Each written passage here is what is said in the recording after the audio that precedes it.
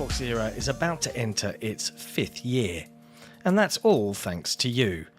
If you're new here, let me fill you in.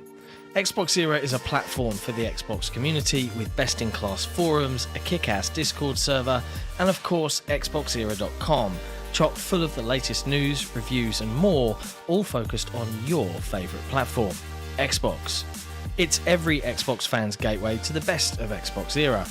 Our incredible podcast listened to in over 50 countries across the planet, our own digital store for games and codes, our merch store for the coolest of Xbox threads, and of course Day One, where you can track, rate and discuss your favourite games on Xbox Game Pass. Xbox Era is built for you, and it's completely funded by you. If you value having a publication truly focused on your preferred place to play, you can support us directly via Patreon. Just head to patreon.com/XboxEra. You get cool swag and awesome perks, and we get to keep doing what we do. Become a part of the best Xbox community on the internet and help us build the next 5 years of Xbox Era. Thank you for your support. Despite the fact that the team running Xbox Era haven't been to journalism school, we're still lucky enough to be supported by some incredible people. While we adore all of our patrons, we have to give a very special shout out to our executive producers who are above and beyond clean, allowing us to achieve so much more than we could without them. Peter B, Top, Not Jack, Mohammed Sherez, Kevin S, Korkenstein, Jordan White, Jordan Landau, Frankie C, Devin H, Britt, Ass4ssin Entertainment, and our grand benefactors, Torn Raptor and Crowd56. You guys are awesome, and we love you. If you want to become legend like this lot, head to patreon.com/XboxEra.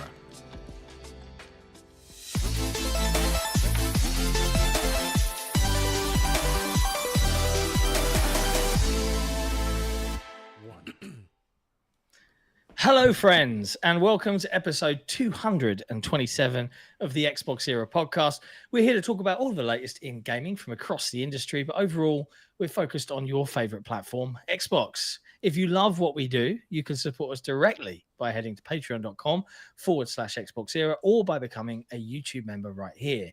And as always, keep your eyes peeled on XboxEra.com for all of the latest and greatest in gaming news. Before I even introduce the esteemed panel that always hosts this show, we have to call out our wonderful grand benefactors, Mr. Torn Raptor and Crowd56, because they are legends among legends. I mean, all of the patrons are pretty cool, but those two? Whew.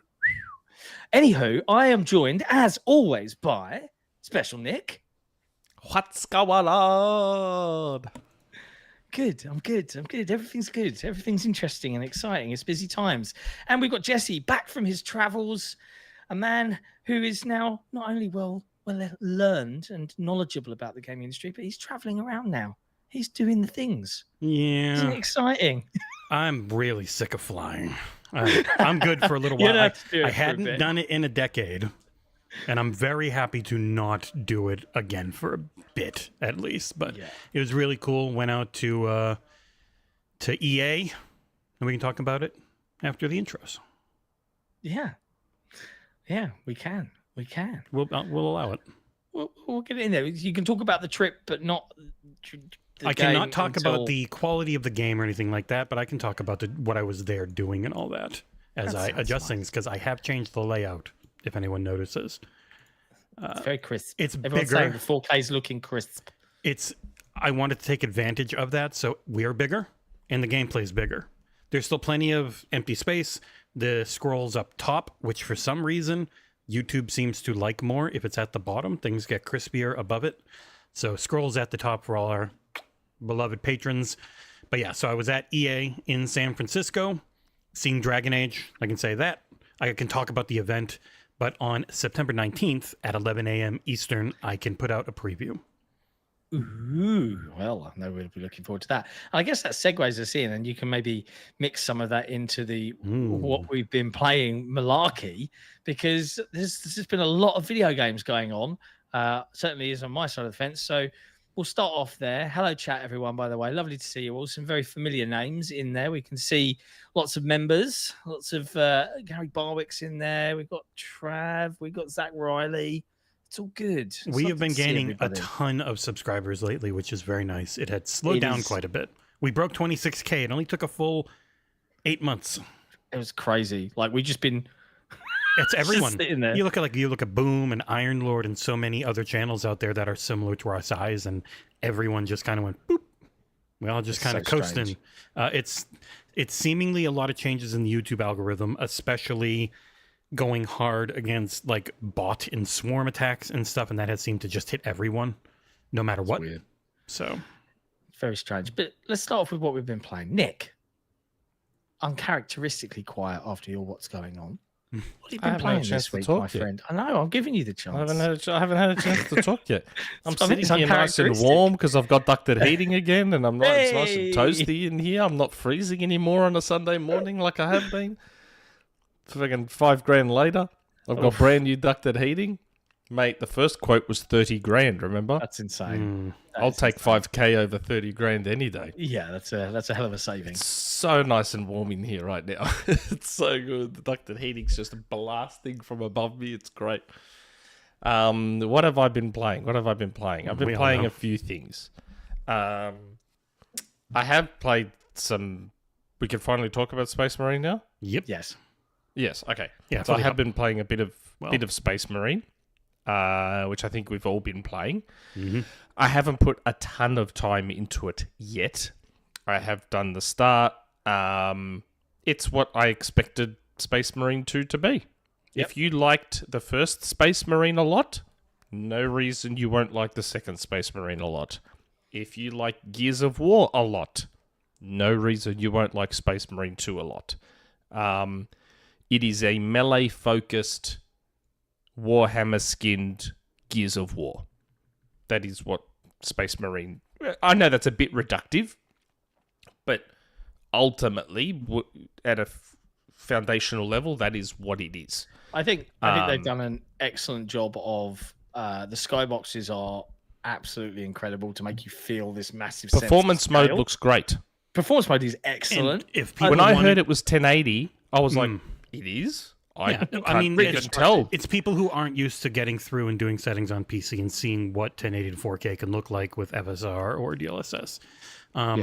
Also, it's been fully covered on Digital Foundry, and they're very surprised because on performance mode, it is 10 to 15 FPS higher on average on Xbox. But then people have gone back and looked into Saber Interactive, who are awesome, talking about their... Well, this is a pretty spoilery section. Let me skip that. Time shift, baby.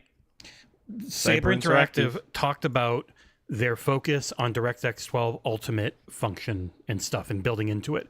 So like using sampler feedback streaming and using mesh shaders and all that stuff. And what do you know? All that stuff being in there and someone really focusing on it, and it runs significantly performant on Xbox in comparison. It is also a very CPU bound game. So having more CPU versus faster CPU can matter sometimes. You have just more raw throughput, or do you get faster throughput? Because some engines like the Taurus really benefited from faster, and so was able to go to 8K instead of 6K, that type of stuff. But as someone who has completed it, done the review, sadly not made their accolades thing, even though I was one of the higher scores at 9.2. I know, right? Jerks. Whatever you've seen early is 1/50th of how crazy the game gets. So like the early parts feel like Space Marine 1, which was, obviously held back by Xbox 360 and PS3 hardware of the time. This one has to go to the lowest common denominator of what can be shown because it has full crossplay. So you could say it's being held back by the Series S, except the CPU is better, and that version is actually quite good. So I think overall they did an incredible job on everything, even if the PS5 one does. Does Series S have a performance mode with this one? I don't think so.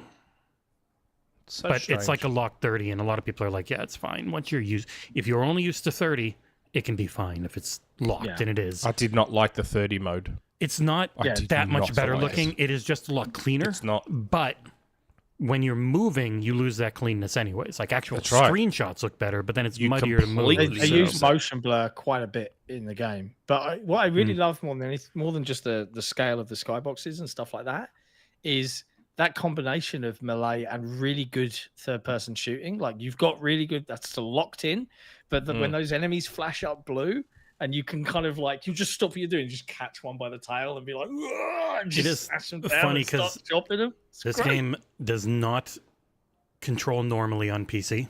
You have to click in your mouse button, the middle mouse, to aim, because obviously these two are melee. Your actual buttons. So you got to click in the middle mouse. That'll aim. Like you got to do a lot of different. You got to then scroll up or down to change your weapons, like which is kind of normal, but you get used to it pretty quickly. And the aiming and headshotting really does help. But I think quite a good controller game, even if you're on PC. Like it's not a shooter I would play it as a mouse and keyboard. Yeah. It's a pad game. That's fair. But yeah, it's cracking. It's cracking. And they got the aim acceleration down. Like it feels really good to aim in it. Yeah. I've enjoyed the little I have played so far. I'm only in probably the first hour or so. I think I've done the part you're showing right now, which I think is at the start. I've also done... I've gotten to that bit where, where you got to defend that wall and they start coming in from underneath World War Z style. I've just completed that bit. Yeah.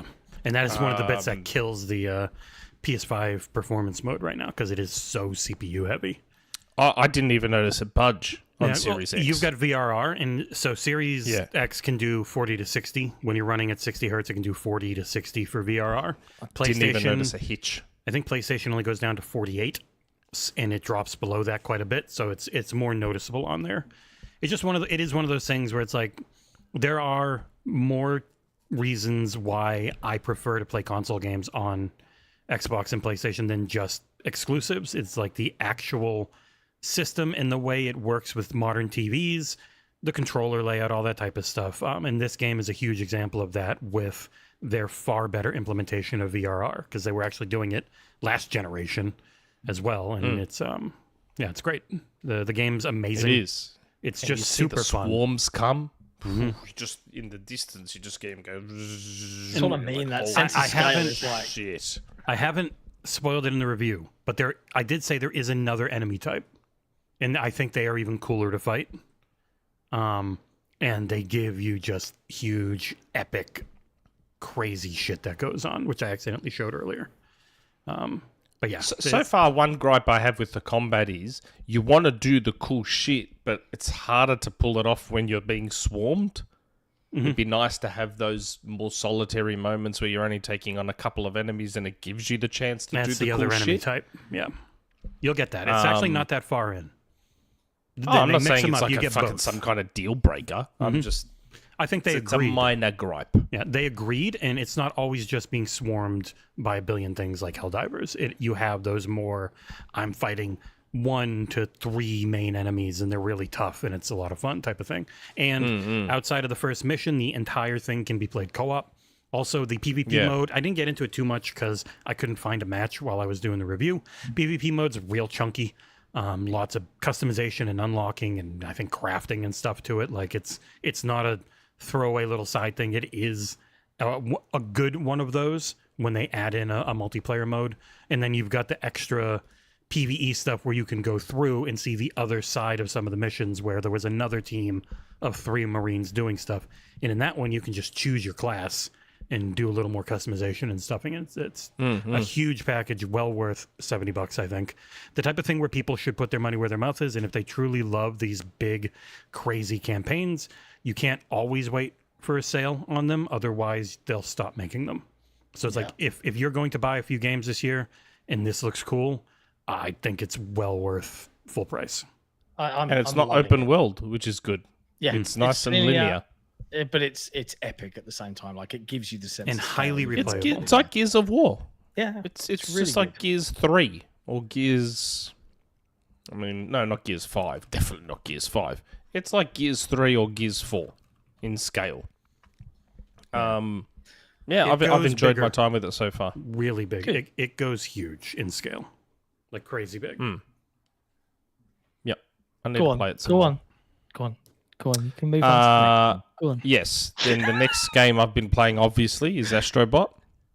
Most likely 2024 Game of the Year. Can I Is say that, one is that thing? your opinion, or are you just Can I talking say about the media's one gushing? thing about Game of the Year? Both. Okay. I hate Game of the Year, and I hate it every year, but I hate it because it is so restricted to just a couple of genres Yeah, generally. it is. Yeah, I And know. that drives me crazy. And it is inherently list warring.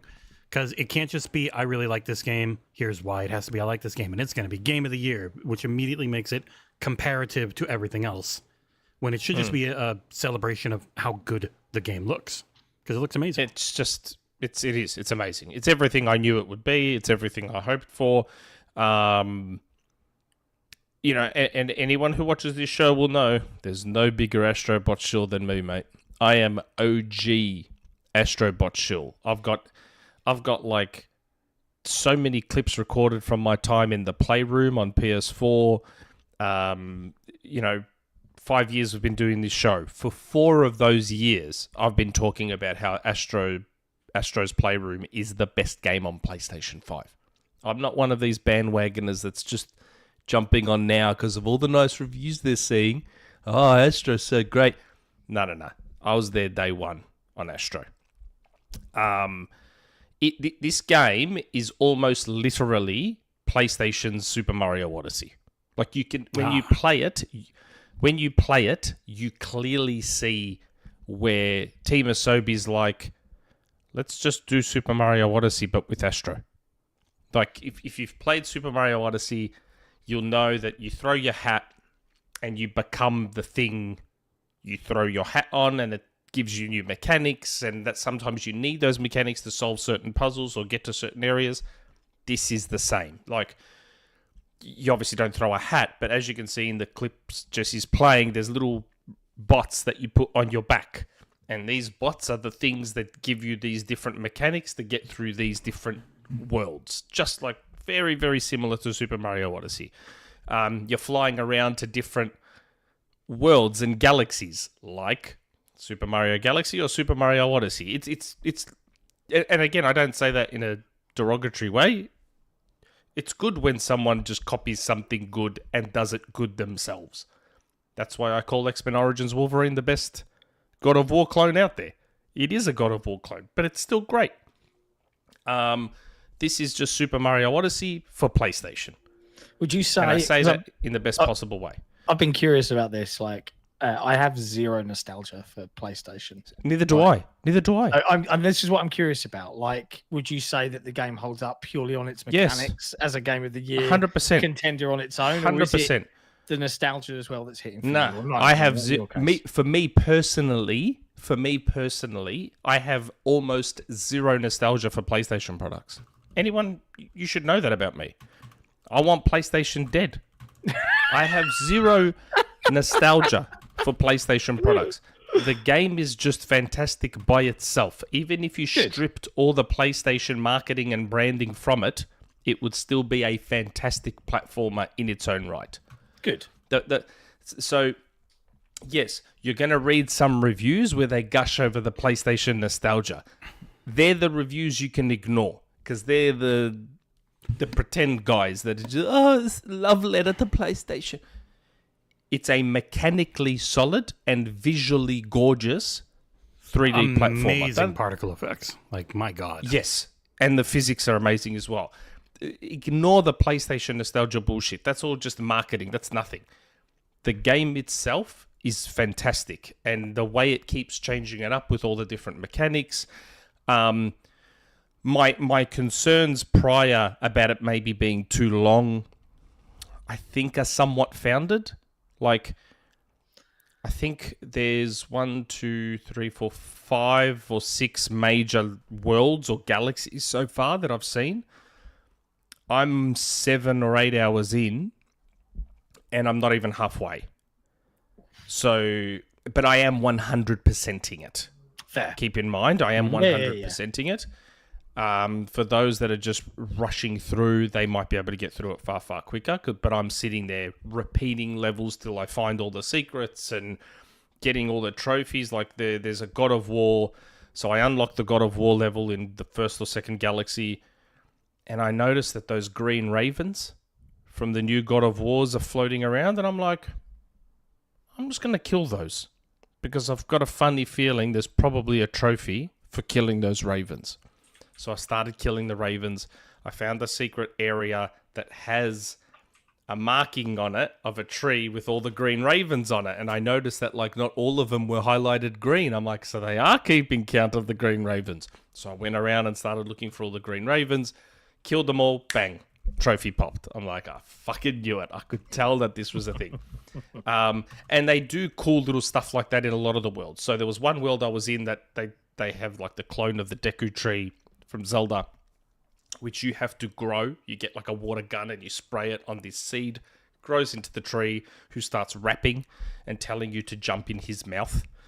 And next to him was a golf flag with a hole. And I'm like, I saw it at the start when I started. I'm like, so there's somewhere there's a golf ball that I got to get in here. And so I saw this little gopher nearby holding up a golf ball. So I just whacked the golf ball, goes in the hole, and all of a sudden something popped out for me to find. There's cool little shit like that all over the place. So yes, it's everything I wanted. If I was scoring it right now, I'm probably giving it a 9.5. If I was scoring it. Yeah. The fact that it's so long is what's stopping it from being a 10 for me. Super Mario Odyssey was an incredible length. It wasn't too long. It wasn't too short. To me, it was just right for what it was. This, I'm worried, may end up being too long. Fair. Which Sony fucking has that disease where they have to make everything so fucking long. But the game is incredible. You know, the whole discussion around Game of the Year, you guys know me. Most of these Sony games don't actually deserve any of the Game of the Year noms they get. It's all bullshit. This game deserves it. So I see a lot of sentiment on Twitter about, oh, yes, half of you are right. There are a ton of PlayStation fanboys out there who, if this game was on Xbox or Nintendo, they'd be clowning this game. Oh, it's kiddie shit. Yeah. Because it's PlayStation and it's 94 Metacritic. Oh my God, what a game. They're all just idiots. Half the PlayStation fanboys out there wouldn't touch this game if it was on another platform. They're only excited about it. We'll see that because more than it's on likely. theirs. We'll see that in those lovely sales metrics they love to tout so much. It would not surprise me. I hope it sells. That it is critically successable, but maybe but not as commercially. Yeah. I hope it is. I hope it is modern successful. Gay gamers, like Yes. I was talking to my stepson, and they're just like, there's zero interest in playing that kind of thing at that kind of 10 to 12 range, you know. I love it. Yeah, but The shorter the game, the better. yeah, It's part of the reason I love the free one that came with the PS5. How nice and short it was. Didn't outstay its welcome. It was just fantastic. This game does help alleviate that with all the mechanics it keeps introducing. So it's trying to keep things as fresh as possible by constantly throwing new things at you. But again, man, I'm barely 300 and something bots you got to rescue. And I've rescued about 130 bots. well, And I've already put like 7 or 8 hours in. that's nice. I can see lots of conversation in the chat about this, and I want to call some of it out. I think I saw SJ asking, "Did you see your smile in the reflection of your monitor or screen whenever the screen went black while you were playing Astro?" Yeah. Is that I haven't read all of the reviews. Is that a reference to someone being like, "I can see the smile introduction on my to face"? Eurogamers or Video Games Chronicle from that's Jordan Midler wrote that for that. That is the introduction to his review on VGC. Hey, if you're enjoying the game, that's all Yeah. good. I had a smile on my face at the start. And again, Jesse's played Super Mario Odyssey. This game even starts like Super Mario Odyssey, where you're in a desert area, just like Super Mario Odyssey does. Like, they've clearly just seen how good Super Mario Odyssey was and said, okay, well, let's just take what we did with Astro's Playroom and turn it into our version of Super Mario Odyssey. That is literally what they've done here. Do they have any areas that are as disconcerting as New Donk City with all the real humans walking around while you're Mario and looking normal? I haven't found it yet. I've just hit a casino level, which is great. Oh, the mechanics. So in the casino level, there's a slowdown mechanic. You slow down time. And it's so clever the way they've done it. Like, there's an enemy, which is a playing card. I'm like, oh, BALATRO. And he throws a whole bunch of cards at you. Slow down time, That becomes stairs. So you go poop, poop, poop, poop, poop, bang, hit the guy, and you jump back down. Just cool little shit like that. It's really, really nice. Good. And it does just enough to make you think about things, and it's not like super dumbed down for kids or anything like that. There is some clever stuff in there, stuff that you got to think about. Some very, very steep difficulty spikes. But again, that's because I'm 100%ing it, and I'm going to these special unlock areas too early.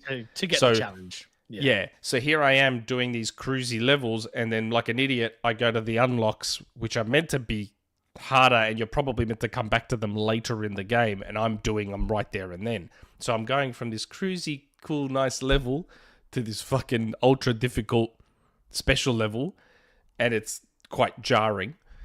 But yes, the game is amazing. It will deserve the game of the year that it most likely will win. Yeah.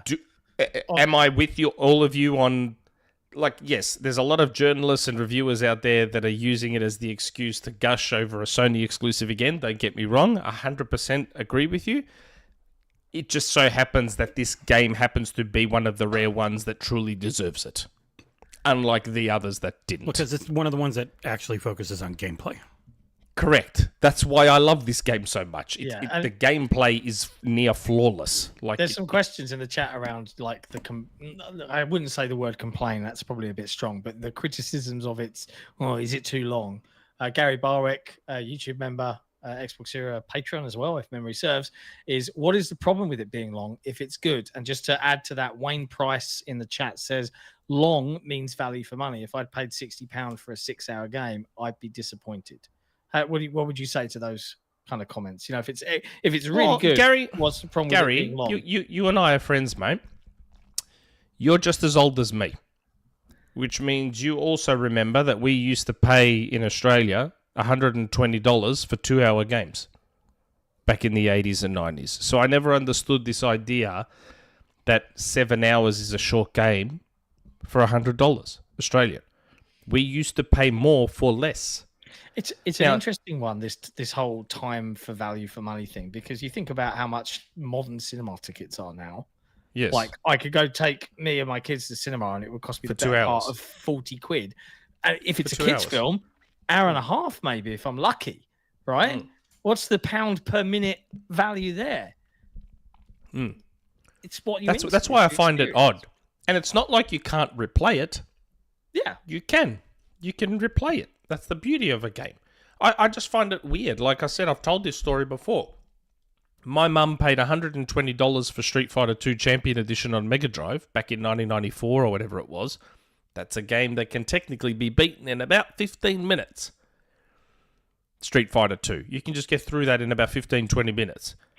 But you replay it, and you replay it, and you replay it, because it's Street Fighter. I don't know. I always found the time, and don't forget about the other reason I can't buy into this argument about, if it's full price and you're only playing for 8 hours, it's not worth it. You don't have to buy it day one. You can wait.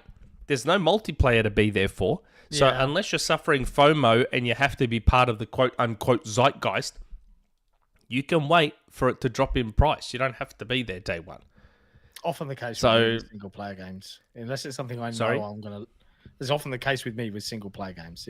Unless it's something I know I'm personally excited about or I'm absolutely going to love, like Outlaws right now. I definitely want to play Outlaws, but am I rushing out the door to drop 70 quid on it? No, because it's nothing. If anything, the version I play in 6 to 12 months will be patched and better performance and yada yada yada. So why rush into that?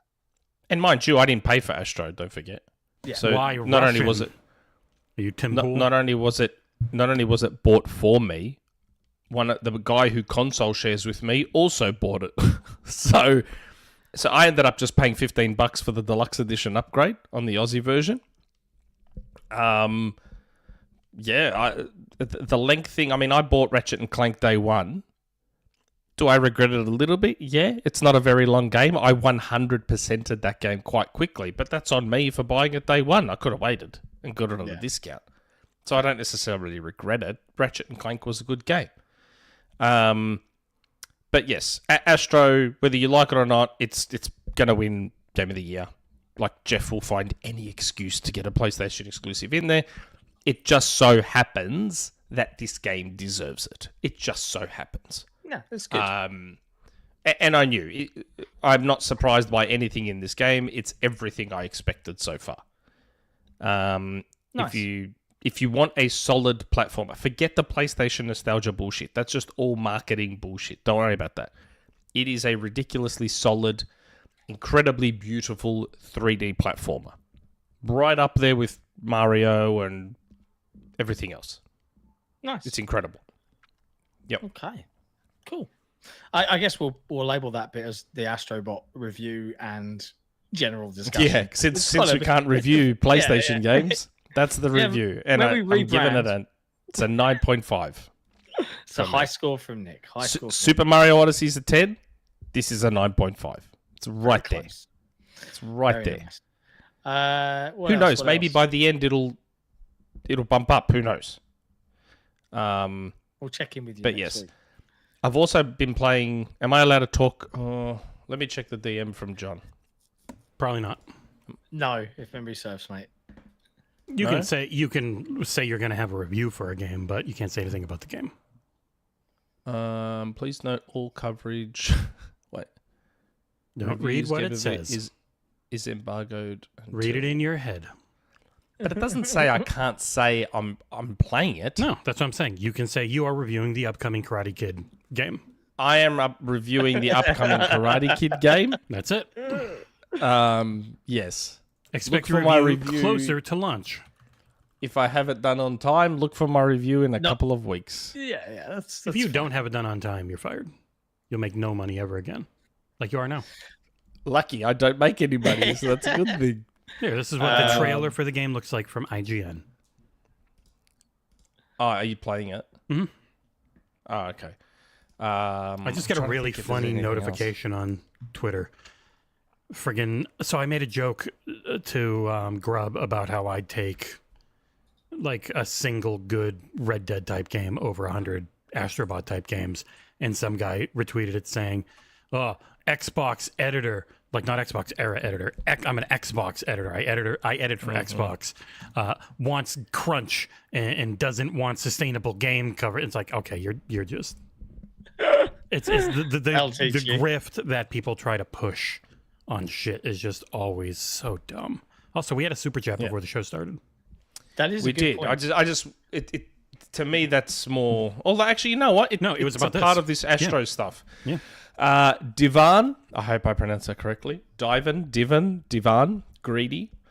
Can't wait for the next Sony game to do an article. That's why Xbox need to do the same. Where is the Sony FPS, RTS games, arcade racing? Why are we having this tired discussion every time some exclusive hits? I agree.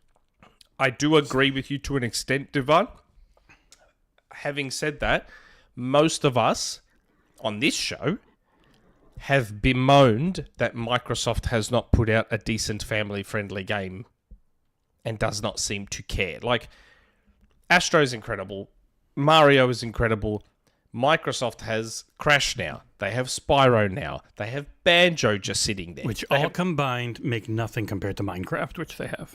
I was about to say, they already have it on the planet. They're not looking for it because they have it. Now, having more wouldn't be bad. Don't talk about Minecraft in the same vein as Mario and Astro. It's not the same type of game. Sold way more. So here's the thing. Here's the thing. This is a genuine hot take. People are approaching this from this like list wars thing and like proven on our side. It's not list wars. This is not list wars. He said people are talking about it this way. I think people approach this from a very list warsy type of way, right? Yeah. Because you've got beautiful games like Mario Odyssey that have got a lot of critical acclaim, and because it's Mario, it's the mascot of Nintendo, it's going to sell a bucket ton.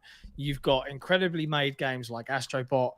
Jury's out on how much the PlayStation 5 audience are going to jump on board.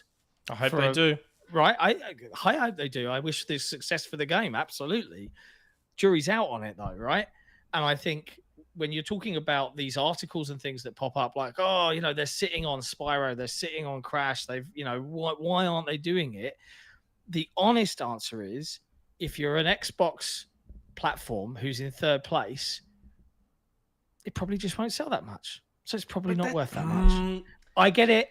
And you're going to say to me, but they should do it because then all the critical pundits will be like, oh my God. No. Then why should they do it? If it's They not should make do any it money? because you still fucking need those games on your platform. It doesn't matter if that individual give a game shit. doesn't sell. Then guess what, It doesn't Nick? matter. They have signed a deal with Toys for Bob to do that.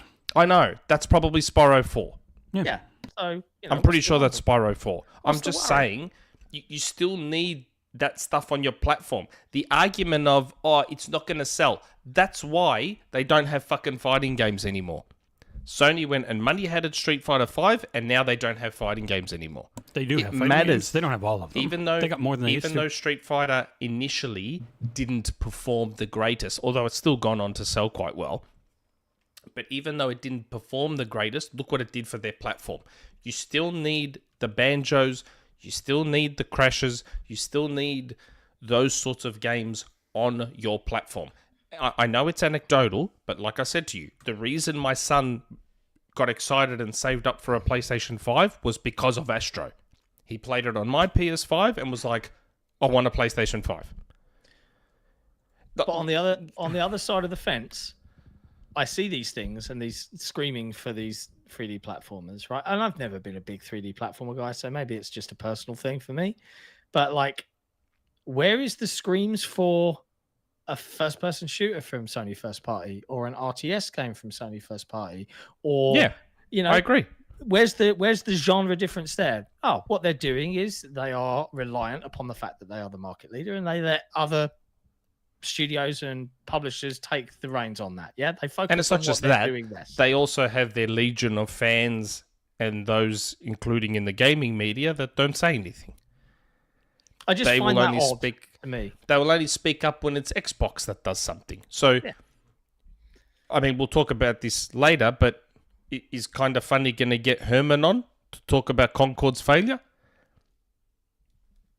I don't know. They had Phil on to talk about Redfall. Are they going to talk about Concord?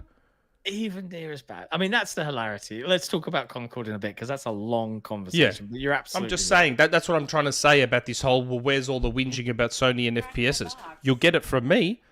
I would have rather Killzone Shadowfall 2 than Concord.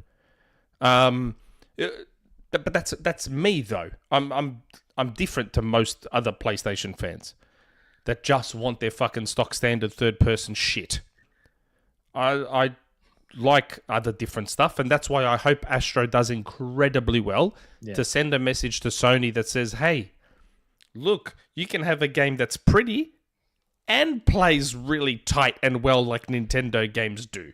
And it doesn't have to be sad, dad, depressing, dark, fucking whatever. Yeah. That's the message that needs to be sent. I agree with that Hopefully. message. Because at the end of the day, regardless of whether I love 3D platformers or whether I love RTS games, I don't particularly on either camp.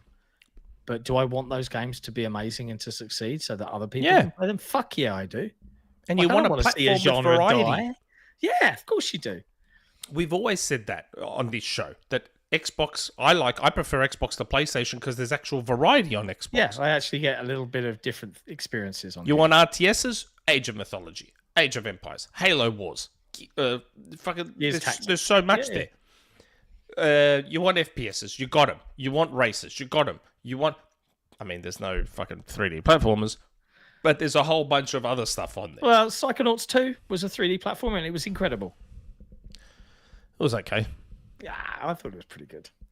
And I was okay. don't love those genres, but yes. Anyways, But Microsoft could use Banjo and make themselves an Astro Bot game. You know, Nick's Dig into the nostalgia of Xbox. Nick's issue with Psychonauts 2 is that it's great because the story is so good and he doesn't care about that. yeah, that is true. It's got good gameplay though as well. The gameplay's not bad. The gameplay I doesn't agree feel with you in shit that- or anything. Maybe it's a little bit grown up for being a platformer in some degrees because of what it is. No, it's not that. It's just It deals with the some lev- dark shit, man. You know. Yeah, Like, but what I've played of it, the level design's nothing. And he wouldn't There's know that nothing it deals about with that because he it. skipped it all. There's nothing overly super memorable about the levels. It feels okay. It's not like ridiculously super tight. It's fine. I'm not saying it's not a good game. It's fine, but it's not. I don't think it's on that tier with Odyssey and Astro. Yeah, no, it has an actual good story, so it can't be. But it's probably one. I'm talking about gameplay now. It's probably one tier below them. Oh, okay. A good combination of both. So a good combination of solid gameplay and a great story can equal unbelievable gameplay and a trash story for me. That's just me. I know it's not for you. But I do think most of these conversations always end up coming back to comparisons, and because it's the easiest engagement, and people are led by the people who cover the industry. And like the first things you see, it wasn't Jez, but somebody on Windows Central put out an article saying Xbox needs this type of Astro Bot game. Like it always becomes well, they did it, so they need to do it from various people for various reasons, all that type of stuff, and that ends up in leading conversation. Like that is the influencer side of things that I'm just but sometimes it's justified. Sometimes it's justified, and it's also a perspective thing. The reason you're going to get these articles about Xbox is because Xbox is third. So the view is that Xbox needs to fight its way back. How do they do that? They do that by doing A, B, C, D, E, F, G. That's what it's driven by ultimately. And it's driven by old thought processes, because are they third? They are in all the metrics we're used to. But are they third in their own? I don't know. They've got all the users they want. Now, how do they make more money off of that? That's what businesses care about. And so our needs rarely match their needs. And I think that disconnect always hits people and they get mad. And it's like, well, how come they're not doing the easy thing? And it's like, well, because it wouldn't actually push what they want. This is the one area where I totally can acknowledge the business side of why Microsoft do A, B, and C. Yeah, it's not that we agree with it. One area where it's I actually why it happens. Frustratingly agree with Nick, and no one wants that, but I do, in that sometimes you got to do A, B, C, D, and E, guys, because that's the industry you're in, and the hardcore bubble that you claim don't matter. They do a little bit. They do a smidge, and you got. They're the ones that spend all the money. They're the ones that spend the money. They're the highest. They per user spend. Yeah. So there's a balancing act, and I it would be nice, but we've seen Microsoft dive into old IP. We've seen them bring stuff back. The problem is you've got to have the perfect team for the perfect game to get that kind of like elevated experience. Yeah, like and Astro Bot wasn't built. Lower budgets. Yeah. They weren't built from scratch. They were a part of Japan Studio, and that was shut down. But they were all people who had worked together for a very long time and were given a bunch of time and resources. I saw it's a very specific situation. I think it was Schreier that tweeted out like a lesson for the game industry. Group of people that know each other really, really well and can work well together. Just let them cook. But also, it was built off of shutting down a beloved studio. Yes, there is. That. It's not a blueprint. It's a happy circumstance. One that you should go for. It was a happy coincidence. Yeah, it's one you could go for, but they didn't plan that. Maybe they did. Who knows? I'm assuming. It would be really weird to have planned it that way. Well, right now, if I'm Xbox, I'm saying, okay, well, people are now clamoring for an Astro Bot game on Xbox. What's Sumo doing? Sumo made Sackboy: A Big Adventure. Another fantastic 3D platformer. British studio, I want to say, aren't they? Sumo? Yep. Yeah, they're owned by like Tencent now or something, though, aren't they? Yes. Maybe get them to do your Banjo game or your Banjo remake or your Astro, your Banjo branded Astro game that's nostalgia to Xbox. Maybe get Sumo to do it. I just can't help but feel when you. There's a part of me that would feel cringe. I don't know. It would have to be the right team. It would feel cringe. I'm sure there's plenty of people out there that see all the nostalgia in Astro and think it's cringe. Like, the main planet that you are on, if you want cringe, the main planet you are on in Astro, the desert planet, you are rebuilding a PlayStation 5. So I've just got the RAM and put it in. I've just found the SSD and I've stuck it back in. Must have been super Isn't that cringe? Isn't that cringe? It is a bit cringe. Yeah, also, that's right. That's it is triggering cringe. me a bit. When it comes to Sumo, they did just fire 15% of their workforce in June. Oh, did it? Okay. Yeah, I mean that's in the interest of this not becoming the Astro Bot show, there's a couple of super chats to wrap up Yes. on this topic, and then we can move on to other things. Alvin with a $5 super chat. Hey, gents, do we honestly expect Astro to sell more than Ratchet proportionally to install base? 4 to 5 million tops by year's end. I think it'll sell more than Ratchet because I don't think Ratchet sold very well at all. I hope it sells well. I really hope it does. I'd love for them to ship to more games like this. Yeah. Yes, they need to do more games like this and less games like The Last of Us. And more drinks should be in like my this. opinion. In This my is great. opinion. Astro cost them 8%. like comparatively, Astro cost them fuck all to make. Allegedly, the team was like 65 people. The Last of Us Part 2 had like 2,000 people. The credits are a lot more than 65 people, but that's going to happen with everything, with any translation work or anything like that. Everyone gets named. But the core team, I think was like 60 to 65. But overall, it still would have had way less devs than something like, like Spider-Man or The Last of Us. Like Hellblade. Yes. So I hope it sells super well. Proportionally to install base, so it's 60 million. So Ratchet sold like barely 2 million on like an install base of what, 10? Something like that. I don't know. I hope so. I hope it does super, super well. I think Corker's thing. done seeing us out. When everyone is doing the same thing and copying each other, the consumer loses because there is no incentive to be different or compete. Variety gives consumers a voice with their wallet still. Yes. On the flip side, competition is how we get innovation. So Sony had their ass handed to them with the PlayStation 3 and their online was shit. And despite being free, people still preferred to pay for Xbox Live. So what happened then? Sony went, why don't we give people free games with the subscription? Like everyone talks about Game Pass. Sony actually did it first. Sony was the first to make us pay to get games in return. And then the games with PlayStation Plus took off, the instant game library. And guess what that forced Microsoft to do? Games with gold. What did that lead to? Game Pass. So, yes, I do agree with the variety, but at the same time, that's the beauty of competition. It leads to these cool things that happen. Yeah. But yeah, I don't know. All right. Cool. Jesse, what else have you been playing? I played Star Trucker. Chris, I should probably get the video ready for that. So that is on Game Pass day one.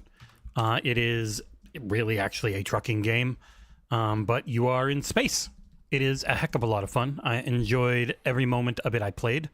I did a real stupid intro where I did a country accent that people seemingly wanted me to do it the whole time. I mean, I've lived in Florida over a decade now. I can do a country accent, but I couldn't keep it up the whole video. But yeah, it is legitimately a truck simulator. Like, it can be as simulation heavy as you want because you can fully customize it. You can make it super easy, not have to worry about the batteries. I highly recommend that because the battery system sucks.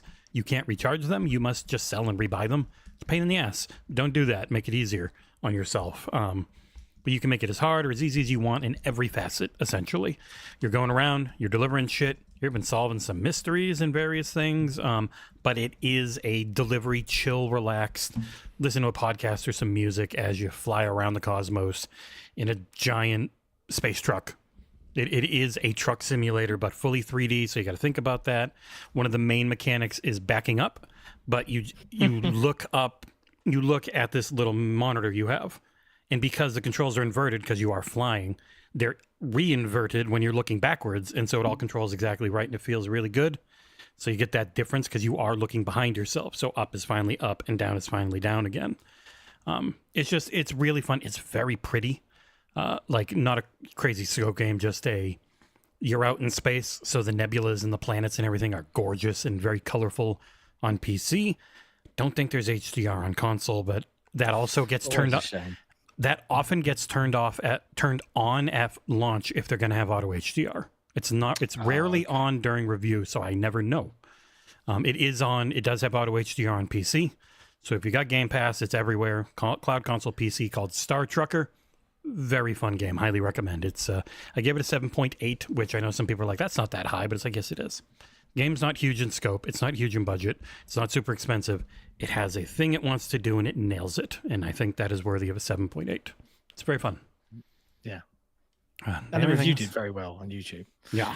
As well, which is great. Oh, the other one would be, and I'll go over it real quick because it's just an iterative yearly sports title.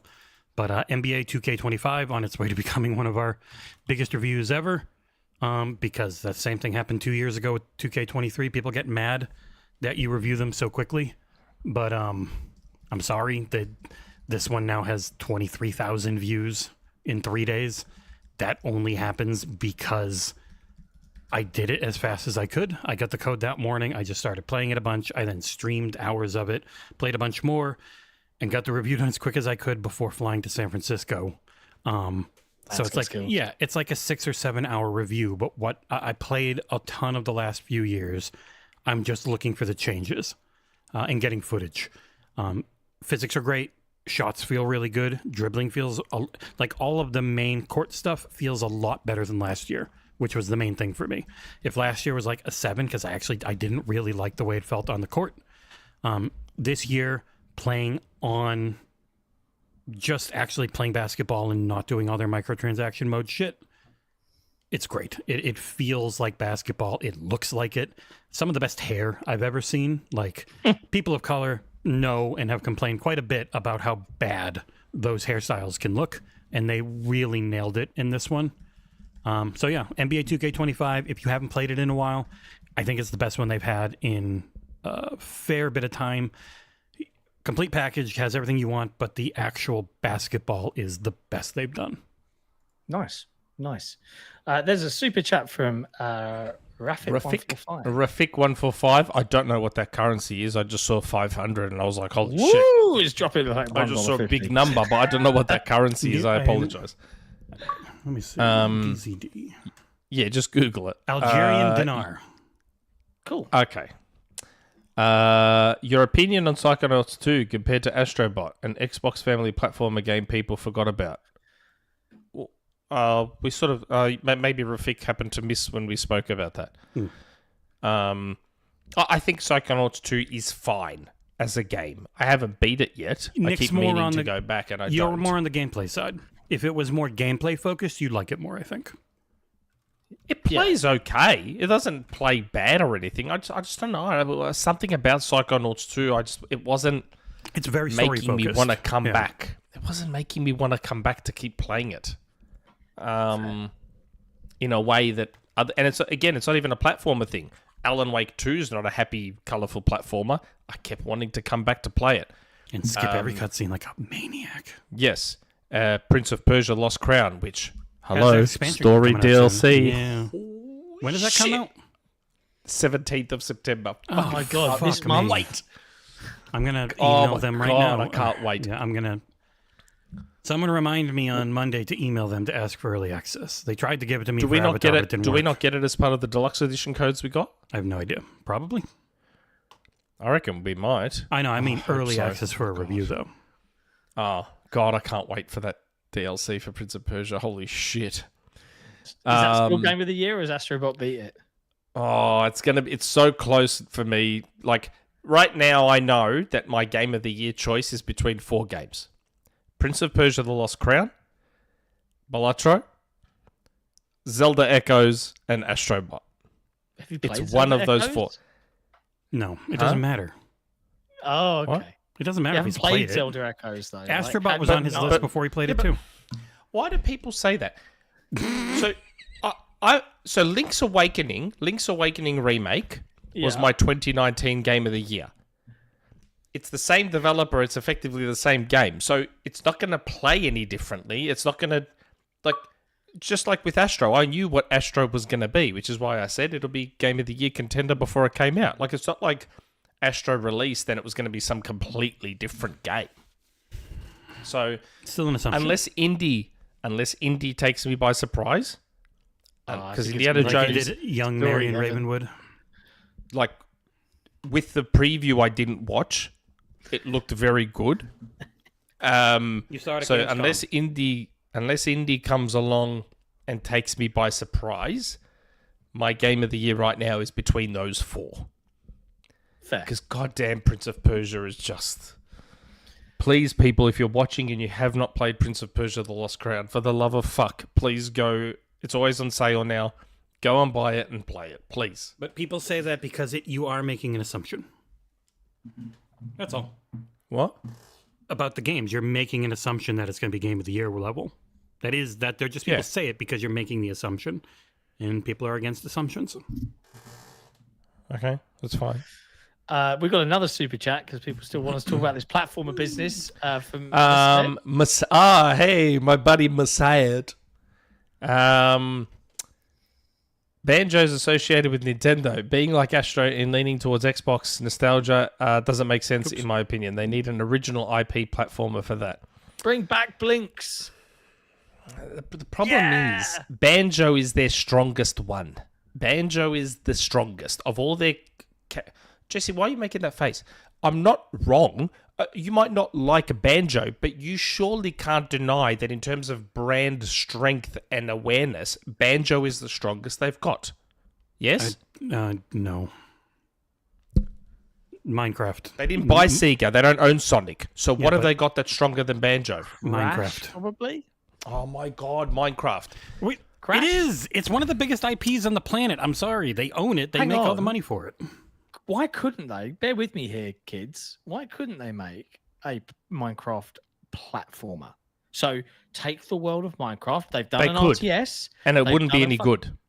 Yeah, but what if they had the right team? This is what I mean. Like you could come up with all sorts of amazing mechanics. But with would it Minecraft. not have to have Minecraft's physics No, to work? no. Minecraft Dungeons didn't have Yeah, Minecraft Dungeons and Legends physics. did not play like Minecraft. Legends did not play like Minecraft. They had the Like, block did a little bit. aesthetic, but they did not work Yeah, on the block you can mechanics. still They use were the art style. Like, Yeah. I think if anything, if Microsoft want a 3D platformer to go and compete, they have got a literal plethora of licensing deals with Minecraft. Like so many different IPs they could pull in, so many different worlds and ideas. But There's but your it- 3D platformer that could do. But it's amazing also job. pointless doing Minecraft because they'd make it multiplat. so. Yeah, there is that, but that's Microsoft. No, to a what do you T mean right so? now. Then it defeats the purpose. What's the purpose? Do you think platformers sell consoles like crazy? No, but the discussion Then who cares? around Astro now is generating hype for PlayStation because it's a really good, cool game that everyone's talking about for PlayStation. It's not going to do that on PlayStation. It would do that on PC. It might make people go, "Oh wow, look at all this stuff on PlayStation." If they were playing it on PC, if you're already on PlayStation, you already know it. But it's still getting the discussion online. What are you So? talking about? I'm speaking It's the English. zeitgeist, isn't it? Yeah. I the just zeitgeist. don't think Minecraft is the right IP to do it with. And I say Banjo's the biggest they've got. They've got Crash now, so Crash is I just- arguably Crash. bigger What than is? What are Banjo. you actually going for? Are you going for trying to sell hardware, or are you just trying to make money? Not necessarily. It's not necessarily. I don't think Astro is selling a ton of consoles, and I say that with a son who bought a PS5 for the free game Astro.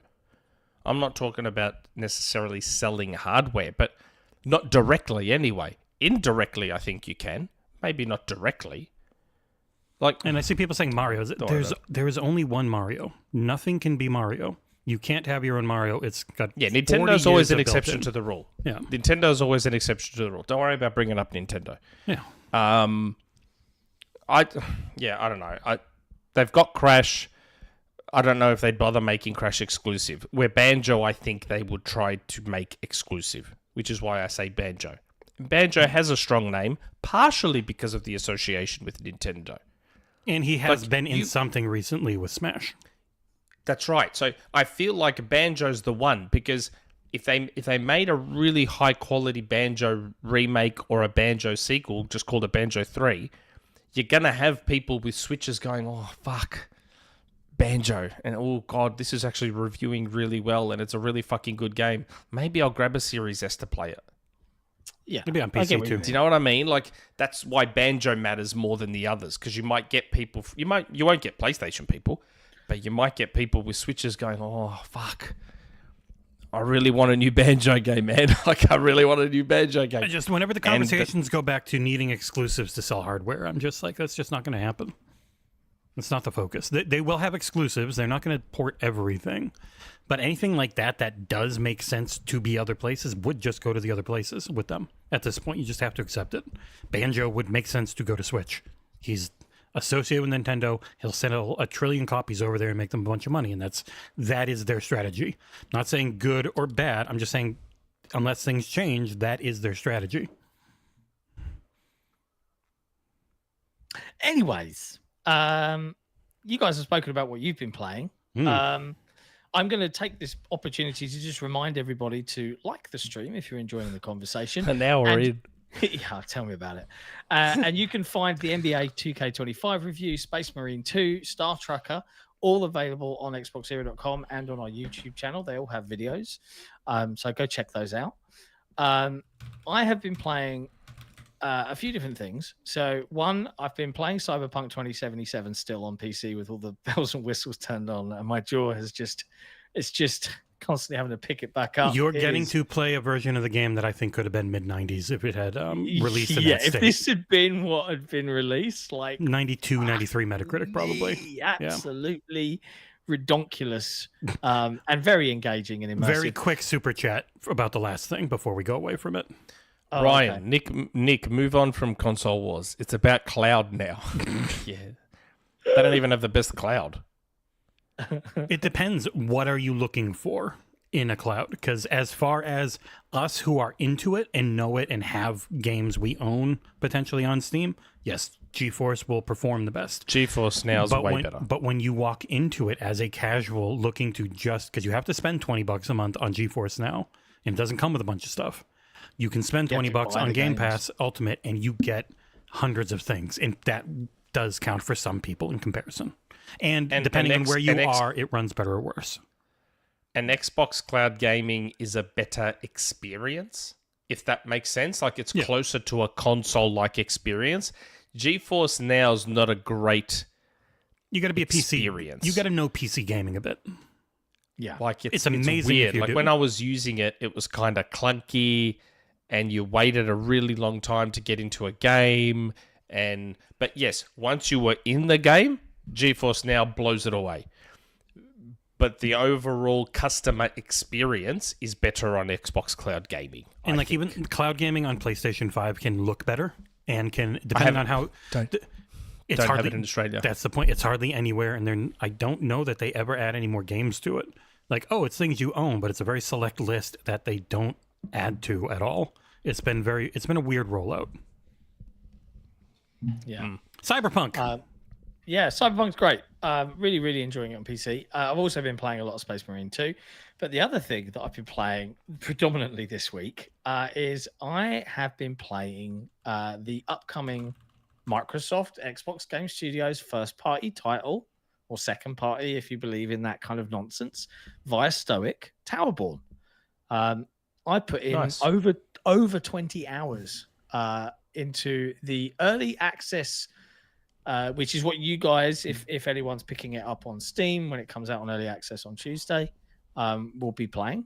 So you can look forward to my pretty long review, my thoughts on Tuesday at 1 o'clock UK time. So what is that, like 9 a.m.? No, 8 a.m. Minus 5 hours, yeah. So I haven't touched this early access mode yet, though I will get you that opening animation tomorrow. It's no longer needed. Okay. I found other ways. But I did play the embargo-free demo at Gamescom behind closed door press invite one. Very fun. Mm-hmm. It is early access. It is not, I think, what most of you want to jump into, because I've gone into the Rogue Prince of Persia, Hades 2, which is the exception. I've gone into multiple early access things and done reviews. No Rest for the Wicked. Boy, that game was disappointing. Early access, you probably don't want to do, even with Power World. It's just like, it's a basis for what the game can possibly become. Can be very interesting to see. Some people really like being a part of the iterative process of helping make it better. But once this comes to Xbox next year, I bet you it's going to be a lot more complete. It will still be game preview, though, but it will have couch co-op, they said, which I think will be big for a lot of people in this type of game. It won't have that until it's on Xbox, which is one of the main delays for it. Not only is early access very easy to do on Steam because they don't have any standards. You just kind of put anything out that you want, which, boy, that has been real rough doing reviews sometimes. Other than that, if you like Castle Crashers and a few other games that I think John will mention in his preview when he's allowed to, it is an amalgam of multiple things. It is a living, breathing live service game. Like, they want to keep adding content to it over time. They said it goes up to a certain point for the early access build, and they'll keep opening and unlocking more stuff. So we have a review in progress, right, John? Yeah, which I'm talking a lot because he can't talk because he literally can't say anything about the game. I can say I've been playing it. So and the day it's coming, but that's about the day it's coming. That's but all I I'm played it allowed at to say. Gamescom. Really fun. I did not play it at Gamescom, and I did have a small whinge, maybe a little whinge, where I was just like, well, it was an invite to me and Jesse, and I rocked up and I could see him in and there. And then they said one person. Just one of you. Yeah. And I'm like, the it's email a said game. The email said both of us. I know, and one of the people going in there didn't show up. There would have been an extra spot. It was weird. It was weird that they said you two can both come, and then we did, and they were like, no, only one. But yes, if you like Diablo 3 Reaper of Souls gear mechanics and gear system, which I think is still one of the best ever in Diablo 4, is rebuilding over time. That's their focus on gear and the way it works. Not so much sets, but real heavy customization on how you play through your gear choices. Feels good, looks great. So yeah, highly recommend checking out that preview, review in progress once it hits. Yeah, I am. Actually, I could probably premiere that, couldn't I? Because if you know the time, yeah. If you're allowed to say the time, I'm going to do that with Dragon Age. So yeah, I can definitely premiere it. I would just say that I'm pretty confident because of the nature of how busy the industry is right now and how the industry occasionally treats early access. I'm pretty confident that my piece is probably going to be the most extensive one out there. Like you have a pretty. I've met you in person. A long time. You have an extensive piece. Trust me. Giggity. All right. But yes, that's I have been playing something else.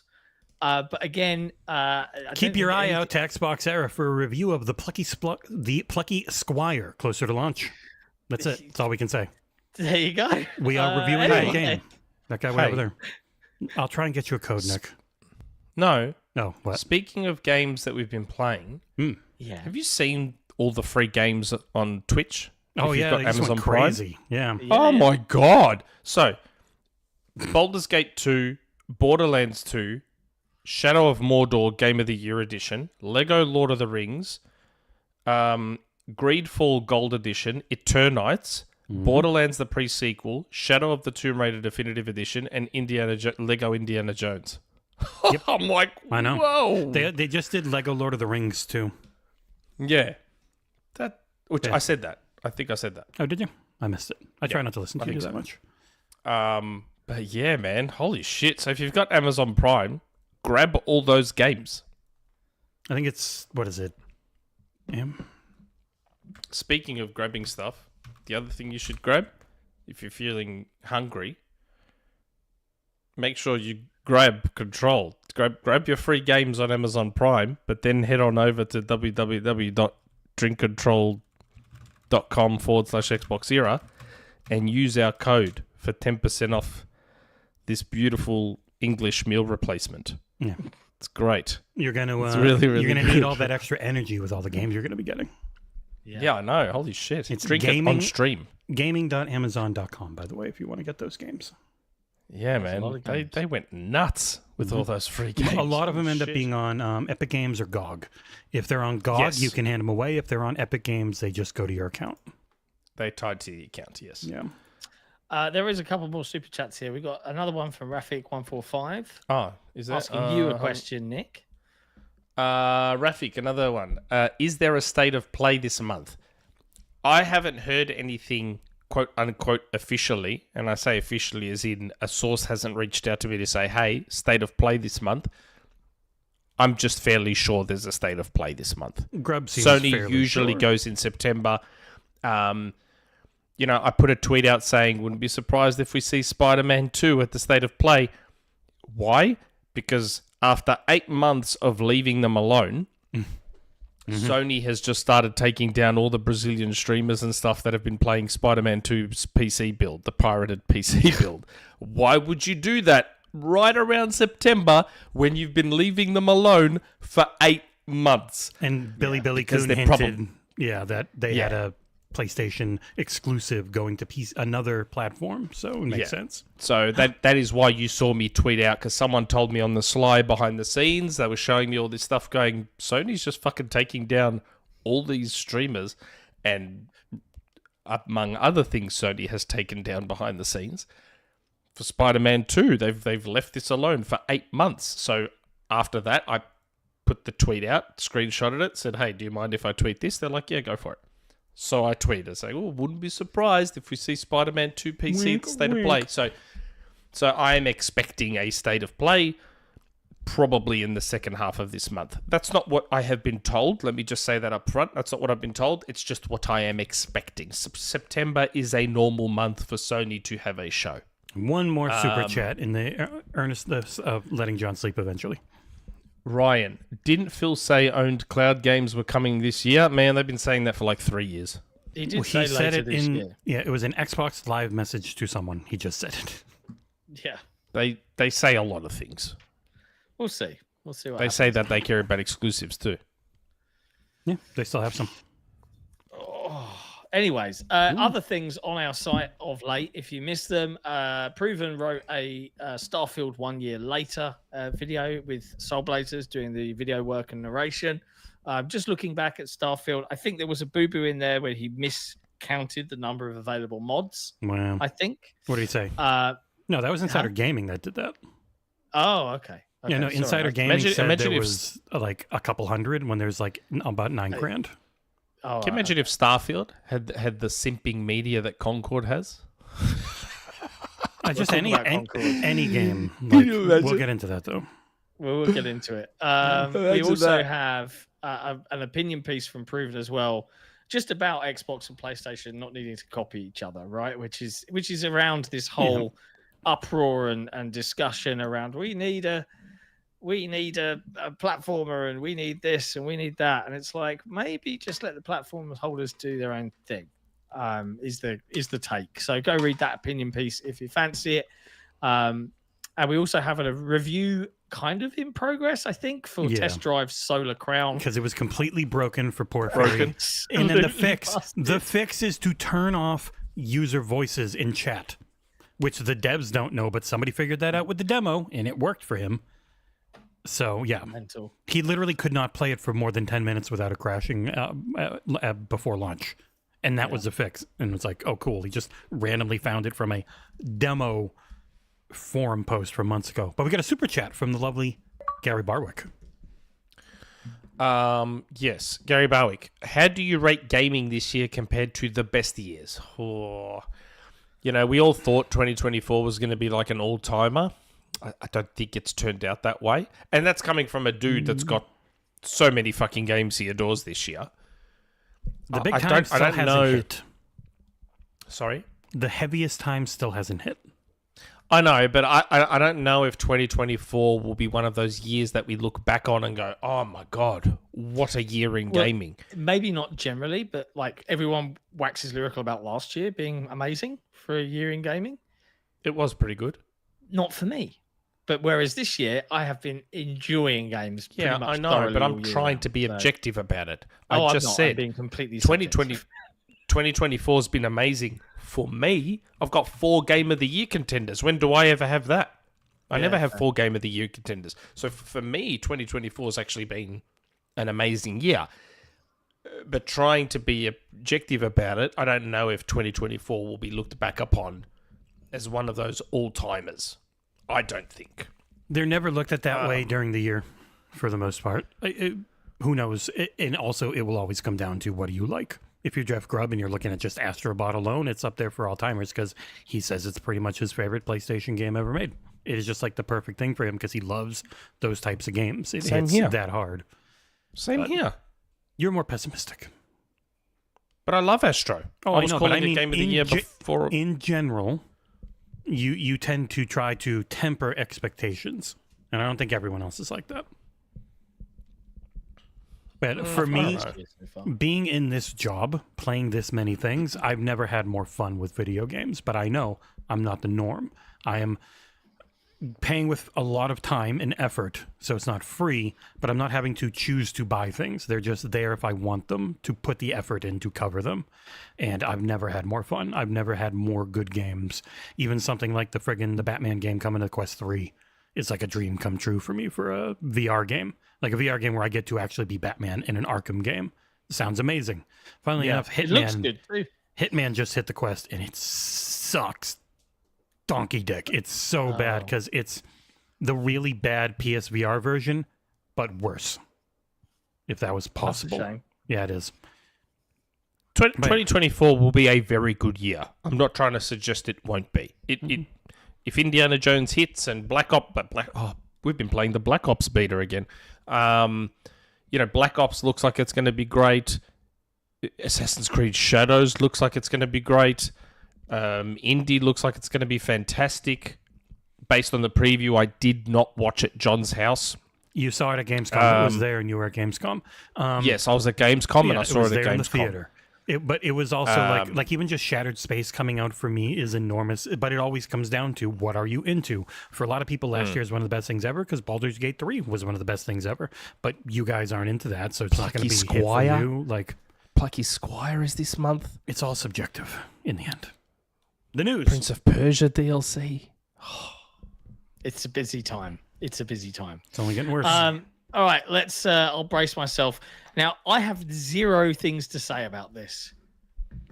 So maybe it's a short section, maybe it's a long section. In fact, before we even move on to that section, I'm just going to get a quick one out of the way that's XboxEra related.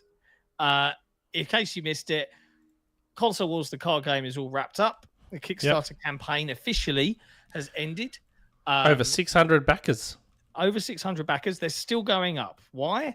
Because, ladies and gentlemen, we've enabled late pledges on the Kickstarter campaign. So probably for another month, maybe at most, whilst we're finalizing all of our ducks in a row and before we send out surveys, we're still allowing people that are late to the party to come in and pledge. There's no punishment. Like a lot of campaigns, it says up it by a $5 or whatever the case may be. We haven't. It's the same cost. You can come in and you can still pledge. You can still get your copy in Q1. But we also acted on a lot of the feedback that we'd had from folks that played at Gamescom, our own internal testing.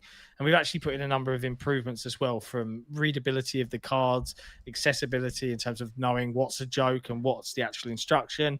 It's all detailed on XboxEra.com. You can kind of see some of the examples where we've made those changes.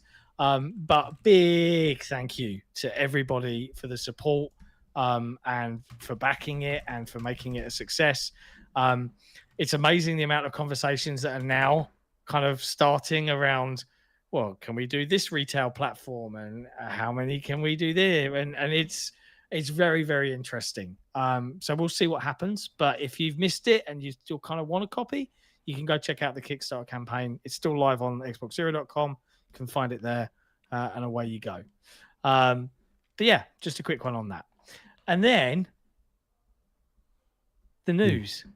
NVC Fighting Collection 2 is coming to Xbox in 2025. Be right back.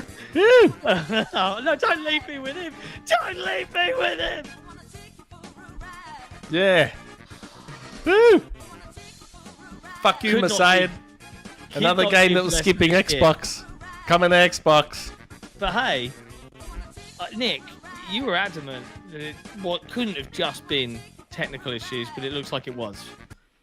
So no, what we agreed to was that it was money issues going hand in hand with technical issues. They didn't want us. I was under the impression, I never said I heard, mind you, because I saw Jez tag me on Twitter as if to say I was wrong. I just said I don't believe Microsoft will want to spend the money to sort this out. That's all I said. I didn't say, oh, I've heard. I just said I don't think Microsoft that was your will want to opinion. spend the money. Yes. Yeah. I'm very glad they did. I'm so glad they did. Like, I'm so happy these games are coming to Xbox now. Yeah, Abdul, they don't sell on Xbox. What, just because this is coming, you think it's going to sell well? It still won't sell well. Like It'll this, sell all of 1,000 copies. yes, it'll sell like 500 to 1,000 copies, and that will be about it. All that's happened is clearly, I don't know, maybe Phil went around Tim's back and did a deal to get these on there, because he understands that they need to be there. Yes, it might not sell a lot, but they need to be there.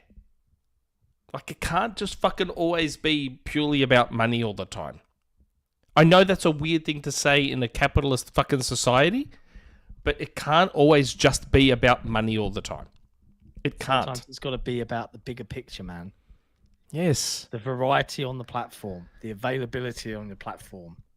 What you're saying to your fans on that platform is that we value you. Here's the game that you want.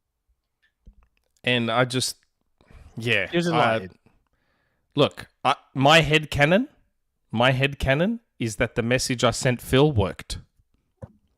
That's my headcanon. Okay. As soon as I saw that Power Stone collection wasn't coming to Xbox, mate, was I in his DMs fast? I was like, bro, this has to come. I'm like, mate, I don't care what it takes. This has to come. I'm like, please. Don't get me wrong. I'm going to buy these on Switch. These are games that you need to have on the go. I've got the Street Fighter 30th Anniversary Collection on Switch and on Xbox. I've got it on both. Yeah. And I'll do the same here. I'll get these on Xbox and I'll get them on Switch to have them on the go. But I said to Jez, I sent Jez a message. I was like, I don't care what you say. In my head, it was my message to Phil that got this on Xbox. That is what I am going with. Randall419 is in the chat. Yeah, And he's just put, but that's not what happened. And I'm like, what's he referring to here? That's not what happened. I just trying to say hello. No. It's I don't know. He said hello, but above that, he said that's not what happened. Where? Above the super chat from Rafik. Ah, that's not what happened. What's not what happened? I know. That's what I'm back. What are we talking about here? Rand says that's not what happened, mate. Oh, What's not what happened? Exactly. We don't know. somebody in chat, What's he probably. talking about? I don't know. I don't know what he's talking about. While we're waiting for Rand to fill us in on what hasn't happened and what didn't happen in the way that someone said it did, Rafik has dropped another super chat. Your opinion on Phil missing on many exclusives? I mean, it's not Phil that's missing out on them. Well, I think this is him referring to the interview Phil gave where he was like, yeah, you know, I haven't always been the best that interview. barometer of picking exclusives. I passed on Destiny and I passed It's Phil's own words. It's Phil's own words. Yeah. So I don't need to say anything further. That's Phil. I still think, and this wasn't Phil Spencer, their biggest fuck up was GTA 3. Yeah, that's the big one. Like that will never be topped throughout the rest of human history. Them passing on GTA 3 will never be topped as a fuck up. And Rand has responded about it being strictly about money, like Nick said. But I didn't say explicitly it was strictly about money. Like, you need money, you need to invest to fix the MT framework issues. Like, yes, they told everyone to move across to the new GDK, which fucked up the MT framework games because they still use the old SDK or whatever it was. But you still need to invest and put the money in to sort the problem out. And I didn't believe they would want to pay and make that investment. Clearly, they now have, which is good. That's a great thing. Good. It is good. I'm just reading the piece that Rafik, I think, is referring to. He talks about how Destiny, when he first saw it, he thought it was more PvP, and that's not really his jam. So he passed on signing it, and it went to Activision. He also passed on Guitar Hero. They pitched a game. They're going to make plastic guitars. They're going to plug into consoles. And I'm like, really? Do you think that's going to work? Well, it turned out it did. He doesn't regret the choices he made, even if hindsight might make them harder to justify. I've got so many of those. I've made some of the worst game choice decisions. I'm not a regrets type person. Maybe that's a fault of mine. I passed on so many games that I could look back and be annoyed, but I try to look forward and be positive about the things we are doing. That was written by Mark Warren over at VG247, by the way. I don't like to steal. Well, Rand, still not what happened to Nick. Whatever, man. Agree to disagree, gentlemen. We know what happened. I sent Phil a message, and now we have the games on Xbox. That's what fucking happened. I sent Phil a message saying, Phil, like, I didn't do it for Marvel vs. Capcom Collection, but I did do it for the Power Stone one. For Capcom Fighting Collection 2, I was like, bro, this has to come across. Like, this one has to come across. And here we are. Yeah. We've also got Lucius Augustus, member for 6 months, just coming in saying these games will sell much better when Xbox has a handheld. Xbox needs to think about how the form factor of the future will enable game purchases. That's a fairly good point. Yeah. If they had a handheld, probably be far less issues with these collections selling. But, you know, wait for Sony to announce their handheld and then release yours. That'll fucking do so well. I have no idea how Sony could make a handheld that runs any of their games. I don't think I don't know either. I don't know either. Also funny, Matt Piscatella gave out the US numbers essentially for the PlayStation Portal. It's about 650 grand, something like that. Okay. It's funny, but it still has been like one of the top selling peripherals quite often. But it just goes to show you that it's because it costs so much. It hasn't been crazy numbers. It's like the Steam Deck. The Steam Deck has done incredibly well for that segment, but it's still not comparable to a bunch of other stuff. I didn't say anything about netcode. Divan Greedy has a super chat. I mean, it's not like GTA 1 and 2 are some masterpieces that everyone talked about. Also, Nick said it wasn't netcode is the problem in the beginning. I never said anything about netcode. He's talking about the technology, the NT frameworks being the issue. But he's saying netcode. I think that's what he means, is what I'm saying. Okay. Type in chat and let us know if you need to be. Yeah. Is that what you mean, Divan? That when you're saying netcode, are you talking about MT framework? The engine? I think that's what he means. Okay. But whilst we're waiting for that clarification, in other news... GTA 1 and 2 were pretty popular games, though. GTA London was great. They were much Grand Theft more Auto 1 and PC 2 because of the way they controlled it, right? Yeah. They were top-down. GTA 1 and 2. Yes, they weren't obviously as big as GTA 3, but GTA 3 was a timing thing. Just as 3D was being ushered in and becoming decent, coincides with the PlayStation 2, best-selling console of all time, and it exploded. I just find it odd that Microsoft, who were really pushing 3D and had Halo, and would pass on Grand Theft Auto 3. I just found that such an odd decision. Yep, sorry, he meant the empty framework. He meant what John said. Yeah. Devon. Oh, because he keeps saying network, and I'm like, netcode. I'm like, I said not a single thing about netcode. Mm-hmm. Yeah, Didact in the chat says MS passed on GTA 3 because of the violence. Is Halo not violent? Not It's compared. against aliens, It's sci-fi violence, like Purple Blood, all that type of stuff for the most part. But even then, they we were dialed it still down very the next much. We were still very much in a Mortal Kombat world back then. one, and they did Ninja Gaiden. That's a silly reason to pass on GTA 3. It's just one of those things you're never going to hit everything. So if you're going to laud them for their hits, especially when it comes to like Game Pass and the very good taste they've had there, you have to acknowledge when they miss. Yeah. In other news, and I love this one because this one cracks me up. Do you remember all of the people, they haven't announced anything for Tokyo Game Show. They upped their price in Japan. They're not going to Tokyo. We said they always wait till well after Gamescom to do that. We said, and look, motherfuckers, Xbox Tokyo Game Show 2024 broadcast, 26th September. Maybe the internet should just call its fucking jets every once in a while. It looks like another show looked after by is it Tina Amini? Yeah. I think she put a tweet out saying, "Hey, my team doesn't stop." Tokyo Game Show. they're coming back with a live broadcast or a pre-recorded broadcast that's going up quite early, middle of the night for us. 11 a.m. for me. Yeah, it's perfect for you. That's what I'm. So Yeah. Ursul's gonna co-stream it, and I was like, that technically is good timing for John, depending on where the kids are. Yeah, I can jump on. Mm-hmm.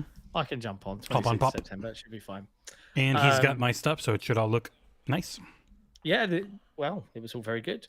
But yes, we warmly welcome players around the world to tune in as we share content from Xbox Game Studios, Activision, Blizzard, and Bethesda.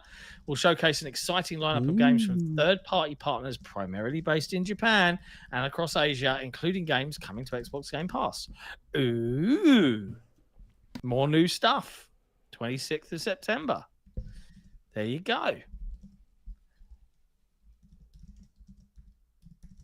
You're muted, Jess. Damn it, I was drinking. I didn't want it to come through. I enjoyed saying that. I know. I'm not vaping like a maniac. I'm drinking like a lush. The next story could eventually coincide with what is shown at Tokyo Game Show. Yeah, because the rumor mill is a churning. Old rumor. Child. It was from some Xbox podcast. Old rumor. What podcast is it? It's not There's one two of the big guys ones on like it. us. Yeah. It's got like some. It's got some really really nice YouTuber guy and some journalist dude. Yep. And way I more can't remember viewers than we have. So Jez is allegedly hearing that we'll get not just 16, which old news on 16. Apparently pixel remasters, which would be good because a lot of people have been wanting those. I personally had never heard anything about the pixel remasters one way or the other, so that's great if they're coming.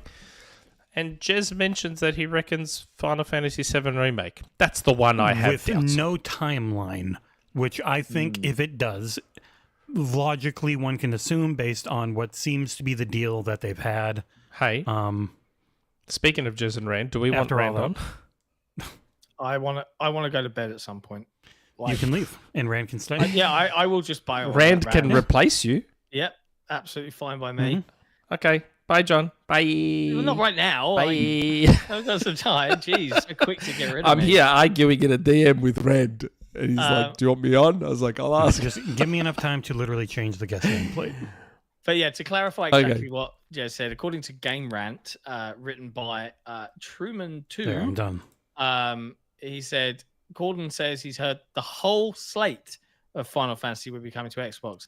This slate is the Final Fantasy Pixel Remaster series, which are remasters of the first 6 numbered games in the franchise, Final Fantasy 16 and Final Fantasy 7 Remake. Gordon noted he does not know when FF7R will be coming to Xbox, saying it likely wouldn't be a part of the first wave of games coming to the system. If 7 happens, it will be so far down the line it wouldn't like. Because again, as I've been, even though it's funny, so all those fanboys that were editing my tweets to make it look like I said 7 remakes coming, what are they going to do now? So are they going to credit me, or are they going to? What are those fuckheads going to do? The entire thing is even just though to I piss never you said, off. I never said 7 remake is going to come. I've said the same words about 7 remake the entire time. Don't hold your breath. That is what I was told. Most of those people are just like the Goat Gaming, and they're out there, and he does it he's trolling, but they are also trolling, but then they don't let you know it, but they are. They're not serious people. As far as I know, Sony really does not want to let go of 7 remake. As far as I know, so I'd be very interested to see. Probably doesn't want to let them keep it forever anymore. Yeah, I know, but I'd be very interested to see what's been renegotiated on 7 remake. Well, even 7 Rebirth was lonely. We guarantee it won't be on PC for 3 months, not the year they had on remake. So even then, it was already getting lesser. Oh, wait. What? Where's that super chat? I didn't see that super chat. Which one? I haven't seen one. Oh, no. Sorry. I thought I was missing a super chat. We have not. As far as I know. Yeah. Okay. Sorry. I was just going back through my super chat. Sorry. I thought I had missed one. Yes. Yeah, 16 is old news. I talked about that back in January. That was that controversy that was spun up when John went and opened his big gap and was like, oh, it's going to set the internet on fire. Oh, my God, tears. And I was like, it's really not that big of a deal. And then on Risket's podcast, that's when I just was like, crack the shits. And I was like, yeah, it's Final Fantasy 16. That's what I And that was one I'm thinking would have a chance of being announced at Tokyo Game Show, maybe. At Tokyo Game Show, yes. If especially they're now announcing that anything. PC's a thing for Final Fantasy. Yes. 16, Yeah. right? Or Pixel Remaster. Could be one of the two, or both. Who knows? And hopefully that Blue Dragon remaster I'd heard about is there as well. But yeah. Look, for those people that love their JRPGs, I don't. But for those people that do, I hope all of them come across. I hope the Pixel remasters come across. 16 will. That I already knew. I hope 7 Remake does. I would love to see what was renegotiated there. Because the last I heard, Sony was very digging their heels in on not wanting to let that go. Phil has been very all over Square and Final Fantasy. He and Sarah seem to be all about that one. I think they've been pushing pretty hard. And Square's been struggling really hard, so they're probably very receptive. They're like, yes, this really helped Sony. Didn't help us. Which is always the freaking problem with money hats for third parties. If it's a big budget, it's really hard to make back what you don't get being everywhere. But yeah, Mr. Hipshot, I'll message Phil. I'll make sure it happens. Maybe he'll actually respond for once. Just like with the Capcom collections, mate. Just like with the Capcom collections. More, you can play Forspoken right now on the Microsoft Store and PC. That's in fact where I reviewed it. Yeah, it's so funny that was a thing. Oh dear. But there you go. Maybe. Let's see what about happens. Foam Stars? They're going to bring Foam Stars across too? Whole slate? If it does okay on free to play, I could see it. Was Foam Stars on Or is PC? Microsoft going to be like... No, that's all right. That's all right. okay. You can keep using it, right? Yeah, That's okay. But yeah, it's fine. It's fine. Don't bother them. Don't bother those people. Don't put yourself out. How do you think you can do a live service shooter and not have it be on PC? Seriously. Madness, isn't it? Madness. Don't know. What's next? I'll So tell you John what's can next. go and Rand can jump on. No. I'm here for a while. It's only 20 to 1. I'll tell you what's next, though. It's a big one. It's the whole hoo-ha, the he said, she said of WuKong. Oh, my Black God. Myth WuKong. Nick's favorite. Not delayed on Xbox over platform limitations, or is delayed over platform limitations. What's your camp, Nick? Where do you reside on this? I said there was no money hat. That's all I ever said. So no. The way it was being framed was like an old school Sony money hat. Sony came in, paid money, and said, "Don't release it on Xbox." Right. My understanding is, from what I've heard and what I've been told, that is not the case. I don't think it was a marketing one. Like, a lot of those are marketing deals, and they make sure. And like Stellar Blade wasn't that. Stellar Blade was a publishing deal because it was going to fall apart. Perfectly fine. I would not be shocked with the state WuKong is in, both on PC and PS5. They paid to make sure it got done. And if a part of that was also, don't put it on Xbox right away, I wouldn't be shocked. No. I just heard what you said, the first part. I just heard the first part, which is they jumped in. Because you got to remember, Sony takes China far more seriously than Microsoft does. So Sony would have seen this game coming and went, this is a big opportunity here. This game's probably going to be pretty big in China. Let's not see it delayed on PlayStation. Let's jump in there and give them a hand and make sure it comes out at the same time so that we're part of the conversation, we're part of the hype, blah, blah, blah, blah, blah. Microsoft probably had the same fucking opportunity and went, nah. They are not. We don't want to spend money. They are not allowed to invest in China the same way Sony can. Just by default, as a corporation, Microsoft can't. Especially after the thing that led to a lot of the stuff earlier this year when their emails were hacked by Russian government. Like, and Jez has talked about, that has been the big thing with one of our next stories. It's completely changed their internal policies, their focus, as they have a lot of defense contracts with the U.S. government. They can't go ham with China. Like they're not really allowed to. It is a different set of rules when they are so in bed with this government. It is a thing. I don't know if it's the thing here, but it is a thing in general.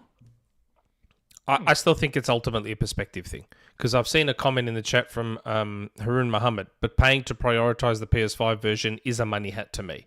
So that's a perspective thing. I don't see that as a money hat. The minorest to me, of a ones, money if it's hat, only that. To me, a money hat is what Sony has done in the past. They went to Capcom and said, here, let us have Street Fighter exclusively and fuck Xbox. That to me is a money hat. I don't see this WuKong situation as a money hat. And you're talking to me. Like, who would want to demonize PlayStation more than me? Like, Bill Gates. If I see an opportunity to do it, I'm going to do it. I just don't think that's the case here. Also, I don't think this was a money hat. A lot of the really crazy fanboy podcasts would want to do it more than you. For all your faults, you're not. You're not full crazy. Hey, you tell me who else has said, I want PlayStation dead. King. Has he? Probably. No, well, there you go. See, I'm the only I don't one watch who anyone says else, I so want I can't say. PlayStation dead. I begrudgingly have to listen to you. Anime compilations. How did Genshin Impact happen? Microsoft passed on the game. Mm-hmm. That's who you blame. But then no money once it involved. took off for Sony, it was a thing where they latched onto it.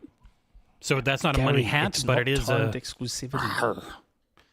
Like that's the But here's difference. the I thing, think so- some people think It's it not might timed be exclusivity. we'll pay you to get it done, and then maybe they hint and whisper. But again, it's all assumptions on what could happen. But here's the thing, I don't know, man. Like, I look at what Microsoft's statement was here, Nick, and I'm like, they're being pretty adamant, right? So this is their statement. I think that's Microsoft pushing a narrative, or someone at Microsoft getting a bit confused about the situation. I mean, confused twice. I mean, listen to the What? words. What do you mean confused? The statement's exactly the same. Yeah, The statement's exactly the As same. we've said before, but they're reiterating. They're literally Yeah. they're saying to all of this uproar Yep. and rumors, they're saying again, Yes. hey, as we've said before, we're excited for the launch of Black Myth WuKong on Xbox Yep. Series X and S. We're working with Game Science to bring the game to our platforms. Correct. This is the important bit. We'd prefer not to comment on the deals made by our partners, That's right. Game Science, with other platform holders, but we Yeah. can confirm that the delay is not due to Xbox platform limitations.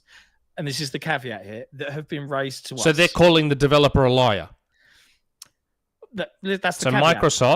Microsoft's calling the developer a liar. No. No, again, listen, I'm trying to Yes, explain they it. are. It's a caveat. Xbox platform limitations that have been raised to us. So what they're saying Doesn't is, speak.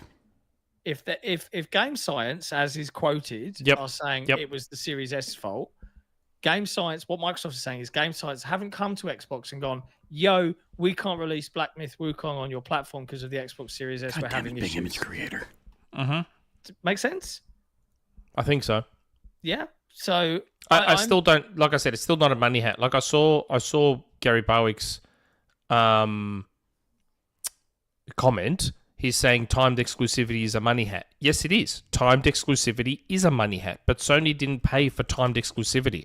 They paid to make sure that the PS5 version gets out on time So well, because they okay, didn't want it that's- to be delayed. That's your take, right? That's what you're hearing. That's my perspective on it because I'm not taking the console wars perspective on it. Sure, but if Black Myth WuKong suddenly gets a release date announced for Xbox and it's 6 months to the day from the original release, would you then surmise that it's a money hat?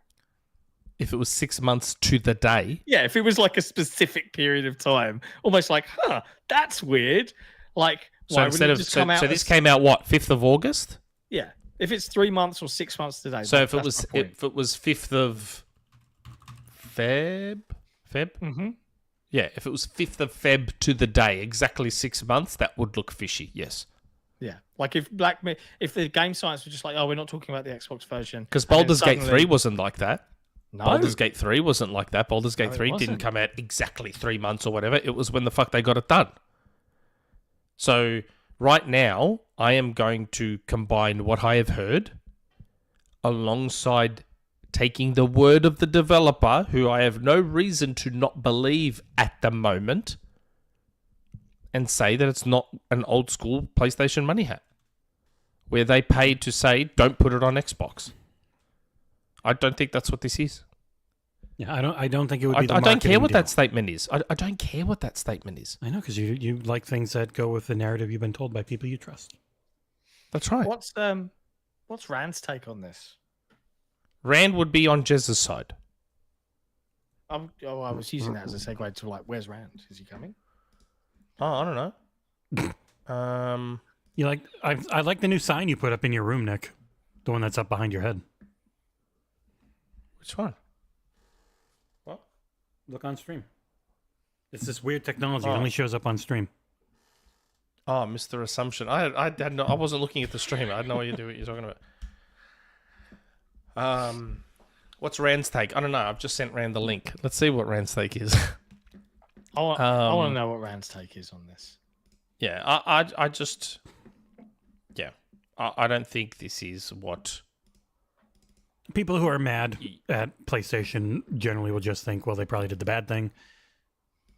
Who knows? Yeah. The only reality is we don't know. We just know that what Microsoft is intimating versus what has been said by others. And we got a 5th super chat from Edward. Yeah, Edward, here's $5 to keep Nick on the hot seat. What's that mean? I think he's implying that maybe you feel like you're a little bit under pressure here. Why would I be under pressure? I don't know. That's how I I didn't- would I read didn't- that tweet.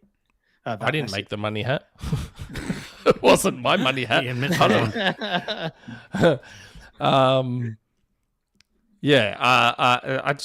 Rand would 100% be on Jez's side. There he is.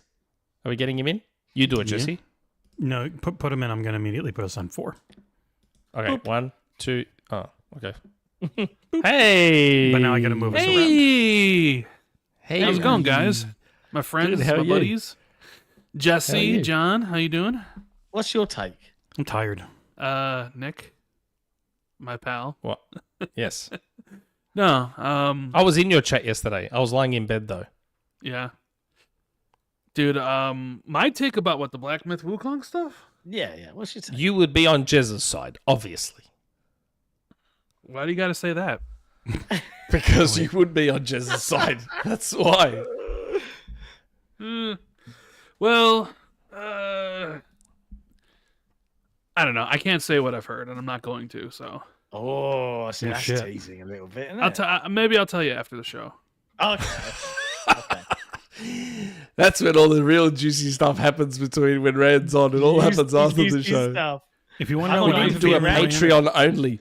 We need to do a Patreon only of all the secret recordings of the post-show chats.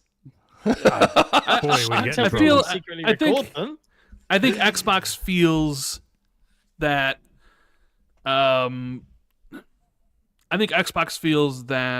Game Science has thrown them under the bus, which is why Xbox has been vehemently in their statements, because you don't really see this about these sort of statements about any other game that skips the platform. Exactly. And they came out immediately and were like, hey, we don't talk about other platforms' deals, etc., etc., etc. So I think they think there is a deal in place. Yeah. I'm sure And- Microsoft does think that. Yeah. So, Yep. you know, it's what I think a lot of people also there was a lot of debate about this whole thing when Paul Tassi came out and said he heard there was something, and then IGN came out and said that there's a deal in place, and then Eurogamer came out and said they heard the same thing. To me, it's not like if Sony came in, like you posited, right? You like, hey, the game's not going to launch on PlayStation and Xbox the same time the PC version, right? Sony comes in and is like, we'll offer our engineers and some money to make sure that the game launches on time. But in doing so, you have to pull everybody off the Xbox version, and the Xbox version can't launch for X amount of months afterwards if you take this deal. I think that's I think that's the deal. That's exactly what I'm positing. It isn't. I don't It think so. isn't. Don't release. It's we'll help you. We'll give you some resources. We'll jump this up the queue with our special expert team. But if you say yes to that, You have to delay it for 6 months on Xbox. So why did they do that with Callisto Protocol? What do you mean? They sent engineers and helped them with Callisto Protocol. I mean, Xbox sends engineers all over the place too to help games launch. But this is also, this is the first time like dev. They're one of their first games. This is also China, right? You'd think Microsoft would care about China. Well, like Jesse said, they're not really allowed to do I'm not making that investments on the same level for some of that stuff. I don't know. I don't really find anything wrong about Sony or Microsoft going in and helping teams finish games and do whatever. I think the problem would be if there is a deal in place and Game Science lied about it. Yeah. In their public-facing statement about why the game, which has been previously marketed as coming to Xbox, PlayStation, and PC, is suddenly not. And and let's be honest, like there's been a lot of Series S is a potato, right? So when they came out and made that statement, everybody was like, "Oh, here's freaking Series S, here it comes showing again. its ugly head," like. Article again.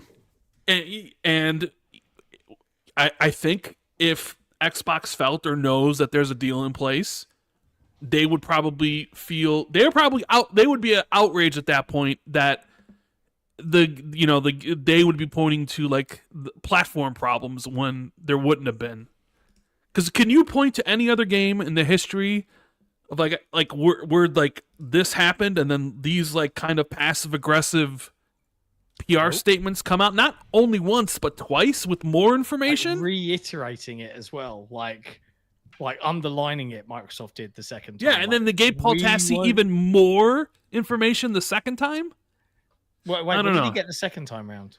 Well, you read his second. Yeah, you read his. The first time was different. I think the first time they just said to Jez, right, Windows Central, they said, "Yeah, we don't comment on the other deals platform holders." And the new thing to Paul was about it wasn't about any platform issues brought up to us, limitations. Yeah.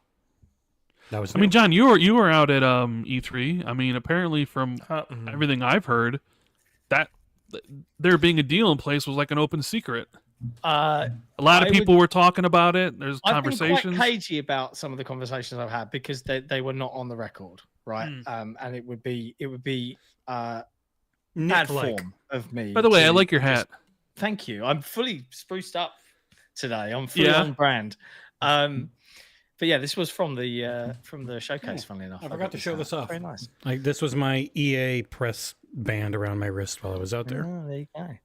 But yeah, like without naming any particular Xbox staffers, I certainly remember chatting to Jez about that particular scuttlebutt, and I did see some reactions.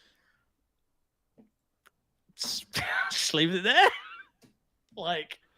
And Nick has said he believes that they believe it. So yes, I'm sure Microsoft believes there is a money deal. I'm sure that, and Microsoft will double down on that now because they've put it out there. So they're going to double down. I don't think that's true. I don't think it's true. I mean, Jeff the Grubster, our favorite insider, because there was the insider wars going on. He said there wasn't a marketing deal. Which I also believe is true. There isn't a marketing deal for the game. Well, yeah, there obviously there's isn't a different marketing types deal. of deals. So yeah, I don't believe there's a marketing deal. I think the DM I got said there's a lot of confusion about this, and I think that confusion. I personally think that confusion is within Microsoft.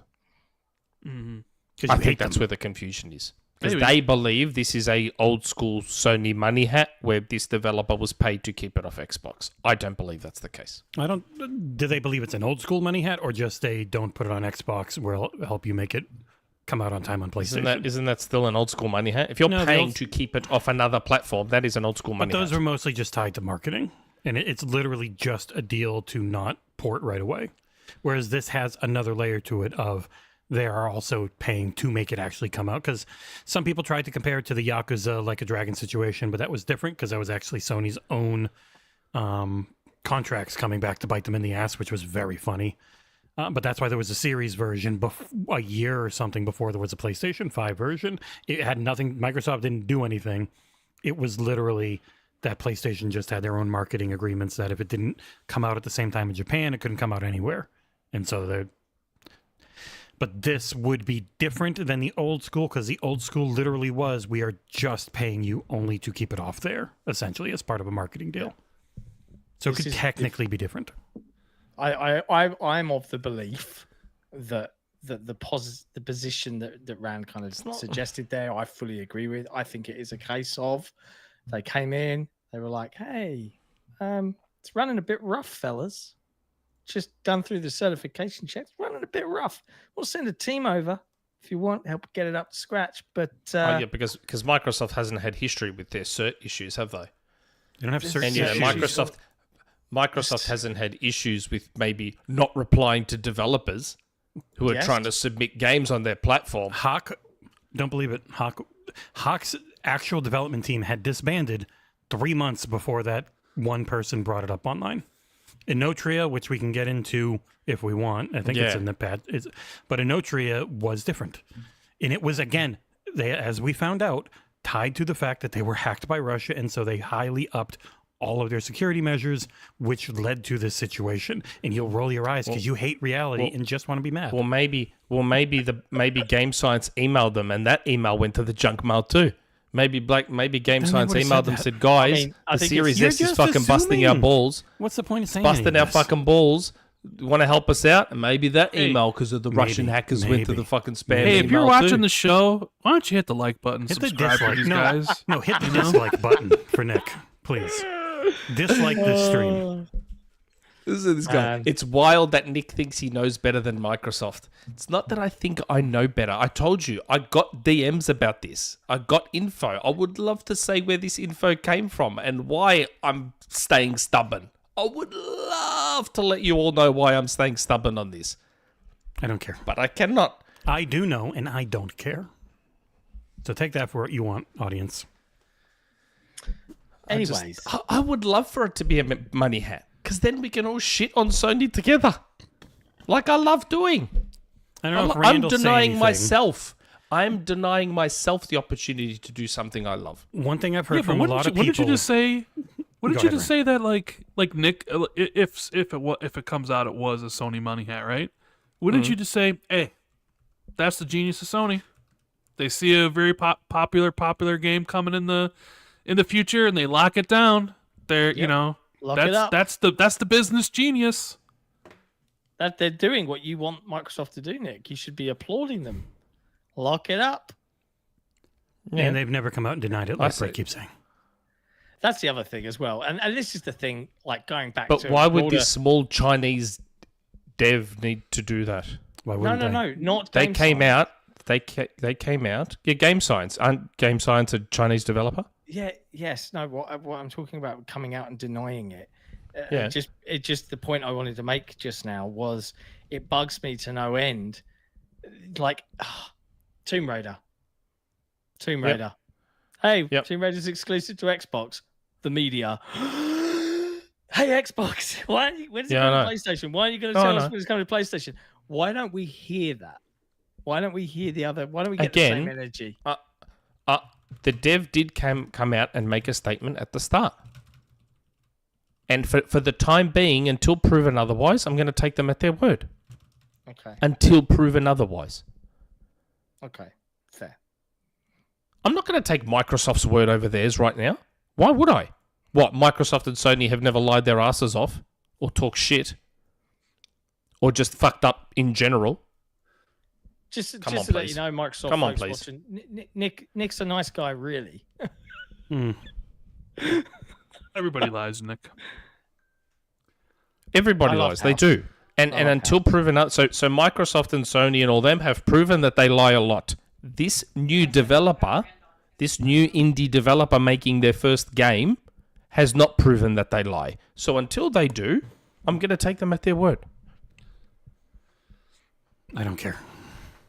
Until I have a reason not to believe them. I'll give you a better piece of news to talk about. On September 26th, BALATRO's coming to baby. Fuck yeah, finally. Woo! Apple Honestly, Arcade as well. They took an Apple Honestly, Arcade deal. Since I built this Steam version Android APK, I play BALATRO so much more. I play BALATRO in the morning. I play it before I go to bed. I'm going to play it so I much. play it while I poop. I play BALATRO. I'm going to play it so much. I was watching Nick play it, and he didn't explain the game very well. Have you played it? Because he doesn't understand it that well. That's why Nick I don't had give it to a come 10. here to the UK to get Jesse and I to teach him how BALATRO actually works for him to actually, after playing it for like 6 months, to actually win a hand of BALATRO. Yeah, it was during your guys' like long stream for the community to help fund you guys going to Gamescom. And Nick was streaming, so I'm like, I'll watch it. And Nick explained BALATRO. I'm like, yeah, I've never seen this game. Nick, explain it to me. And Nick's like, well, you do this. It was just, I didn't understand a thing about it. I'm like, yeah, I don't know about this game. Have you still not played it? Nah, I'm not. I don't like poker. I don't really like Not a card poker game. games. That's the thing. It isn't either of those things. And yes, it uses cards and it uses poker hands, but it's not a game for people. And that's the funny fact about this. Local Funk, the developer of BALATRO, has never played a roguelike game, which is what this is. It's a run-based game, and has never played poker. And yet, he's built a game that's focusing on poker hands with roguelike mechanics. But the basic premise is, you've heard of poker hands, Rand, right? So you know, 2 pair, a flush. Yep. You're building the best poker hand you can with the cards you have in your hand, but you get jokers. There are 150, and they all do crazy things. No, you're not building the poker hand. You build the best poker hand you can to score the most points. He means No, per you hand. don't. The cards are random, dude. You're given the cards at random. You're not building it. Out of the hand. You're building the best poker hand you can. Out of the your random hand. cards you're given, Nick. Yes. Oh my God. Jesus Christ. It's the luck. game, the game has a ton of mechanics to remove luck and be able to control what you have. That's what you always And then fail to Yes. remember. And then As you work to develop, as build- you go up. But it's really good, Rand. It's game of the year without a shadow of a doubt for me. What about Astro Bot though?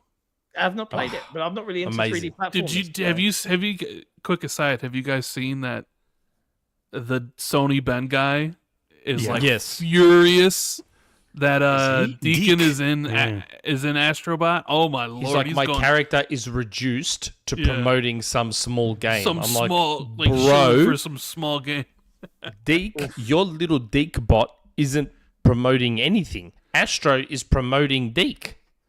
Because for the 10 million people that never bothered with fucking, what's it called, Days Gone, people will see that bot and go, oh, what's Days Gone? And they might go and buy the game.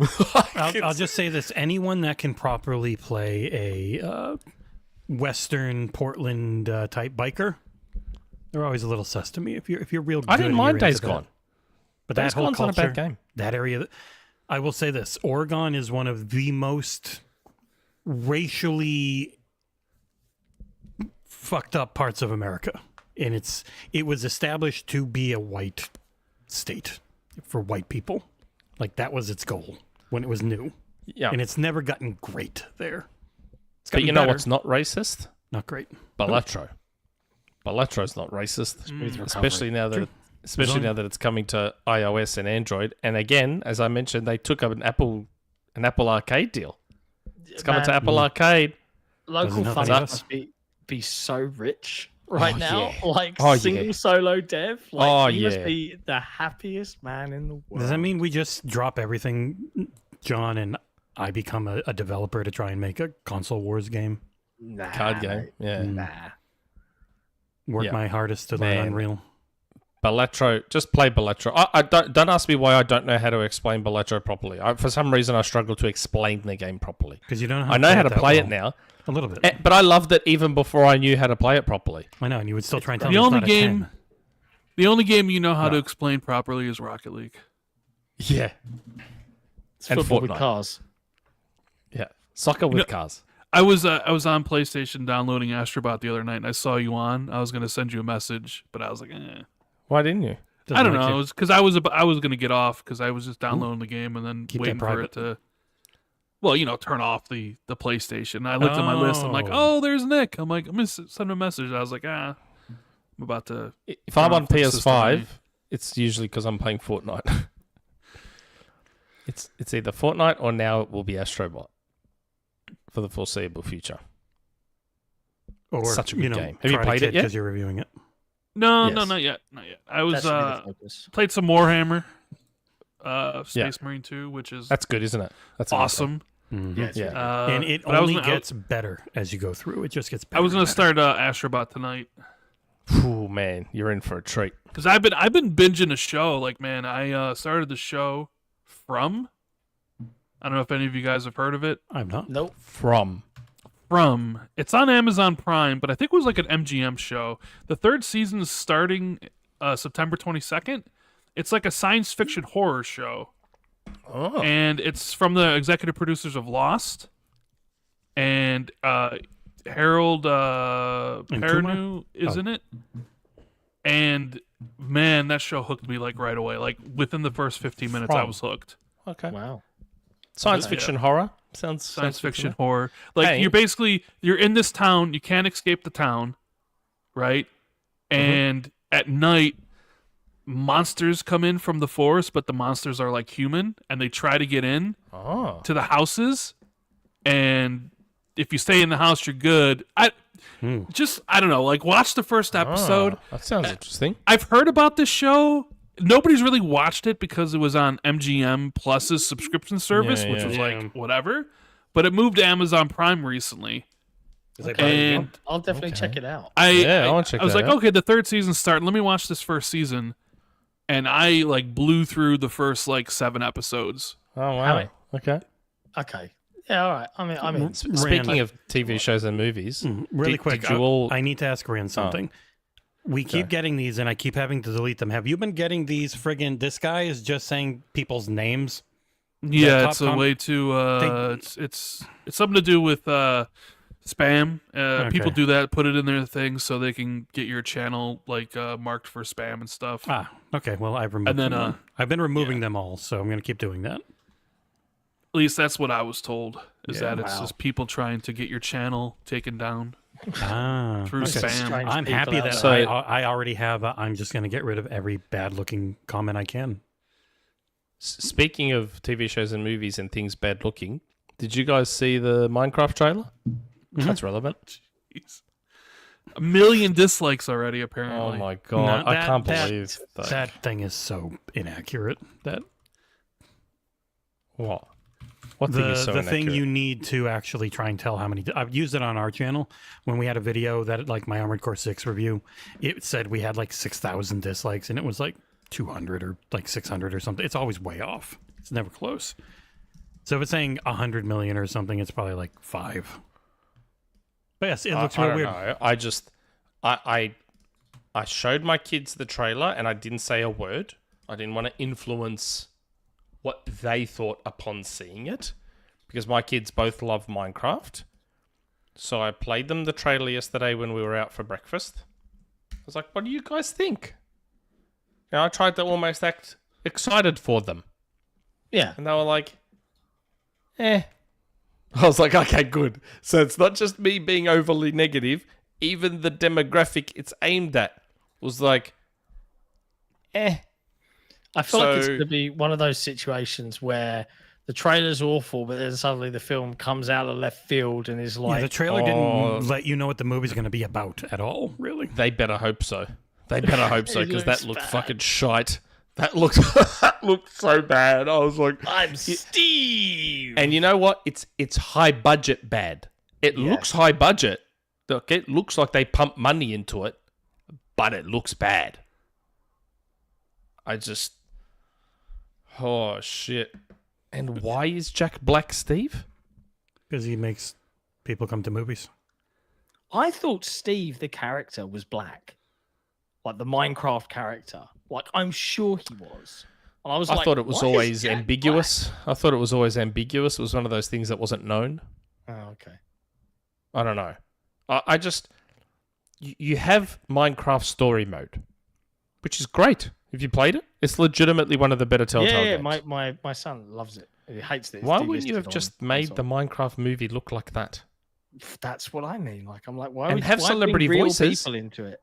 Have celebrity voices like Patton Oswalt and all that sort of stuff, and have big names if you want to get people to watch the movie. But why make it look quasi-real? This movie's been stuck in development hell for an incredibly long time, and it just feels like it's trying to get it out eventually. Like I think one or two things is going to happen with this movie.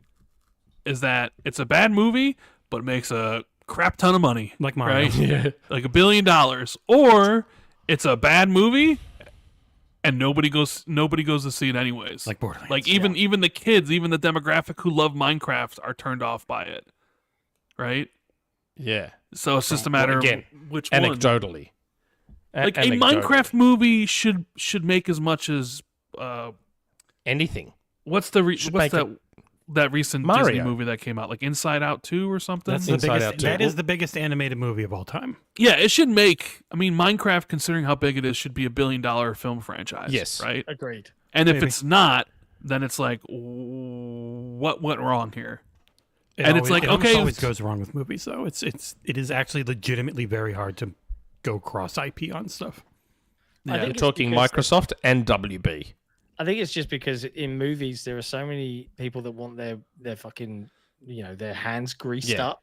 Yeah, You the know? execs. Like, execs and step it's in. just like there's no creative control from the original. Like if I worked at Mojang, I'd be like, oh god, what have they done? Like, Yep. why have they lost the one charming thing about? Like, Yes. when I thought they were going to make Minecraft movie, I thought, okay, you're going to have a really like fancy looking version of those. Yeah, blocky of the graphics. game. Not Yeah. realistic but square. Do you know what I mean? When, Like that when I llama- heard Jason Momoa was in this movie, I thought he was voicing yeah, the movie, as in he'd be the voice of Steve or the voice of whoever. I didn't know it would be more like a Jumanji, where it's like oh, it's so bad. real life people in this Minecraft world that doesn't quite look like Minecraft, but then sort of does. It's just the fuck is this? I do have a little bit of breaking news related tangentially to XboxEra, which is absolutely massive shout out to my brother, Nuclear Blaze. Soul Blazer's brother made it to 5th in the FFA finals at this weekend's Halo Championship Series. Nice Oh, work. congrats. Well done. That is very And he's good. got a really That's blurry, highlight. this guy just murdered a bunch of people picture of him. Oh, Good for him. Yeah, I don't know. Yeah, that's right, Didact. The Mario movie wasn't bad. The Mario movie was It fantastic. was shit. It was the And most it's also the boring, highest grossing video game movie. It I was agree the with Jesse. most boring, by the numbers, shitty hero's journey using a beloved IP in a gorgeous package. Yeah. It was a bad movie. It was mediocre. I was just like, Yeah. whatever. I'll tell you what I watched recently that was really great. fucking great. Yeah, no one listened to Nick. I watched it today before the show. Rebel Over Ridge. $1 billion gross. That I've heard great things about the one. Very Rambo-ish, right? About what? I don't want to spoil it. Yeah. It's What is it? Rebel Ridge. Netflix. It's out on Netflix today. Oh, And I saw the trailer for that. It looks awesome. it's a banging thriller. Like, Yeah, it looks great. It doesn't go. It's way more cerebral than you just thought and confrontational. It doesn't go like full on John Wick really ever. Mhm. But when it goes, it's tense as fuck. You're like, and you want It people looks to have good. come up. The and trailer I was looked really very, very impressed. good. It was very cool. Thoroughly enjoyed. And unfortunately, the Minecraft movie trailer does not look good at all. Yeah. Yeah, I can't wait for you guys to watch it for Sick and Nick's Flicks. We don't Yeah, do we've got to that do anymore. Borderlands we- movie we- too. We have to. Hopefully, it'll come to streaming services rather quickly. Yeah. If it bombs like the Borderlands movie do, we could do a double feature. Well, I mean, Oh, it's yeah, not the even coming out until what, April Next next year. year. So April next year. They're going for that Mario release window. I mean, there's no reason why the Minecraft movie shouldn't be massive. You know, Well, there is. I mean, there's no reason, and like, if it's really, really bad, then that would be the reason. And it's like, Yes, what do that's you right. do? Like, they couldn't even get Jack Black to shave or do anything. It was just like, hey, you're Nothing. playing Jack Black, by the way. Yes. You are playing Okay. Jack Black in a Minecraft movie, but we're going to call you Steve. Yes. And that's all they did. They rang him in the morning. They said, hey, you want to be in this Minecraft movie? We're doing the trailer right now. Can you come down the road and do it? He's like, cool, I'm just wearing my regular clothes. They're like, that's fine. That's cool. And he rolled up. He goes, but I haven't shaved or anything or had a coffee, brushed my teeth, nothing. It's all right. Come down. remember, your name is Steve, not Jack Black. So just be you, but say your name is Steve. And then you see it in the trailer. That's like, it looks like it's all that happened. It just looks so I bad. like it thoroughly. It just looks so bad. Oh, dear, oh dear. Oh, shit. If quality yeah, mattered, I'd agree that maybe it's not going to do great, but it'll probably do fine. Because Mario did great, and it was really bad.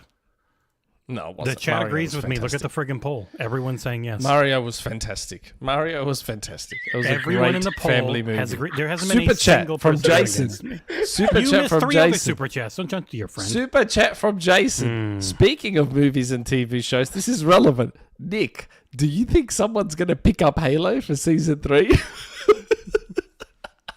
No. I think. Oh no, I think someone might. I said that at the time. I believe someone, hopefully someone that can make it good. I think someone might pick up Halo for season 3. Hopefully Amazon. I'd be cool with Amazon doing it. I reckon Amazon would make Halo a good show in a way that Paramount did not. I reckon. There are some other super chats that require. There are some other super chats. One of them would be for a later news story, which is the next news story. But Yeah, Yes. you can use it to segue accordingly. Xbox expansion pass. Luke, XboxEra rocks. Thanks, mate. Bro, You too. You rock too. Luke, thanks. We'll go with Masayed. Only thing that's going to set the internet on fire, in the enthusiast circle anyway, is Halo and Starfield being announced in the same PlayStation State of Play. right. Man, could you imagine? I mean, we will care very much about Starfield because I have some They'll be comments collecting lined some up. receipts, mate. Oh, yeah. I have some comments lined up for when Starfield gets announced. Nick, I'm sorry to say, but I met most of the people that work in gaming coverage in San Francisco. They're all real nice. Not allowed to be mean to them anymore. Who's being mean to anyone? Who have I been mean to? You would want to be mean about Starfield. I know you want to be mean about. Yeah, to one specific person that called us Not allowed. liars. Not allowed. Got to be nice. Bullshit. Yep. Bullshit. I'll mute I you. already told her to get fucked in on the last episode. Damn, muted. No one can hear anything any of you say now. But none of you talk, so now they can. Whatever, man. Don't worry. It's only one specific person. Or You know just who was one very nice? very specific person. Paris Lilly. He was incredibly nice. Walked up, introduced himself to me. Very large man. Very kind. He is so tall, Yeah, he's a big boy. especially for a shorty like me. I was like, You want to know something "Hi, funny? Paris." Not too dissimilar in size. Shinobi. Big fellow. I was looking a little bit up at him, just a little tiny bit. He's about an inch taller than me. I thought it was funny. I saw Jesse's tweet. He's like, I'm going on a flight to San Francisco for reasons. And then other He people made were the like, rules. yo, I'm at the Dragon Age event. And I'm like, huh. Yeah, the could people that Jesse not live say there. where he was going, but everyone else could?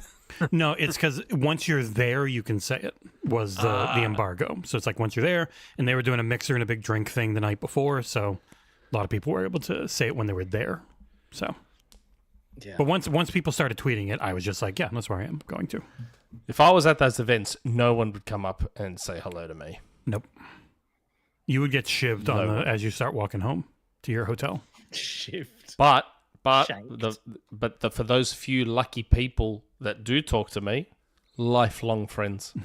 Lifelong Like friends. Tony and Bart and everyone. Like Tony, Marcel, fucking love me. Gamescom Tony. Even They fucking love me. Genbox 360, your biggest fan now. She's very nice. I like her a lot. Jen probably still doesn't like me very much. Why? Because you're such a Hey, mean. I wanted to bring this up, Nick. I don't know.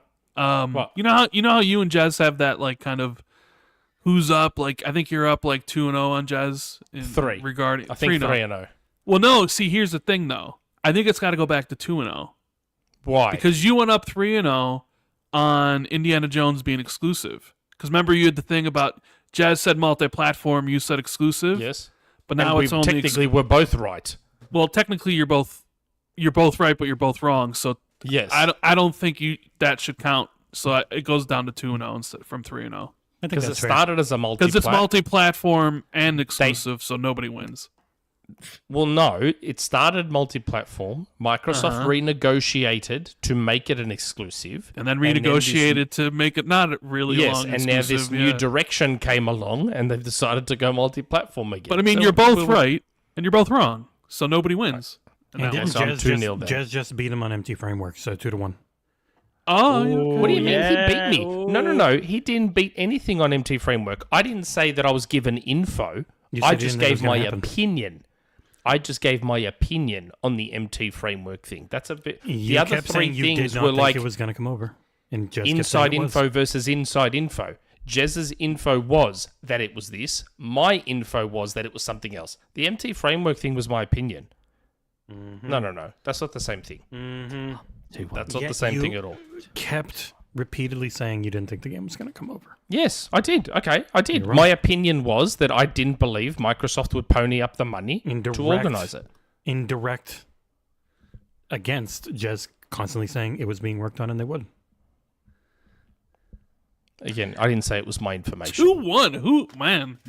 Anyway, It's 2-1. It's let's talk 2-0. about- It let's is talk about the 2-0 biggest story if in we're gaming taking India away. ever. And the poll is over real quick, John, and 100% of people agree the Mario movie sucked ass. 62%.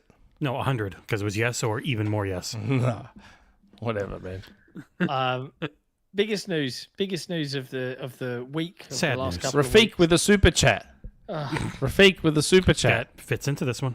That's right. See? Oh, okay, good. Okay, fair. Rafiq with the super chat. What has Concord really done to meet such a fate? Not Funny you asked that, Rafiq. Yeah, it's like I'm very curious to hear Rand's take on this. Like, Rand, Redfall came out. My buddy last John, year. what's up? He hates how Redfall. woke it is, John. We all know it. Yeah, you know Redfall. Yeah, awful game. Yeah. Yeah, it didn't Great like game. it, Yeah. right? But it came out and people did buy it, right? It sold more than 25,000 copies. Did it? Probably, yeah. Probably. Do we know that? I don't Yeah, think the we- lifetime sales on Steam alone are higher than that. Anyways, so let's just move on from that point. But it wasn't the best game in the world, right? And we had the head of Xbox join, kind of fun. Yeah. He Apologize. had to answer for his crimes. Right, we had you know, and then after all of the dunking that the media did on that game, Arcane had shut down. Yep. Well, technically they were folded into. Yeah, the other Arcane, but some Arcane people lost proper. their jobs. But anyway, They still lost like 100 people. Concord has come out, and I think gaming industry first was shut down after 11 2 days. weeks. Only sold 25,000 copies. No one wanted it. Allegedly. Yeah, using available data that's out there. That's what people are saying. When do you think Herman Hulst or the rest of the team are jumping on to Kind of Funny to talk about the failure? Or of the game? Podcast Beyond. Are they going to go on? Is he going to go at on the moment, Podcast Beyond? I'm sure you know as well as Jesse knows, but that Phil interview was already scheduled to know. happen before Yes. Redfall had come out, so he didn't cancel on him. But yeah, but you know, He praised the PlayStation fire, right? with PlayStation having a state of play soon and revealing the Pro, you might see some interviews with some of the execs, maybe. But PlayStation doesn't really talk to anybody, just like Nintendo doesn't really talk to anybody. And they don't get pushed to because they will absolutely blacklist you. So they probably won't say anything. Maybe Microsoft needs to start blacklisting. They couldn't even not send Yeah. Starfield to everyone without the industry losing their shit. Yeah. Yeah, that's true. Sony didn't even send Astro Bot to everyone. Like, there were a ton of sites that didn't get it until launch, and people didn't complain. Not the same way they... How do I get it? There is literally a press contact form on Sony's website. It is the only way to reach them. They've never responded to me. Nintendo, incredibly nice. Give me almost everything I've ever asked for. They even considered sending me an OLED Switch once that I didn't ask for, but then apologized and said they ran out. They're really nice. God, that was hot. That's some You're hot right there. coffee. He was looking in a mirror. That was so hot. Oh my God, I didn't expect it to be that hot. Was that coffee a disaster like Concord was? Oh boy, was it. Was it No, the that biggest still tastes disaster in coffee history? Because when we were talking about this last week, I was trying to get the point through to Nick. It's not that it was a disaster. It's that it is seemingly the biggest one in gaming history that we know of. Yeah, because E.T. sold more copies. Just the actual return on investment, even if unless they bring this back as free to play and it somehow gains a little audience, I don't know that there's ever been more money lost on something.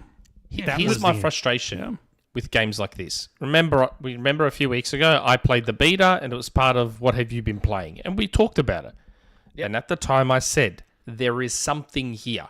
There is a foundation here for something that could be decent, but it needs some work. It needs some small changes and maybe a couple of fairly big changes. The primary one being the time to kill, which was fucking ridiculous. The balancing's not great. For hero shooters, though. Come on, man. You just might not be into hero shooters, but the good ones, even Overwatch, they can have long time to kills because it's a big part of the healing strategy. If you die right away, it doesn't matter if you've got good healers. You have to be alive long enough for your healers and tanks to protect you. That's a big part of them. It's different than an arena shooter in that way. So it just might not be for you. I just didn't have a lot of fun playing it. I reckon this should have been more of a Valorant clone and less of an Overwatch clone. Well, one of the biggest things, what I think its biggest issue is its art style. It is too uncanny valley realistic, and in a lot of situations like this, people want something they can cosplay. And if it looks really real and very generic because it is going to be so real, it's just not going to find that cosplay audience, which also pulls in a lot of people who want cool skins for their cool-looking person. Because if your person doesn't look cool to begin with, you're just never going to freaking play them. And it also tried to incentivize swapping characters a lot, because you would get a temporary buff if you change your character mid-match. But most people just want to learn and play as a couple of characters. And it's already hard enough to get them when you can't have clones of people. So it missed a lot of what makes hero shooters popular for people. It missed, and on top a lot of all the that, they basics. charged for it. Yeah, and that. But they had to, because much like the original Overwatch package, it wasn't built to be live service. That is really hard to do. And I know people say, oh, Bungie had them cancel Last of Us Factions, but it was more that Last of Us Factions, they made the correct call that if you're going to put out a game like this, it then becomes pretty much the only thing you can do. You cannot have a small live service team. You need to be what Activision has become or what Epic has become, and you have thousands of people constantly working on this to put enough content in there to keep people from leaving. You can't So why could Firewalk not be put on Factions? How many people are there? I don't know, but they were ready to support this one. They were ready to support this one. This isn't a full live service game that's like that. That's why it costs $40. They weren't ready for that. It's just a very different beast. When you're charging $40 and it's this complete package and you slowly add in... Their content was cutscenes. That was their main thing. We're going to have this big overarching narrative. And then they never actually got to it. I actually read a really interesting thread from a developer, and it was around the gaming industry, so not developers but gaming execs, and why there is this chase, this constant release of live service games, and why we see so many of them closed down. And the gist of it was the cost to develop a big AAA game and the cost to develop a big AAA live service game are about the same, right? So but the return on investment, the huge amount of money that a big successful live service game can bring in, dwarfs your standard single player by factors of, multiple factors. And that is why you'll see so many and continue to see so many attempts to get that lightning in a bottle. Because if it hits, you're singing and dancing. If it doesn't, well, it's no worse than when you've released a single player game and it's flopped. So why not take the punt and capture lightning in a bottle? And I thought that was a really interesting point of view. I don't know how accurate it truly is, but it feels about right to me. But here's a counter to Jesse's argument. How does Jesse's argument apply to Respawn? What about them?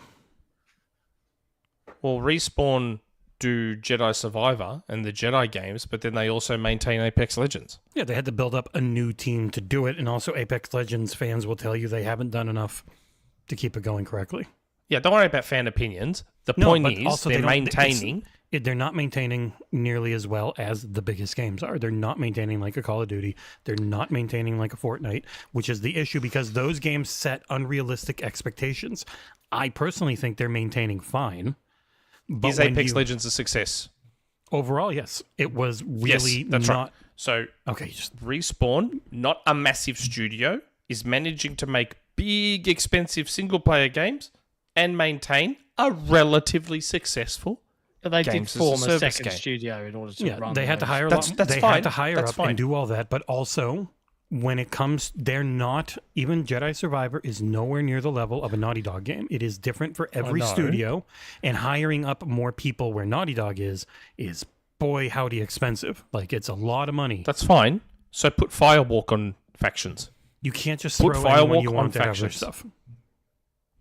If it was that disagree. easy, they would do it. It's never easy, and the questions you're asking, I don't know. They do, and they didn't. So either maybe they got it wrong, or maybe we just do not know enough, so we cannot assume to understand why things did or did not happen. Especially when so much of it also is either just inside info, who knows if it's correct, or it can be leaks that we don't have full context on. Like, it's not defending, it's not attacking, it's literally just stating, I don't know. I don't know. I still find the whole factions thing odd. Factions would have been something unique, something that already had a built-in fan base from the first game. It just seems odd to me. Like again, and I've openly stated it is a tinfoil hat theory, which is that Bungie didn't want factions to threaten them. I said it's a tinfoil hat theory, so I'm not denying Bungie that. has problems running themselves. So Yeah, Bungie should shut the hell up. But I could see a world where Bungie was like, I think this will take people away from Destiny. Let's say, not put it out. I believe Destiny just hit an all-time low, didn't they? Yeah. An inevitable one, according to Paul Tennessee. Inevitable one. Yeah. The thing with Concord is everybody saw this coming a mile away Yeah, from the very first thing that- trailer. Straight away, people were no one just wants like- this. Well, who's this for exactly? What is this like Destiny style PvP Crucible looking Guardians of the Galaxy type of game with no interesting character designs or Yep. at least no like And cool to be character fair, designs, you know? to be fair, even PlayStation fans outside of the most hardcore fanboy diehard handful, even PlayStation fans were like, who wants this game? Yeah, who asked for this? Who right? wants We this all game? knew it was going to bomb, and then the beta numbers come back, and nobody wants to play it even for free. No. So I'm wondering, why didn't Sony delay this? Like, everybody knew that it was going to bomb, right? They had the numbers, they had the pre-order stuff. They didn't even bother to put it in PlayStation Plus like they did Destruction All-Stars, Yep. right? And so they just released it. So I was just wondering, like, well, why not delay it a year? Why not change it to free to play? Because I think one of the biggest factors is that it was $40. You're charging for something that looks like all these other games, but all the other games are free to play. And you're gonna be like, hey, if you want to play this, you got to pay. And a lot of people will be like, yeah, but it's not better than my Fortnite or my Overwatch. And Marvel or Rivals is about to come out. Yeah. So it's like, why didn't they just delay it a year? Change everything about, well, not everything about the game, but make it free to play, change the monetization, whatever, maybe take some feedback on how the characters look or something, and reintroduce it a year later. Like, remember, Suicide Squad did the same thing. People were pissed about Suicide Squad. Warner Brothers delayed the game a whole year, basically. I mean, it didn't really help, but they at least saw, okay, we're going to have a big problem if we don't do something. But hold on. And Sony's just like, Suicide Squad was missing something that Concord had, which was backup The from the IP. media. they had the IP, yeah. And Sony just like, nope. So it comes out, and then 2 weeks later, they're like, we're getting rid of it. And I've seen people legitimately argue that Sony had no faith in this game. And I I know. like, I can't what? believe that. Dude, they I bought can't the believe that. studio. They bought the studio Yes. because of this game. It has an episode in the upcoming Amazon Prime it got TV a controller. show. It's got a got a limited edition controller. control. Like, they believed in this game. Yes. And it's like, so I guess the question is, there's two ways this can go. Either they just cut bait, they write it off as a tax loss, and the game's just done forever, and Firewalk is onto a new project, whatever, and we'll see it in 5 years. After they lay a bunch of people off. They bring it back in a year, maybe on like a new name called Free Gunners or something, because I don't think you can bring it back as Concord. No. And it's free to play. And it just, okay, it's back again, like Multiversus was, right? They took it down. Or like Final Fantasy 14 when it came back as Realm Reborn. And I don't know which one is like more likely, because even if you like took it down for a year and brought it back and changed it up, I still think it would fail, even if you still made it free to play. So because the game itself is not fun. In the end, It's this not is different This is enough. the problem. It didn't This add is anything the problem, new. and this is why I get frustrated when I see the simps in the media. Oh, I feel sorry for Concord. Why? Look, I feel sorry for the developers because Sony only bought them last year. Firewalk. So it would be really shitty for them to be like, oh, let's shut these guys down now. But the game is not fun. And my guess is that they did not take any feedback from the beta. That is my guess. They took none of it. It was too late to really do much. Yeah, it wasn't really a real. Like, It was a that's demo. The thing. It was a Splitgate- demo. Splitgate 2's alpha is a proper alpha where they were immediately pivoting and changing systems on the fly. But this was just a marketing stunt. Most betas are. Yes, they're demos. yeah, They're but just you demos. would, but you don't think the warning signs were blaring off those They player were counts? blaring They after the first were. state of play. When the Yeah. first state of play happened, the warning signs were there where they did the CG trailer, and everyone was Yes. like, "What the fuck is this? And why are we Yes. watching it?" There also could be the basic explanation of they don't really know how to run live service games, and they don't know what works yet. They're not at that point. They're trying to figure I it don't out. think so. I think with Concord, they failed at the first hurdle of making a hero shooter have cool heroes. Like, none of the names are particularly cool or cool sounding. Like, none of the characters look particularly cool. You know Like- where they look cool? They did they did animated shorts, and they look pretty Yeah, I cool saw in that. That should have been the style of the game. It should not. It was trying to be this like ultra realistic version of it. It's not a genre. It is not a genre that you can start by applying AAA mechanics to. Like it doesn't work. It has to be something quick and agile and properly scoped. You can't immediately scope it where it needs to just take over the world to be successful. Like that is their normal formula. We spend $1 bajillion and then we have to sell 12 million copies of Spider-Man 2 before we can make any money because we're giving so much of that money to Disney. Like that has been so much of their stuff. It's why their CEO now is saying we need more of our own IP, and then everyone gets real mad because they just put out a game celebrating a lot of IP they have that they completely ignore. And Astro Well, hold Bot, on a second. I know it's Are a we- lot of third are we- party in there, but yeah. No. Are we going to talk about that topic, or are we going to stick Is to it even this? in there? I didn't put it in there. No, I don't think it is. But you brought it up. But it's a I don't part think of he was Concord. talking about. I don't think he was talking about gaming IP. Oh, no, it was everything. It was all I of think Sony he was in general. talking Yeah. more talking about entertainment more broadly. But everyone took it as gaming only, saying, "What? Sony's got tons of IP." I don't think it was gaming only. I think it was a part of it, though, because he was talking about everything. And it's, why do they not have their own streaming platform? Because they literally don't have enough of their own stuff to do that. So much of what they make ends up disagree. being licensed. No, but it's not theirs all the time. They do a lot of licensed stuff and other people's stuff. Sony Pictures has a lot of movies and TV shows. They could easily do their own streaming platform. It's also incredible, but it's Disney owns more than anyone, and they still don't have enough to gain on Netflix. So, like, you need an ungodly amount for a streaming service to make sense. I think they were actually smart to not have their own streaming service. You know, Maybe. the whole Concord thing, you know, it's funny, before this game came out, Jez has an interesting take on Sony and the whole like games as a service thing. Jez said when we were talking about this that he didn't think Sony had the wherewithal to launch a game that was broken and stick by it for the long haul to turn it into something good. Yeah. Like agree with Ubisoft. that, probably. Well, And- hold on. What did they launch that was broken though? No. Basically, like Sea of Thieves.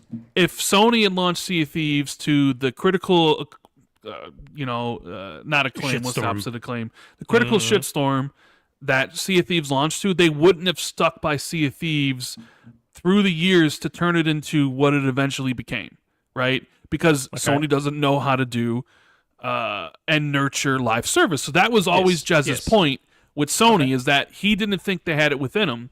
So when Sony basically shut down Concord after 14 days, I was like, bro, you're like, Nostradamus.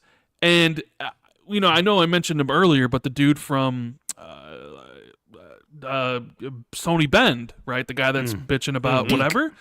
One of the reasons why he said that franchise was dropped was because of its Metacritic score. That when it came out and it got like in the 73s, like the Sony brass basically just wrote it completely off. Yeah, even though it it was sold like, no, quite we're well. done. And now, factor into what Jez is saying about like, sometimes you release these games and they're not always what Sony, because Sony is like, we need 90 Metacritics, 88 Metacritics. We need to have the high critical praise. And sometimes when you launch these multiplayer games, these live service stuff, they're not going to get that. And Correct. so I don't know. And I was like, I don't know, Jez. I don't know if that's right. But seeing what they did with Concord, I don't know if Sony has it within them to actually do that, to actually stick by a Concord and turn it into a success and wait on it and spend money on it for 3 to 4 years to see if it actually does happen. And maybe that's kind of one of the things with Last of Us Factions you were talking about earlier about like, and I agree with you, Last of Us Factions I think would have been a hit, right? I think it would have been a massive hit.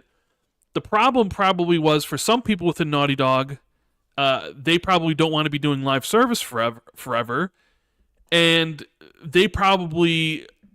it was probably like a meeting like of people butting heads about, well, I want to do my single player stuff, and then someone else like, no, but this is how we're gonna make money, and people were infighting and there was politics and all that stuff, and Bungie comes in, who Sony bought to oversee and give their take on the whole situation, but in the background, Bungie's not making any money.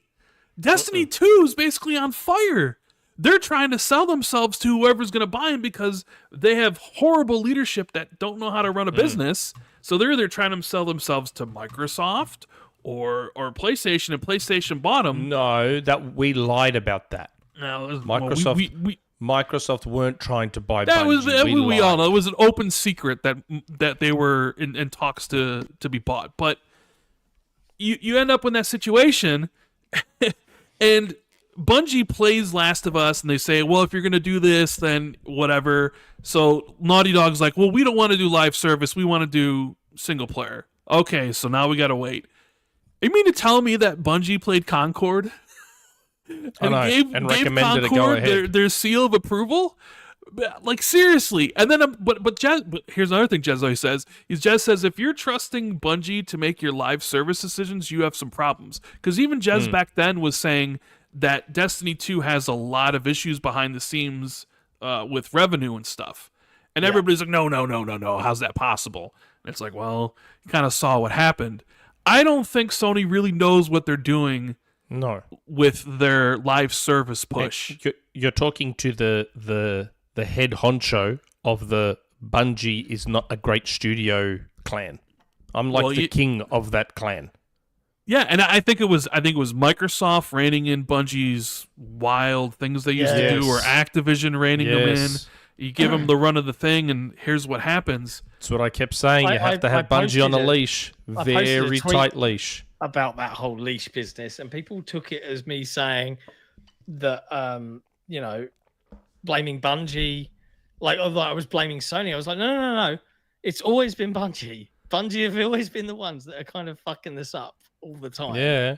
And they've just been fortunate enough to have corporate that were like, no, you this is your deadline. You're going to fucking meet the deadline. And the minute they were given free reign, no one's to blame but yourselves. That's what makes Halo CE even more of a miracle. Yeah. That is what makes CE such a miracle. Halo started as an RTS on Mac. Microsoft grabbed them and pivoted them to a first-person shooter on Xbox, which is a PC platform. And look at what Halo CE turned out to be. And their admitted mistake, the Magnum pistol, made it one of the greatest games ever. And it was an admitted fuck-up. It was a last-minute change before shipping. I kept telling you all for years, even when they were under Microsoft, I said to you all, Bungie is not the studio you think they are. Oh, Nick, what do you know? Blah, blah. Telling you, mate, go watch that Halo 2 Vidoc, and it tells you everything you need to know about Bungie. Go and watch it. They spent the entire fucking time playing multiplayer. That's all they did. Hey, that's all I did too. When Halo 2 came out, I spent all the time playing multiplayer. And that's what they were living off. They were living off the credit of everyone loving Halo 2, which was its multiplayer was fucking overrated. But isn't it crazy though that Sony put out like one of the biggest games they've ever released in their history with Helldivers 2, worst. And then literally the worst, all in the same year, calendar year, and then one of their highest rated games of all time immediately after. Yeah, Astro.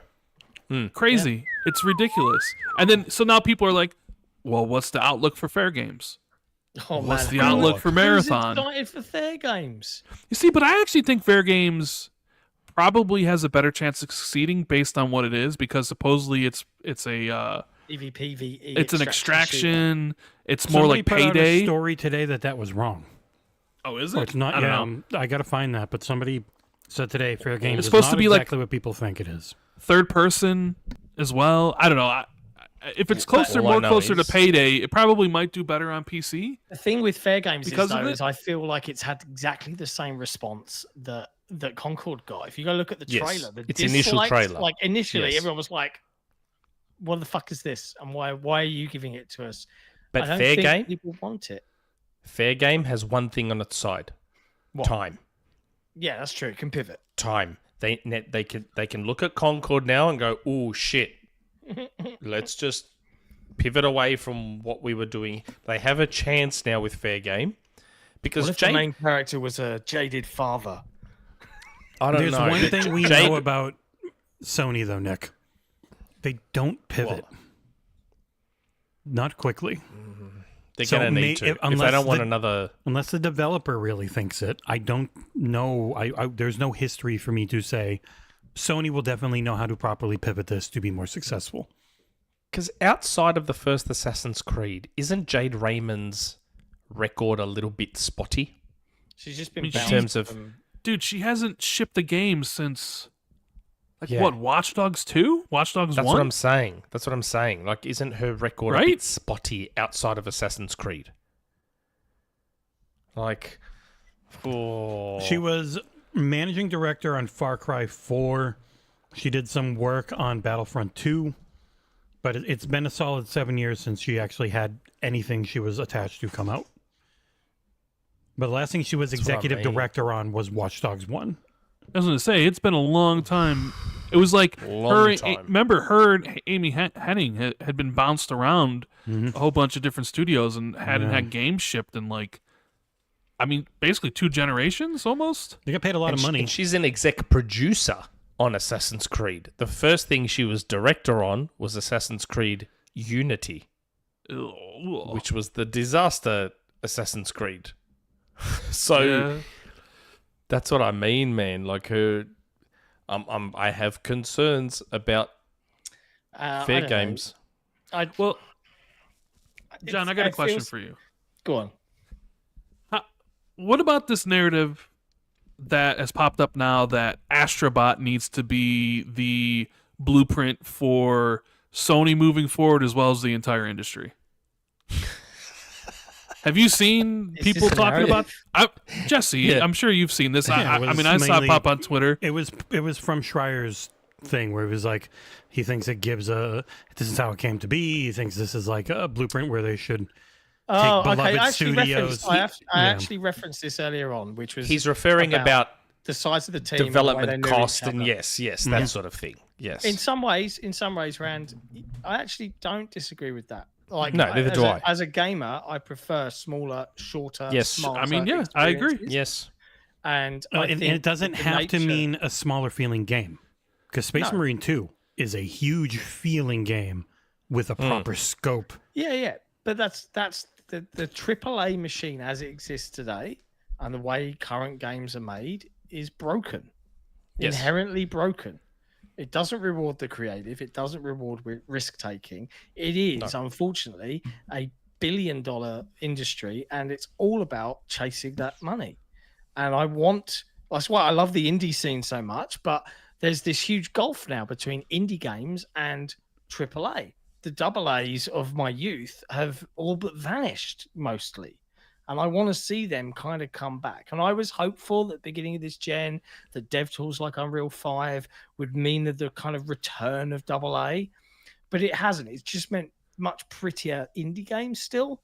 I wish that all big gaming companies would actually just de-scope a little bit. I do not need my latest video game to be 30 hours long. All right? It's too long. Well, that's it's padded. It's one of the boring. things I'd really wish for, and then the media just shit all over it nonstop, was the scope of Hellblade 2. Yeah, loved it. Perfect. Yeah, you're the only one who loved it, John. I know. It's fucking one of the best experiences I've had in that genre. More of that. Go watch that podcast with John about. Oh, it's painful. And isn't it was his face. Just I knew You what I was didn't play it going the into. right way, John. You see, You this, know- At the you gym. stream to it. Oh, You're my good. phone. You mentioned games of your youth or whatever, but Warhammer is a throwback to the 360 gen. I said exactly the same thing in my tweet. I was like, this feels like a And 360 Gears of era War. game. It's and very so smart. refreshing. It's very smart because it starts feeling like something that could be on the 360, but then it properly ramps up into a current gen powerhouse of just crazy epic proportions you couldn't imagine. But it's because their engine's so good, the Swarm engine that they made, that takes full advantage of DirectX 12 Ultimate, as they talked about. Like, it actually uses all that shit we always heard of, like mesh shaders and sampler feedback streaming and all of these things. And what do you know? Looks and runs amazingly well on that console. It's not perfect 60, but for how good it looks, I'm fine with it. If you have VRR.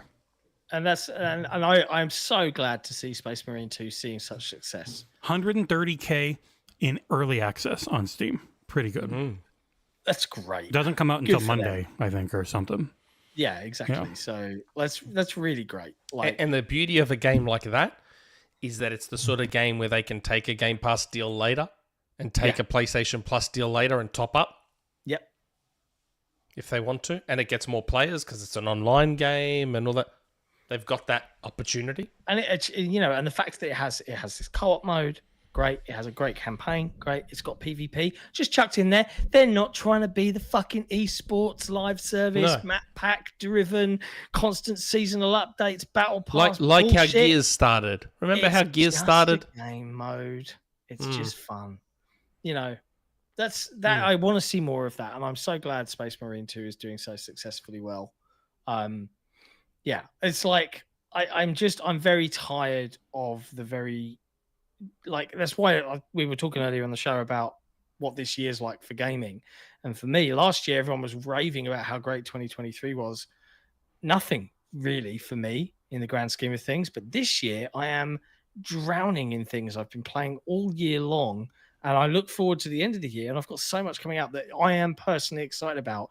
And the majority of it does not fit within the AAA, realm. And Like, even the one that really does in indie, I don't think feels overscoped. I don't think indie No, feels it like it's feels- too big. It feels No. directed. it feels smart. In the Like, preview I I watched- didn't watch at John's house, it seemed You watched very... it at the theater at Gamescom. Shut the fuck at up. the theater at Keeps making Gamescom. that joke. It's bad every time. But Rand was in the preview. I saw Rand chatting away. Well, you watched the indie preview, Rand, right? Rand, we know I'm you just gonna watched the freeze indie until preview. Rand We saw you in the chat. What do you mean we? I saw him in the chat and said, "Oh, Rand was in John there." saw him in the chat. He's muted. Rand's muted. I don't know if Rand Or he's knows left. he's He's muted, but he's departed. muted. Or he Maybe just he got- stepped away from his chair. But like indie But looks yes. this wonderful More approach to focused. it. He wrote "Be Right Where Back." it's How can like- you guys not read that? Oh yeah. Oh, I haven't got the private chat open. I haven't got the private chat open. Wow. Indie feels like this really smart choice to not make it into this murder simulator like a lot of the Or open modern- world, Yeah, fucking whatever. They've gone for linear, story-driven Yes. set design. But it's an Yes. Indiana Jones movie in feel. But you're not. Indiana Jones never ran around murdering tons of folks. He did get into fights, but they were set pieces, and then he solved the mystery, and that's the focus of the game. I am all over. You know what is similar, and they have talked about it in their own videos. Like Dragon Age isn't a full giant open world thing.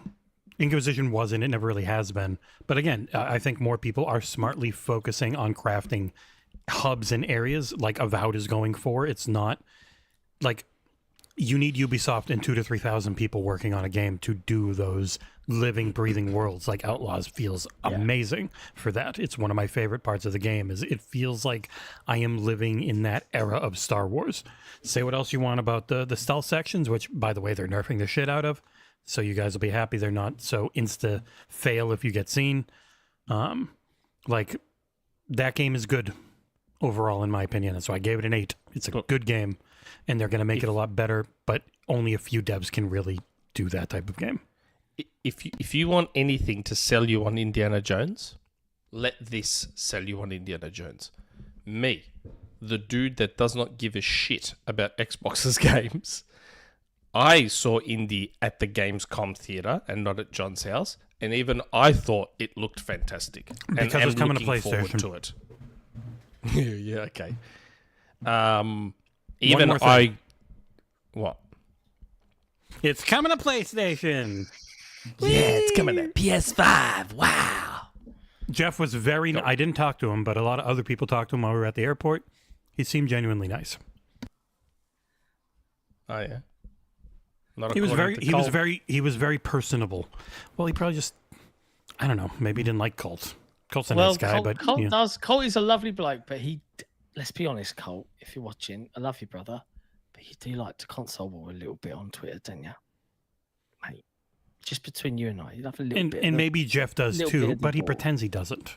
So there's a difference. Yeah, Jeff Console was as apparently well. Jeff was very, very like. Hey, Mr. like- Keighley, we're still waiting on that Hellblade 2 review, mate. Still waiting was on he it. going to do a Hellblade 2 review? Yeah. Did you he see just how didn't? quickly he did an Astro one? Oh, Yeah, ready for Astro's embargo. fucking amazing. Oh my god, fucking Astro. Oh, juice in my pants. I saw that tweet from Hellblade 2 where he's like, this is the embargo. Await my review. Still waiting, champ. Where is it? And also, he's like, "What are your your favorite upcoming Xbox games?" And it was Black Ops 6 and Indy. You know, he's like, "Oh, of course, the PlayStation ones." Yes. The You multiplayer. guys just talking funny. about Geoff Keighley? Yes, I met him. Ah. Yeah, we took a Eurowings I was- plane from Germany to We England. were talking together. about... Did it go better than when he met Colt? That's what I We just were mentioned we Colt just before. mentioned that. What did he do to Colt? He just kind of like, oh, Snubbed him. Totally snubbed him. He basically kind of was like, looked at him, looked at his name tag, and said, "Oh, so the person is just like the online personality, huh?" And walked away. it's fine. I met Keighley and I actually thanked him for inviting XboxEra to SGF, and Keighley kind of just did this. He went, "Oh yeah, sure, no worries." Mm. And that was Hey, it. I he's was like, he's okay, an bye. important man. He's a busy guy. He's got a lot of things to He's do. a busy You guy. know what I mean? That's my only Yeah, interaction yeah. with Mr. Keighley. So Yeah, okay. I'm not throwing no And shade. I was I mean, talking... It's different though. If you guys were PS era, he would have put that phone down. Mate, Give us a hug. if we were PlayStation era, we'd be fucking front row seats at SGF. We'd be front row royalty. I'm going to say this right now, 47PR. Thank you so much for how kindly you treat us and invite us to things, including Summer Games Fest. Don't listen to him. Yeah, it's true. They are great to and us. I was also They are Rand. lovely. Rand, I And was also Ubisoft talking people. about how we're still waiting on Jeff's Hellblade 2 review. Oh yeah. Hellblade 2. Still waiting for it. Still waiting for that Hellblade 2 You know, it's review. interesting. Have you guys seen a lot of comments about like pricing and length of games? Because you know, Hellblade 2, there are videos on YouTube where you can beat it in 5.5 hours. Yeah. There's videos on YouTube where you can beat Astro Bot in 6. Videos on YouTube where you can beat Warhammer in like 7 or whatever it is. Okay. And people, Fine, with you, debate. Nick. Well, debate the merits of, like, why should I pay $60 for 8 hours experience? Or they take that number on the YouTube thing, which is probably the person's second or third time playing through the game, And as edited like quite often. it's edited how long it and takes shortened. to go through, right? And then wonder why developers are out here trying to build these massive open world games that are 4 hours long, because consumers are like, I want value for my money. Yes. Like And people people yelled, just- my Hellblade 2 gameplay playthrough was I think 4.5 hours because I edited out all the times I had to redo stuff and I didn't go around and try and find everything. Like I very easily could have spent 7 hours in that game, but I didn't because I was just trying to get a nice, clean, good-looking playthrough that I edited. But people are stupid, like Nick. Yeah, we had this. What do you mean? I conversation want earlier short in the show games. Where we I were just like, threw that in there to annoy you. I'm sorry. where we kind of talking about, like, you go to the cinema and you'll pay 40 quid for an hour and a half. Where's your value for money? What did you get? You could have waited. Could have waited for that film to come out on a streaming service of your choice and paid just your monthly fee. Like, I feel like assigning hours to dollars is not quite, at least not for me. It's not the way I look at playing video games. I play video games to experience new worlds, new stories, to feel elated with friends, to work on, like, to just try new different things. You know what And I did, John? I paid $30 weird at the ones, man. fucking hotel restaurant for a burger. It was good. Oh, It's San boy. Francisco. That was I cheap. hope that was a good burger. Wow. It was phenomenal. It was an amazing Oh, that's burger. okay then. But no, it's $30 and I was done in 20 minutes. It's like video games give you a ton of value for the money. Some might give you more, but in the end, like $40 for something you get 6 awesome hours out of is better than when I take my kids to the movie and it costs us like $60 for anything decent without any food or anything. And again, you don't have to buy the game day one. You don't have to be there full price day one. You can wait. Just have some patience. But FOMO. I But want to be the- included in the discussions. But these are the same people that complain about backlogs. Mm. So just don't buy the game day one. You have a backlog, go play everything else, and then wait for this to go on You know- sale, and then it's less of a problem that it's only 7 hours. I finally played a game for my backlog that I've been waiting to play for a while, because I normally don't. Which is So I finally played Cyberpunk for the first time. yeah. Amazing game. And it is the best game of this generation, easily. At this point, yes. At It's first, up there. I thought it was Elden Ring, because I really loved Elden Ring. Now, keep in mind, I also don't play on the Switch, so that might kind of factor into some of those things. But the Not amount missing anything. of pure joy and love I have, and I'm still thinking of things that happen in Cyberpunk now. Mhm. Dude, I've been playing Cyberpunk all bells and whistles on my PC. I mean, yeah, I mean, it looks good on the Series X. So I can imagine it probably what it would look like. On a PC. When you've got full-on path tracing for the ray tracing, it is when ray tracing is worth it. You have to have frame gen. It will run at 3 FPS otherwise. But the But, thing oh my that God. impresses me most about the game wasn't like how it looked. It's the characters, the character interactions, the dialogue, the story. That's what sticks with me afterwards. Like there's one of the endings at the end of the game. Like I still think about it. I'm like, man, it tugs at the heartstrings a little bit. I don't know. Cyberpunk, best game of the gen so far. Yeah, Although I it's- guess me, Astro Bot might have something to say about it, I suppose. It really depends. Are you into gameplay only like Nick? Then I like them both. Like I can enjoy a gameplay only thing. I can, but my favorite games will always be a mix of good gameplay and great story. So That's just here's how my I look top at three. games. Top 3 games this generation. I don't know if you guys have all of yours in your head. I do. My favorite game this gen so far is Cyberpunk. And that's really only because it released after this series and PS5 consoles came out, right? It came out in December. So I consider it part of this version generation. now that you played can only be played on Series and PS5. So Cyberpunk was 1. Elden Ring's 2. Alan Wake 2 is 3. That'd be my top 3. Ooh, Alan Wake 2. Mine's super hard because I'm like Cyberpunk, Elden Ring, and then Starfield. But is it Starfield? Is it Dead Space Remake? Is it Alan Wake 2? And Starfield just edges them out for me. Nick's like Hey, Ram. Rocket League, Fortnite. Hand. Prince of Persia Lost Crown DLC. I see. Oh boy. Come on, Nick. Can What's I your top request three? that? Top three games this generation so far. This generation. Super Mario Odyssey, No. because it's just It's 7 One years of the old. It greatest doesn't games. count. it's part of this generation. It's on It's Switch. not. That Switch was is last part gen. of this Wasn't generation. technically Switch Switch was part of the Xbox One, PS4 Yeah. generation? That's the Wii U. No, Wasn't the they're Wii U also Wii weak. They don't count. Too weak. Get them out of here. No, that's bullshit. The No. Wii U was 2012. The Xbox One and PS4 were 2013. They are part of that generation. Yeah, but the Wii U was a Wii. It was weak as shit. Doesn't matter. Yeah, it does. Doesn't matter. Blow that Switch grass. is part of this gen. Switch is part of this gen. But if you're going to deny me the Switch, even though it counts, if we're only talking Series and PS5, fuck, that makes it tough. Makes it so tough. Oh, shit. I don't know. Because even Rocket League doesn't count, and neither does Fortnite. They're Xbox One and PS4. God, this is really tricky.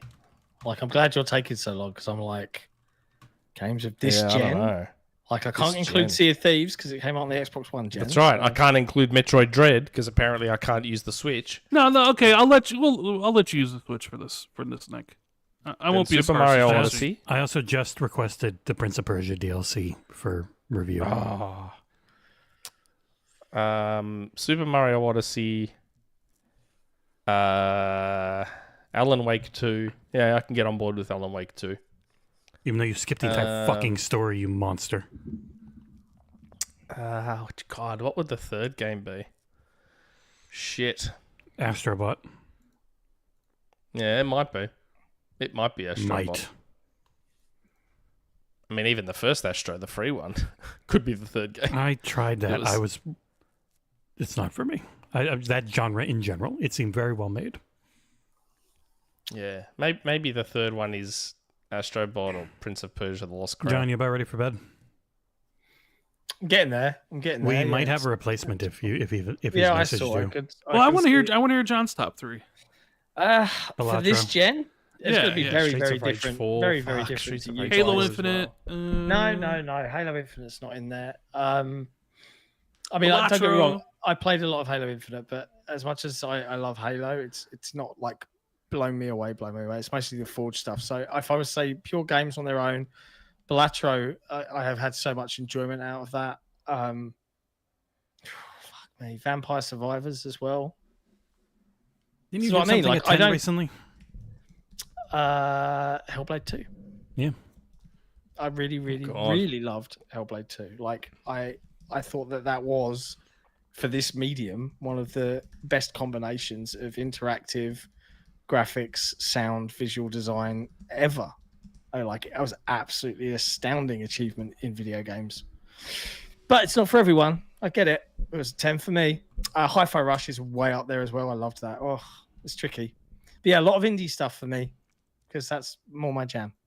And I would kind of want to include Sea of Thieves a little bit because I played it a lot into this gen, but yeah. Yeah, Oh, Resident that, Evil 4 remake. The puzzle Resident game Evil from 4 last year. remake. Yeah. I mean, I like Returnal a lot. Star Wars Jedi Survivor, Dead Space remake. As someone really into roguelikes, Returnal just missed on the roguelike part for me. I liked everything else. It was really good. You know, I haven't played Astro Bot yet, but I still think Returnal's the PlayStation's best exclusive this generation. Maybe that's because I went into it without any expectations. Where like I had expectations for Spider-Man 2 and for God of War and stuff, but God, I just really had a What great do you time think? with Returnal. Isn't it one of their worst selling ones, which makes me I very mean, yeah, mad. it shows Ratchet and Clank, but you know, I it know, doesn't it matter. just What do makes you me think mad. Xbox's best exclusive of the generation has been? My personal favorite, I would say Hellblade 2 and Starfield are right at the top. I would say Psychonauts 2 is also there. Not an exclusive. Nick hates it. But also, Well, I mean- first party game. Who cares? Yeah, about in 10 years, you won't be able to answer this question because all the games will be That's everywhere. the So spirit. Outside of it's just first party, a game published by Xbox. So yeah, Starfield, Hellblade, Psychonauts 2, Hi-Fi Ori- Rush. Ori Will of the Wisps. Well, That does was that not last gen. count because it was That's technically last gen. Xbox One? Yeah, that's last gen. Sorry, bro. Forza Horizon 5, Halo. You know what's pretty high up there for me? It's not it's not at the top, but Gears Tactics I really liked a lot. It was a great game. Yeah. It was really okay. solid. We gave it a 6 because it Yeah. wasn't Yeah. XCOM. It wasn't. Yeah. Well, we live and learn. We were young. Hey, it was his honest opinion, so I don't want to ever change I it. By the way. understand He the actually 6. played it, unlike the other guy. Yes, I can understand the 6 though, Yeah. because Gears Tactics is in this weird limbo where it's not as deep and complicated as XCOM, but it's not as streamlined and basic as, say, Mario vs. Rabbids. It's this weird in between where it was too complicated and deep for a casual, but not deep enough for the hardcore. And it got caught in the middle. You could put it on hard difficulty and make it very difficult. Like, it gave those options. I'm not talking about difficulty. I'm talking about the depth of how it all works and everything. I know, I'm saying, the not talking depth about goes difficulty. up when it's... Like, it doesn't have the meta game is the main difference from XCOM. It is just the run to run. And you've got your permadeath stuff, but outside of that, it's mainly the run itself. But yeah. I think it needed to be a little bit simpler and easier and more streamlined, I think, to have found more success.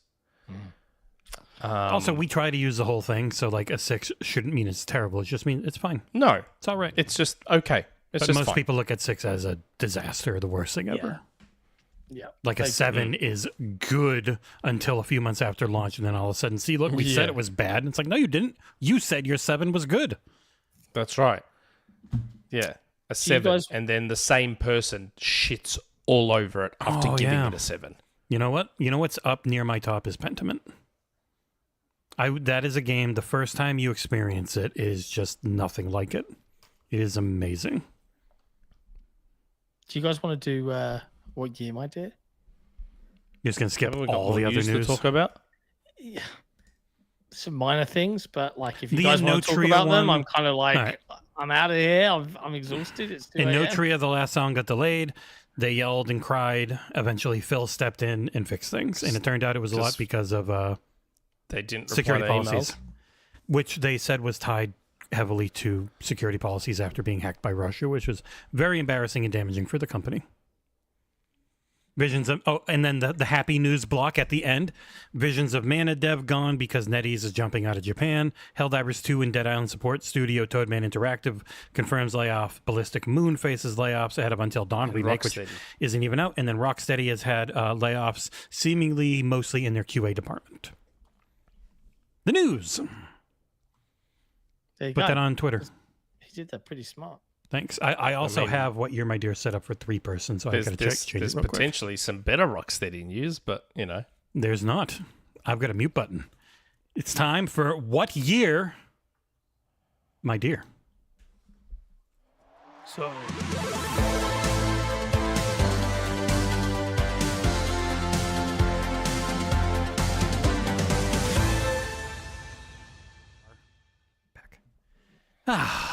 All right. I'm going to quickly send this list over to Randall Thor, who can host be for the- us. I'm trying to make it so John can stay the whole time because I don't want to extend the Oh, show no, it's not. because I want to go play Astro Bot. You know what I mean? Nick extends the show, Rand. It's not One you, of the Dom. games of the generation, Astro Bot.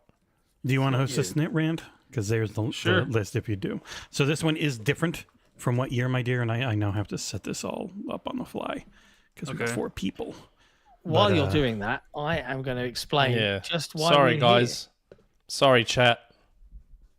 Sorry, chat. Here. What? Sorry. No, Sorry, no, chat. No. I'm not allowed, It's not chat. sorry. Sorry. Yeah. That's right. He's Sorry, not chat. She's allowed. not. He's not allowed. For Sorry, very good chat. reason. Yes, you are sorry. The end. You try and say it, I'll just mute you. I technically had some good news, chat, but Just tweet it. sorry. Feel free to tweet it. Sorry, We're not chat. saying it. Sorry. Anyways, every week on the Xbox Era podcast, we do a game show of sorts. And this week, it's What Year, My Dear, where Nick and I will be tasked with championing for our Patreon community 2 individuals out of that community and try and win them a game code by guessing what year a game title released in. We do this because we love our patrons and we like handing out free stuff. So if you want to have the opportunity to win a game code and have Nick or I act as champion, head to patreon.com/XboxEra. It's not reporting. Nick's not a reporter. Yeah. I'm not a journalist. Every time I see the word journalist used next to my name, I'm like, That's the bro. problem. I'll cut to the chase. If Nick was allowed to say what he wanted to say, here's what it would be on websites. XboxEra says stuff. No, it would be special Nick from No. Xbox It's Era always says. says No. Xbox Era. I'm sorry. No, it would be special Nick from Incorrect. Xbox Era says. I'm afraid not. And if it was that, John wouldn't be did a have problem. a slight point when we argued about it before the show. He said, what's it going to achieve? You're going to say this thing is happening and it's not going to happen for years and everyone's just going to forget that you spoke about it first. Mhm. He's It'll just be a partially guess. right about Hey, that. that's what I Because- told you a long time ago. Because already people are like, oh, Jez is saying Final Fantasy 16. Hello. Well, actually, it wasn't. You didn't say it first, though. Yes, I did. No, you didn't. Nate said it first. When did Nate say it? Before you. No, he didn't. Yes, he did. Unless he somehow said it- Nate said it like a month before you did. Unless Nate said it in 2023. No, he didn't. I'm just saying. I'm just saying, bro. Because you can't get much earlier than January 2024. Nick is the #1 games journalist. You got me there, Chambo. I put the I had buzz to in tell code into Jordan chat. Midler. I had to tell Jordan Midler once to go into his article and remove the word journalist. He didn't, but I told him to. I'm like, dude, I'm not a journalist. Please take that word out. I'm not a journalist. I am a random dude who people send DMs to. That is it. That is what I am. We are You could- very you could good tell at you- faking it. You could tell me what you were gonna say, and I'll say it on this show. But then you'll get the credit. It'll still Yeah, be but I Xbox mean- Era said. But it won't be Nick of Xbox Era. It'll be. But I want it to be Nick of Xbox. Oh, okay. You want the credit. all That's right. the thing. We I keep want the fighting with him clout. over. I want Yes. the clout. I don't know Okay. why I want the people clout. care about clout. Clout is a terrible thing. No, I don't get money, so I may as well get clout. Funny, I said that exact line to John before the show. What? That Nick doesn't get money, so he wants to get clout. That's right. I don't get money. I get free game codes, and I want clout. You know how we could possibly get money? I'm going to make it a little bigger on stream here. Bam! If you go to patreon.com/XboxEra, $3 a month. If half the people watching this just did that, all of a sudden, holy shit, we're shooting skywards. Like If I start getting money, we could have then Nick I don't need full-time clout. if we quadrupled our Patreon. Hey, you know, we could guess what Nick was gonna say. We said the Rocksteady news is positive, so Oh, hey no. guys, I'm No, Nick from man. Australia and Xbox Please- Era. Please Nick's- don't encourage this behaviour, especially if he's just telling you to ask certain questions in Discord. No, he's not saying anything. It was like I promise you, I haven't sent a message to Rand the behind the rumor scenes mill about what this week is that Rocksteady's working on a. There you go. I muted him.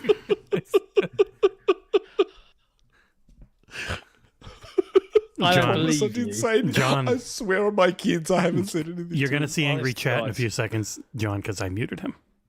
I know. I appreciate you, Jess. Right. What year, my dear? Let's go. All right, I start the didn't music. say anything to him. Nick, your hints fucking suck. They're too easy. All right, so you guys, so I'm reading what the name Yeah, of the, let of them the know game, what, and you guys what gonna is guess the year. the category this week for what Oh, year, the my dear? category.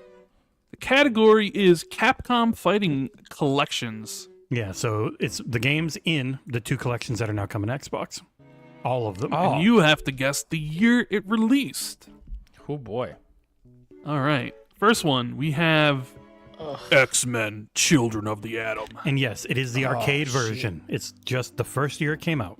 Yeah, I have it on I PS1. I don't know this stuff. John, I'm going to let you know they are all between the years 1994 and 2001. Every single one of these. I don't know this stuff. God, Why did you do that? Why did you do that? Because he doesn't know anything, and you're still going to get it right. And he So won't. what? That's not fair. Well, if it's a topic I don't know, I you like don't give it me when- those hints. I like it when you lose. So what's the first game here? X-Men, Children of the Atom. What's that? I never even heard of that game. Hello? I've got my year. Okay, I've written a, All right, a gentlemen, date. give me your year. 98. No, Rand, who was Nope. closer? John was closer. 1994. 1994. Yep. Yeah. Well, we both went over. True. Oh, yeah. What, do we do the closer without going over thing if you both go over? No, we both went over. I thought it's if God, I didn't realize it was that long ago. 94. Holy shit. the guy yelled it in jacket wrong too. I feel bad for him. All right, I guess no. I really thought it was. I guess it's closest without going over. Fine. No, without going over. All right. All right. Number 2. Marvel Superheroes. Never heard of it. What's that game?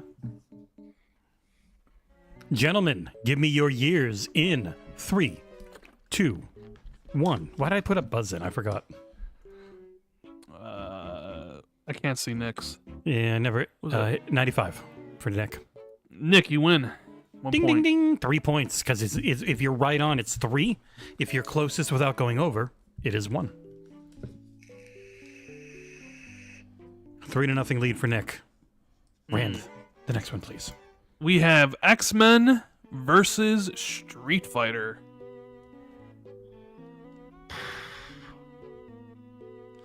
Gentlemen, give me your years in 3, 2, 1. A little more left, John. There you go. 96. And for Nick, 97. Rand. John's right on. 96 We got a tie. it is. And I was going to do 96 as well. 3-3, John. You You're got tied. this. It would be hilarious to win, but Rand, the What next do you one, mean? please. You've only got 6 years to pick from because Jesse ruined it. We have Marvel Superheroes versus Street Fighter. wasn't that the last one? Isn't No. that what we just had? No, last one was X-Men versus Street Fighter. This is Marvel Superheroes versus Street Fighter. You're 97. Yeah, that's what I just did. And you guys both win. All right, Rand, skip around a bit to different years.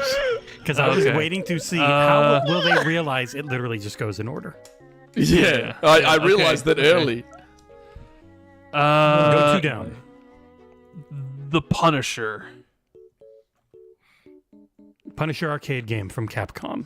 When did it release? Oh, fuck. Gentlemen, give me your years in 3, 2, 1. Nope. You're both way off. And I guess Jesse kind of screwed the pooch on this one because it's 1993, and he said 1994 through Oh, yeah, whatever. that's right. So Yeah, I screwed you over. about to say, Enjoy I it. thought Fuckos. I thought that fucking seemed late 99. I'm like, fuck, that's an old game, Right. isn't it? If you want to go Punisher? back and do the other one, Rand, and then you can just go back Okay. through the order. Marvel versus Capcom Clash of Superheroes. And there are some games that literally have the year in them. I did not include that. So don't say the year in the ones that have the year, Rand. All right, show your years. Well, Closer without going over. I guess what is next? 99. Yep. I guess John's the closest without going over. It's It was a 98. 98. Delighted. So you're winning what, 4-3? 7-6, because they both nailed another Oh one. yeah, 76. Yeah. All right. Do not say the Is it years first to on 10? these ones, Is Rand. it first to 10? No, Is it's the winner? all of them, and then I have to do more if you stay tied. Oh, okay. Do not say the years. Okay. Yeah, don't say the years. That would make it a little easy.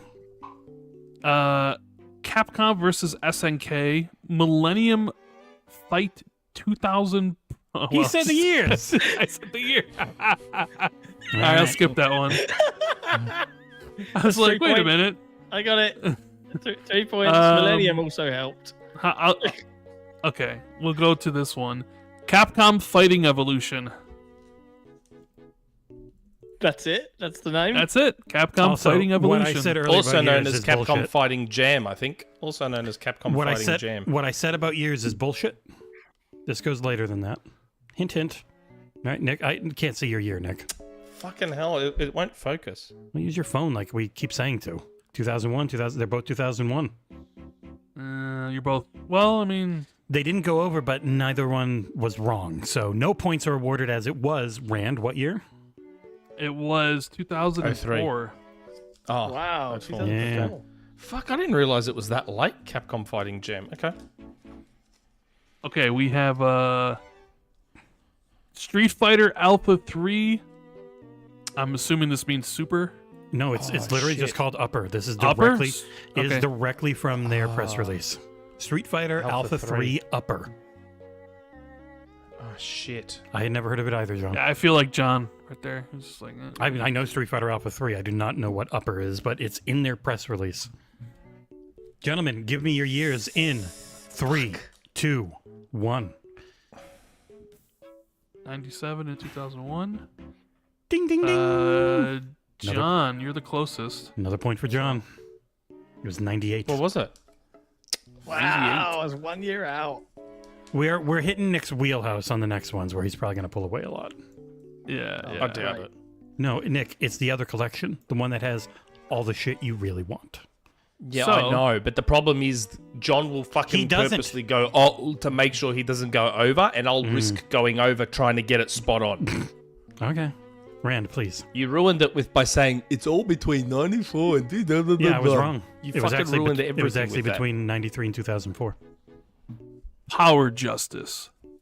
Project Or Justice. Project Justice. Project my bad. Justice. Project Yeah. Yeah, I was about to say Power Stone or Project Well, Justice. yeah, Which I one? mean, Power Stone's on the list, so it was Project Justice, Rival Schools. Project- Justice. When it came out in the arcades.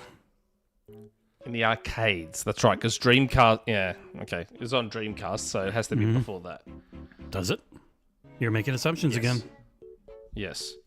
Well, the Dreamcast died in 2001. Gentlemen, show me your years. 2000 for John, and what's for Nick?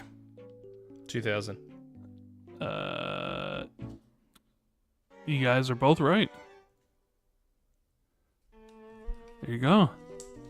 Nick's advantage is I'll gone. take it. 3 more. There's technically 4 more. Yep. I won't win because I know how John's going to fucking play this now because you ruined everything. All right. Power Stone. We didn't say who we're playing for, by the way. They never message me anyways half the time, so.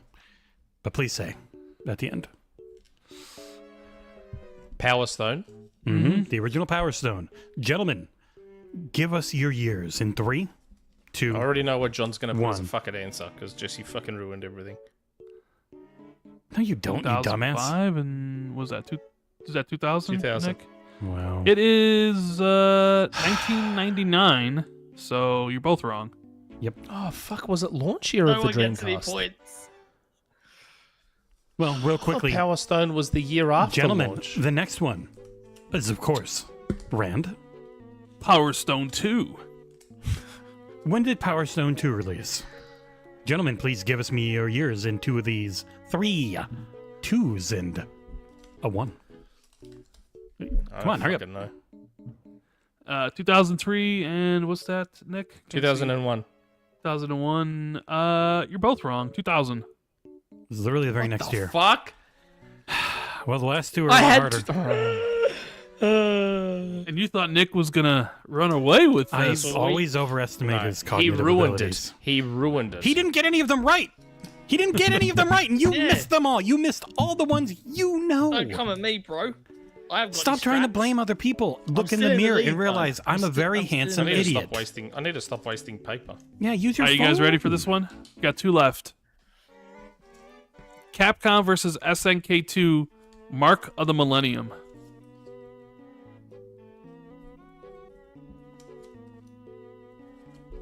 Gentlemen, give us your years in 3, 2, 1. 2000, and you're both right. Yeah, it's literally Mark of the didn't go over Millennium. But it's 2001. Yeah. Yeah, it was. I was about to say. I think it's 2001. I just didn't want to take the fucking gamble of being over again. Wow. It's your fault. Ooh, you did it all. I So keep getting all what's these the wrong. score? Can Nick Nick win? has point to ahead. get this correct while John gets John- it wrong, and Nick Okay. wins. The last one in this never-ending fight of Nick trying to blame everyone else for him missing all the games he should know. We Rand, have the final. Plasma Sword, Nightmare of Blistian. I think it's like Blistine. Blistine. Like Stein. That's why I keep saying use your calculator on your... Oh, wait, your phone's with your camera. You're fucked. That's right. My phone is. Grab your wife's phone. Gentlemen, give us your years So in. what is it? Plasma sword. Plasma Sword, Plasma Nightmare Sword. of Blistine. For the win. Years in 3, 2, 1. 1999, and what's yours, Nick? 2000. 2000. 2000? Congratulations, John. You both lost in 1998. Fucking hell. So, John, congratulations. He You has have beaten won it. Nick. I've always been a bit For of an Cubicle expert on the Lake fighting games. 7. Cubicle Lake 7. You have won. Please message me either through Patreon or the Discord or our forums or Sorry, Ian Fish. Nick did not. Nick know somehow about got fighting games. both Power Not a Stone big games fan. wrong. Yeah, not a big fan of Power Stone. You guys Nick. get Doesn't one of really those like Power it. Stones right, he gets it, but somehow he fucked it up that bad. And he's immediately trying...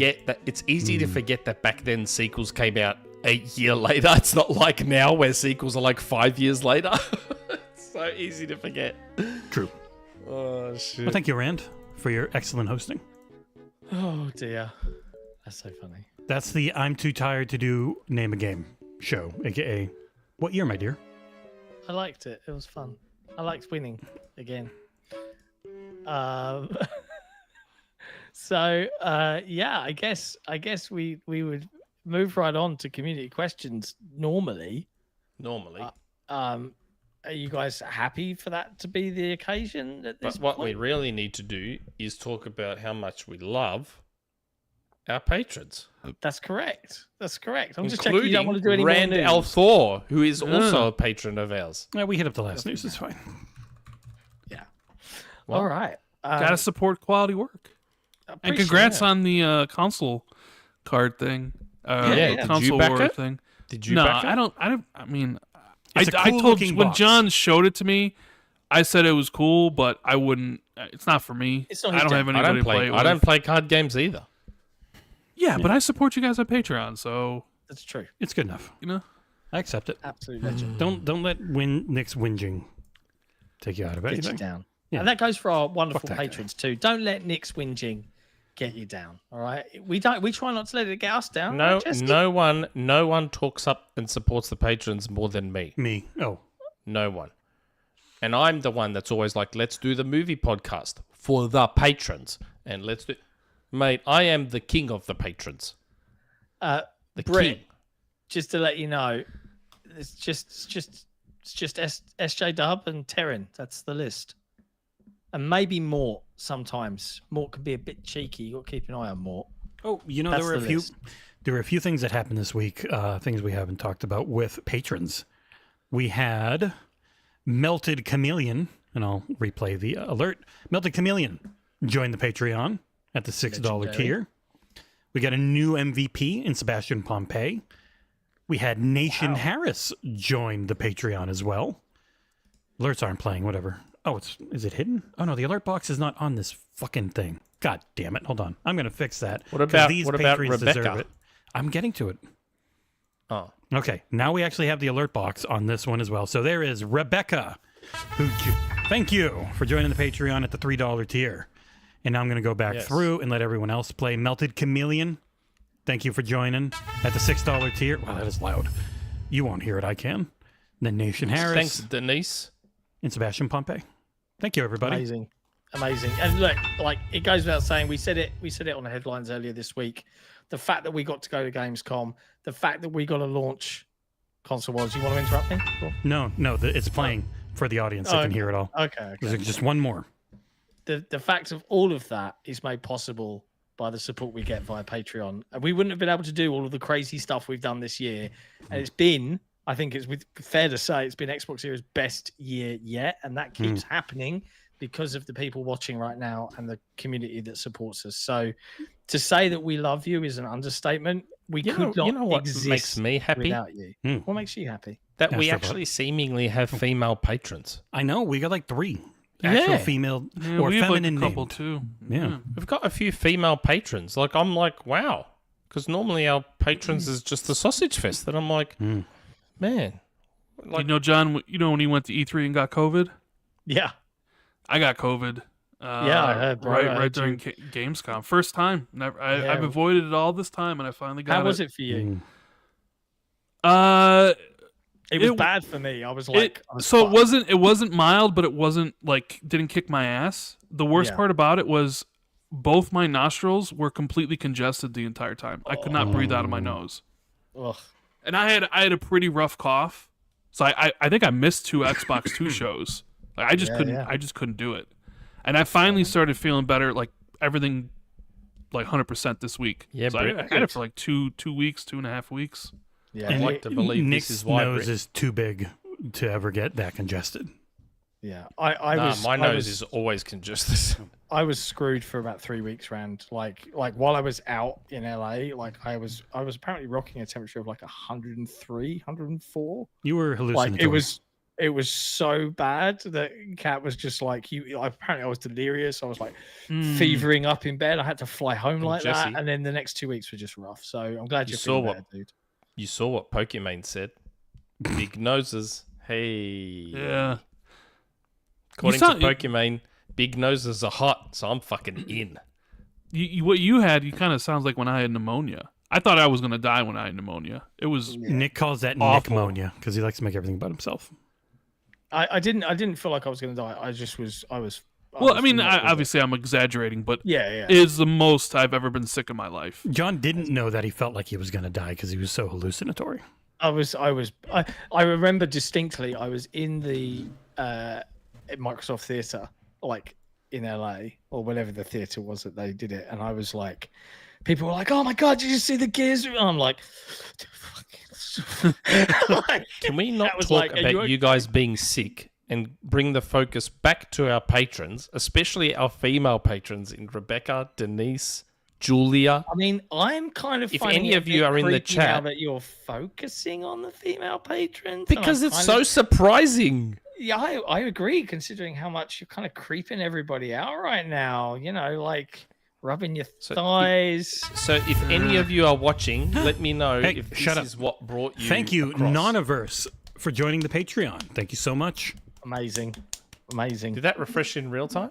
I got an alert. Oh wow, no, did it didn't for me. I had to refresh. But yeah, yes, I get the Noniverse. alerts through the Streamlabs recent events in the alert box. Thank you, Noniverse. Ah, okay, that explains that. Cool. It makes I have Thanks, it make a Noniverse. huge sound in my headset so I don't miss it anymore.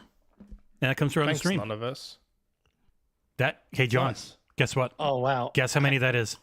200. 200 According to patrons. Patreon right now, it's 199. Yeah, but he just joined and it was 199 all day. It is now 200. He was There's on 200. Amazing. We had 200. 202 last month. A few canceled, but we've now already gone back up to 200. I like it. Yeah, I like the Apple 30% cut God, yeah. thing, Bob. Yeah, fuck Apple for that. Honest to God. Talk about making life hard. Anyways, it Apple's is the best. rocking up to 20 Shut to the fuck 3. up, Nick. So I kind of want to. Do you know what? I'm just going to take charge. Nick, I'm taking charge, mate. Yeah. You ready? This is how community questions are read quickly and efficiently. Community questions. Okay. It's time for the best part of being He didn't a realize patron, that you were going to read them. I was going to really just. which is community questions. Okay. I Jesse can't brother. mute Put your him. foot down, John. Let's go. Jesse brother. Hey, Happy Saturday, Sunday, fellas. Jess, hope your trip to San Francisco. Oh, I'm disappointed in your brother because your brother is all about Okay. spelling and doing things properly and getting things right. And look at the yaw that he put in. Typing on his phone most of the time. YOUR, mate. Hope your trip to San Francisco went well. Way nicer city than LA. No question from me this week, as I reckon Jordan Andal's returning Superchats along with Nick's inevitable tangent about how he was not wrong about Marvel vs. Capcom have made this podcast very long and John needs the sleep, damn it. I agree. I never said I wasn't wrong. I was wrong. Nick, there's It the just wasn't tangent. inside info. I want to say. I edited his goddamn thing. I was going to laugh at you, but it won't save the edit. Haha, sucked in. Damn. Annoying. Your brother is shit at grammar. You had a stroke. You're making fun of a disabled person. I hope you feel good about yourself. This fucking guy.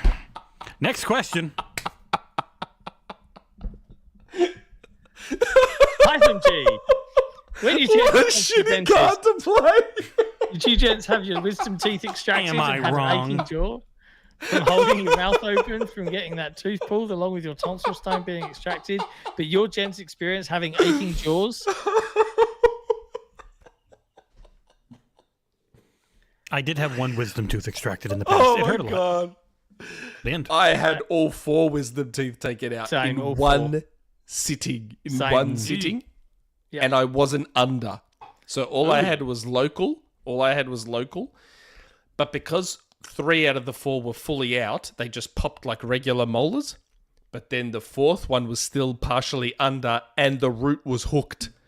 So the dentist was literally up on a chair standing over me. I could just see his balls and he's full fighting. His sweat was dripping onto me because he was fighting with this tooth so bad. Do dentistry naked in Australia?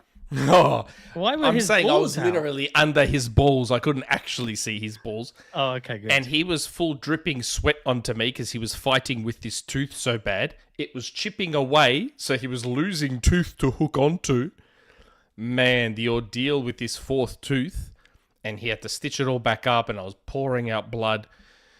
I got home, very sore and lots of painkillers in because of this one fucking wisdom tooth.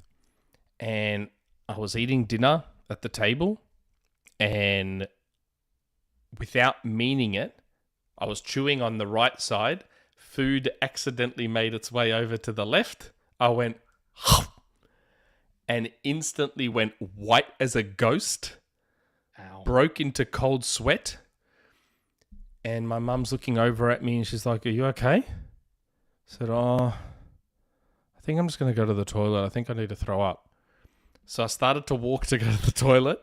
The next thing I remember, I was on the ground looking up and like my mum is like panicking. She's like, oh my God, because I full passed out.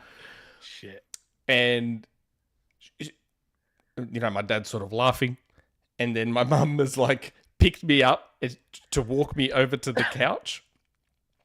Next thing I remember, I'm out on the floor again looking up and like my mum has full burst into tears now because she thinks I'm probably dying. She's called the doctor. She's explaining what's happening and he's like, it's all right. Just get him on the couch lying down. Like he'll be fine.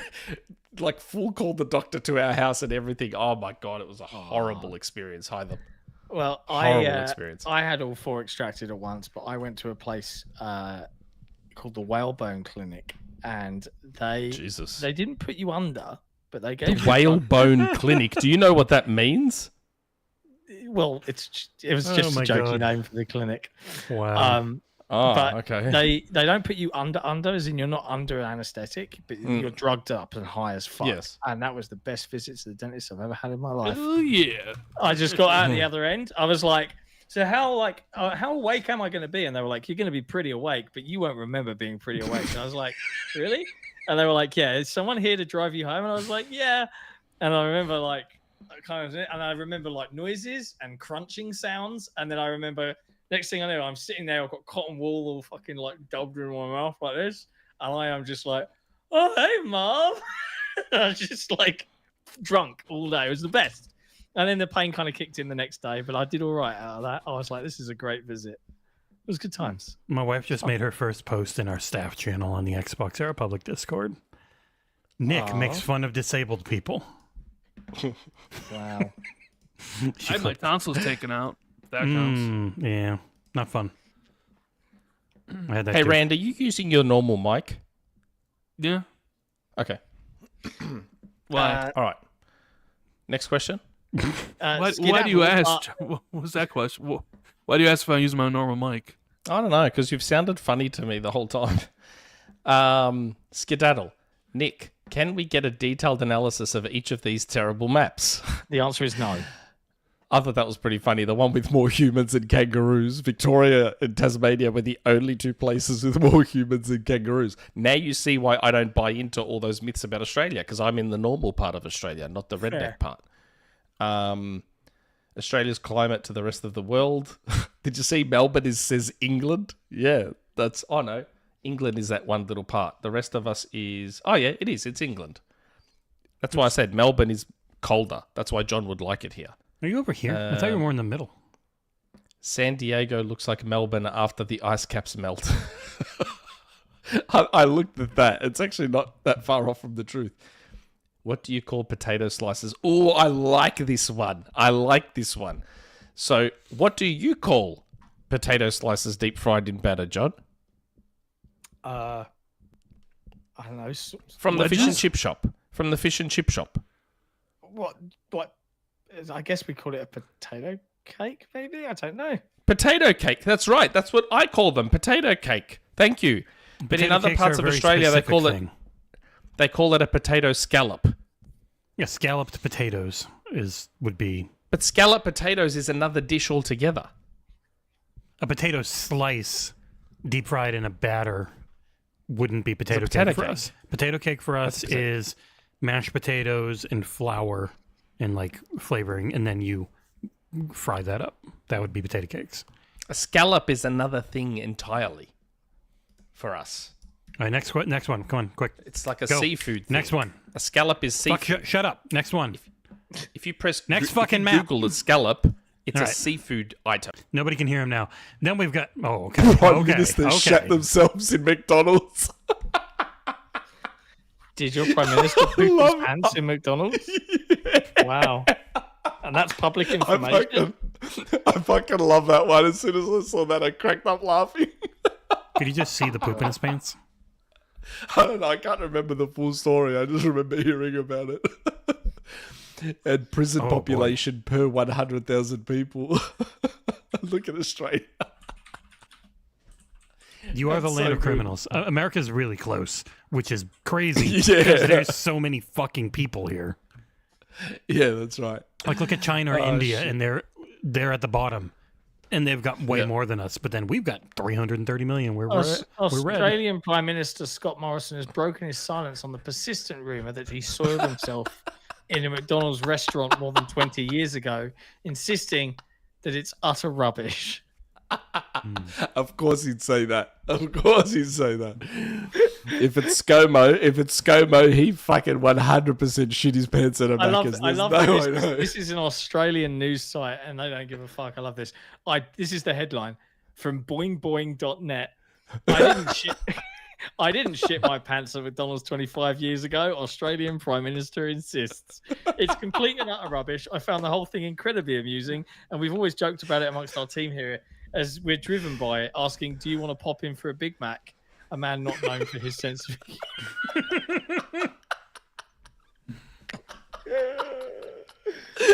Australia's prime ministers have been known to mysteriously disappear, but watching this guy shrivel up and vanish is something else. Wow. Wow. Oh, I'm telling you now, 100% he shit his pants at a Macca's. 100%. Allegedly. that. Oh, shit. I believe Nick. Oh, my God. That's the Xbox Era stance. We all believe it. The other Next headline: question. Australia's prime minister has a pants shitting problem.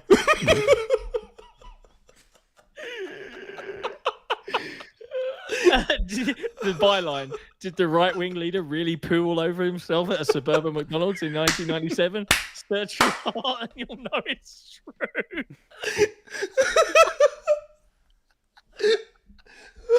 I wish that was like our political stuff we had to deal with here in the United States. You know? Yeah, and not. About who pooped themselves at some point in the past. Wouldn't it be so nice to have something so basic instead of like a constant, seemingly fight to the death where no side you choose is truly good. Wow. Oh, my God. Did you poop yourself back 30 years ago at the nearest Long John Silver's? To be fair, in the Taco UK, we had a prime minister that stuck his penis in a dead pig's mouth. That was a thing Really? for a while. Yep. Yeah. And then Black Mirror did the whole thing about the Oh, was pig that what fucking the episode was Rory based Kinnear, off of? yeah. Oh, yeah, that's weirdly, right. I think it happened before, and then that rumor came out, and obviously they just got conflated. But yeah, there you go. Anyways, thanks for that. Next question. Lee Layfield. Howdy, fellas. Hope everyone's had a good week, and congratulations on Console Wars. I'm looking forward to playing.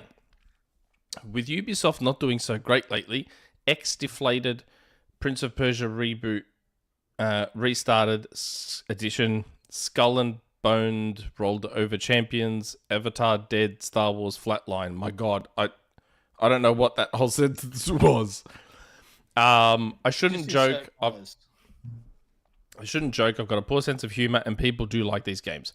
I'm coming at it from a business perspective. Do you think Ubisoft would sell any of their IPs or let other devs work on them?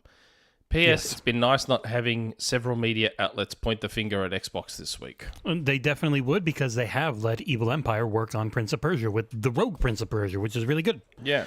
And the funny thing is, Prince of Persia, great. The Prince of Persia, the Lost Prince, incredible game.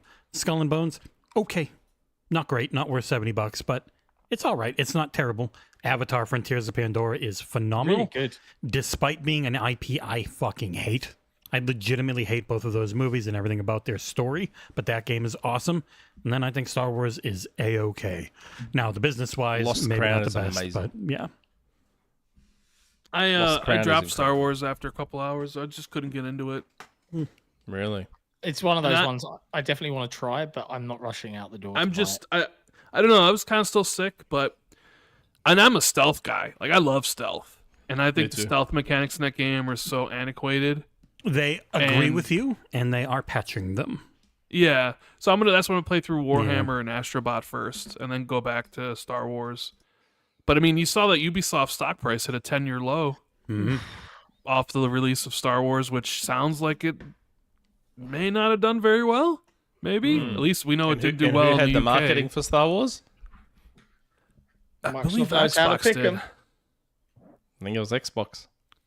Yeah, but I mean, I don't think Ubisoft. I don't think they do they just rotate most of the time. They just literally just rotate. I don't think they always choose.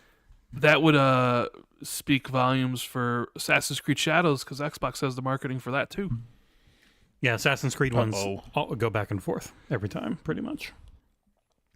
You never know. Shadows. I mean, I think they might sell IPs, just not their biggest ones. They wouldn't sell Prince of Persia. They wouldn't sell Assassin's Creed. Oh, fuck me. I'm supposed to have an Assassin's Creed Shadows preview. They've never told me when I can talk about it. You know who just sent me?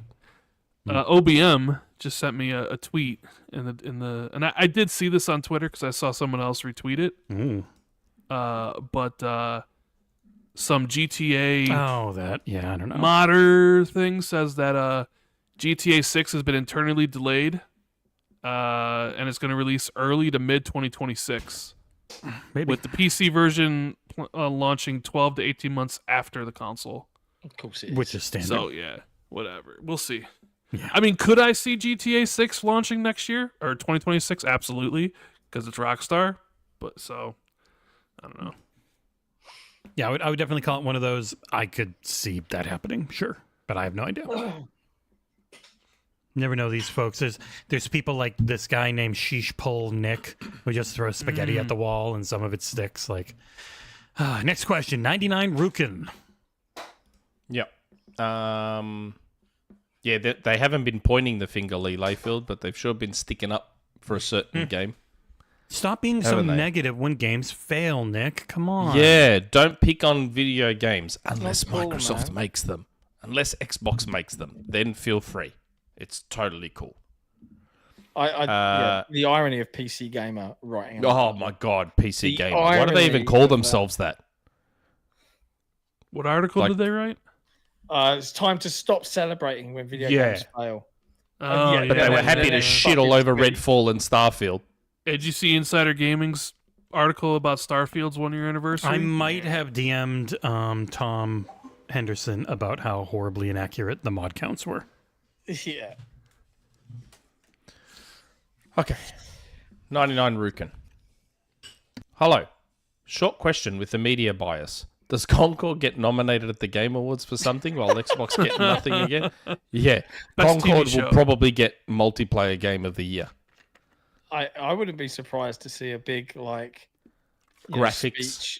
a speech about how we all need to, stick up for developers and support the devs. And then he lets Concord devs on the stage and they get to talk longer than the Baldur's Gate ones did last year. And they'll take a bow, something like that. And they're good standing up. And then he'll make sure that Concord gets the award for best visual design. So it can say, see, Concord won an award. None of you fucking Xbox games did, you fucking losers. It is still funny that people Concord were did. miffed that Starfield got nominated for a few things because the engine, even if you don't like the way they use it, the actual engine in Starfield does some things amazingly well. Its physics system, its materials system, like the way textures look, top tier, amazing. But yeah. Does anyone think there might be a new award this year, newly created for 2024? What, biggest flop? Best studio to deal with adversity. Oh wow, yeah, that And then Firewalk. And Firewalk's going to get that nomination straight Or away. It'll be the WuKong devs for having to live through the reporting of evil What about Rebecca Insomniac? Valentine. Or was that Or last the year? That was last The year. Entoria devs. Yeah, but if the it was Entoria last devs, year, because Microsoft or didn't the get back to cutoff them. date, It was after the cut update. Yep. It'll count. Yeah. could be Insomniac. It'll be, or Enotria Yeah. devs will win because of Xbox Yeah. not caring about them or their fans, That's right. as they tweeted, which is still, Yeah. I think, weird to tweet. And I know getting it out there and getting it in Phil's orbit was important and helped. I don't But think they tweeted that bit. That bit was a private message to the community on Discord. That got It's not private if you say it in public. Yeah, I know, but it wasn't tweeted specifically. Doesn't matter. You gotta know better. Nick. Yeah. The best studio to deal with adversity award. 100% that comes in this year. You watch. Call it something really bad, like the Arthur Ashe Award, because someone who had to deal with a lot of racism. Yeah. Okay. Executive producer, Not Jack. One of the OG patrons. Legend. Gents, why is games media not asking questions around management issues leading to Concord's unprecedented flop? If the shoe were on the other foot, people would be calling for Phil Spencer's job. Is this purely outlets scared of losing access to Sony products, ad revenue, or something else? Yes. A little bit. Yep. It plays a role. Sony does like Sony likes to Comedy. apply pressure. Sony likes to apply a little bit of pressure on I would outlets. say it's Sony have earned a cachet of goodwill. Yeah, there's Oh, that that's too. right. Sorry, it's a cachet of goodwill. They don't make phone calls to some reviewers wondering why they said the things they said. It's the cachet of goodwill. Sorry. Yes, that's right. They've built up a cachet. Concord wins the best game named after a type of grape. Yep. Or maybe there'll just be a category that's best name of a game, and then Concord gets nominated for that. Yeah, it could be. Named after a city in Massachusetts. Yeah. New But Hampshire. yes, you're 100% right, Knockjack. It is funny that Herman Hulst There's no hasn't energy, had is to there? do and any interviews. Well, it is an industry full of people who truly believe Microsoft has not made a good game in 15 years. And I'm not saying that from the console war side of things. It is direct quotes. People well known and well respected in the industry have said legitimately that they Yeah, and don't. you met a lot of them at the Dragon Age event. Yes, I did. Can't believe Paris is like that. That positivity peddler. He was very nice and handsome. I don't know if he's as good looking as I Nick, can't but overdo it. he would pick. No, he's friggin' jacked, and he would pick Yeah, Nick he up would- over him and he just would tear him in destroy half Nick. and go. Yeah.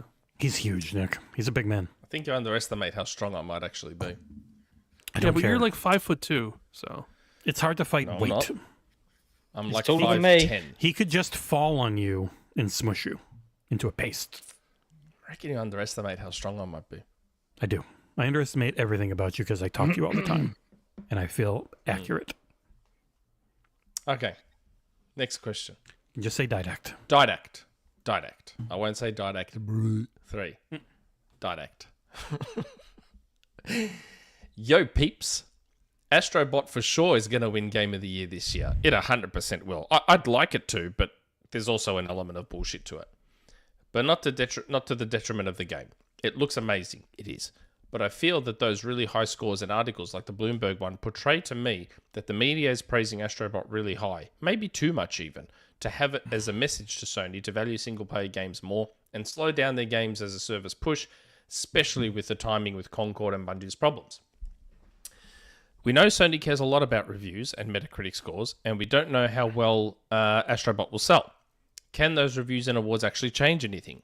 I don't think Astro Bot winning every award under the sun can make Sony not pursue their next Helldivers instead of more Astro Bot like games. Yeah. Look, The Last of Us Part 2 is apparently the most awarded game in history, and it barely cracked 10 million. And that's with PS4 access. And it was incredibly expensive to make. Yeah. So I don't know. Like, you know, Ratchet got hyped up a lot in the media too, and that barely cracked 2 million. So I don't know. I personally want Astros to sell super well. I just don't know how well it will actually sell. Because Sony's audience hasn't been conditioned to buy this sort of game. And I don't blame the devs I don't blame the publishers every time. I quite often blame the customers because great single player games like Rand will know with Banishers Ghost of New Eden come out and nobody buys them. It's a great new single player IP. It's a new IP, single player game. It is excellent and nobody bought it. And it's just like that. That just happens too much. Yeah, because stuff's expensive, bro. Yep. $70. I don't blame people. It's just for something, you know. That was 60. Well, 60, 70 for something you may not be sure about. I mean, that's a lot of money. I know. You know? That's why I gave it such a good review, because it was so good. And that's why Game Pass is so great. Yeah. It is the same. That's why live services are... See, this is weird, because people talk about, like, oh, this needs to be the new direction, or I even saw people tweeting, like, everybody's going to be enjoying Astro Bot this weekend or whatever. And it's like, no, I'm sure more people are going to be enjoying Fortnite and Call of Duty and Rocket League and like essentially the games that drive the industry, because there is no monetary investment outside of like the money that you want to spend on skins. Everything else is just free. You know? I don't think Astro Bot's success is going to cause Sony to do some sort of pivot, because they're going to look at the money they made off of Helldivers, and they're going to look at the money that they made off of Astro Bot, and they're going to be like, it's still worth it to pursue, you know, as long as we don't buy a studio that spent 8 years and $200 million making a game and shutting it after 2 weeks. Mistake, you know? I don't know. Yeah, that's what I was saying before you jumped on, Rand, was that from a business point of view, those studios are like, there's not a huge amount of difference between spending 200 million on a AAA single player or trying to go for the mega bucks and make a live service game. Like, in terms of if it's a loss, it's a loss. Like, they'll weigh that risk up, because if it succeeds as a live service game, they're quids in. It's only if it fails, but it's not much more of a failure than a AAA game. We get the most played monthly from PlayStation. I will be curious to see if Astro Bot can hit the top 10. I hope it's there. I hope it's hugely successful. Yeah, like, I'm sure it'll be successful. It's just a question of how much. I mean, how much does Super Mario Odyssey sell?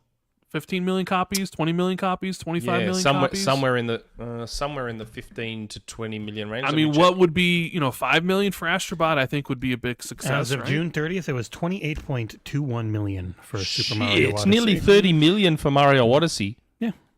That's been the Switch, Nick. Like that generation has been the difference, has not been normal for Nintendo. And that's what I'm curious, does that keep going for the Switch too? They've been more successful with their own stuff than ever by far with the Switch. So what would be a good number, John, for Astro Bot? 5 million? 400,000. Oh.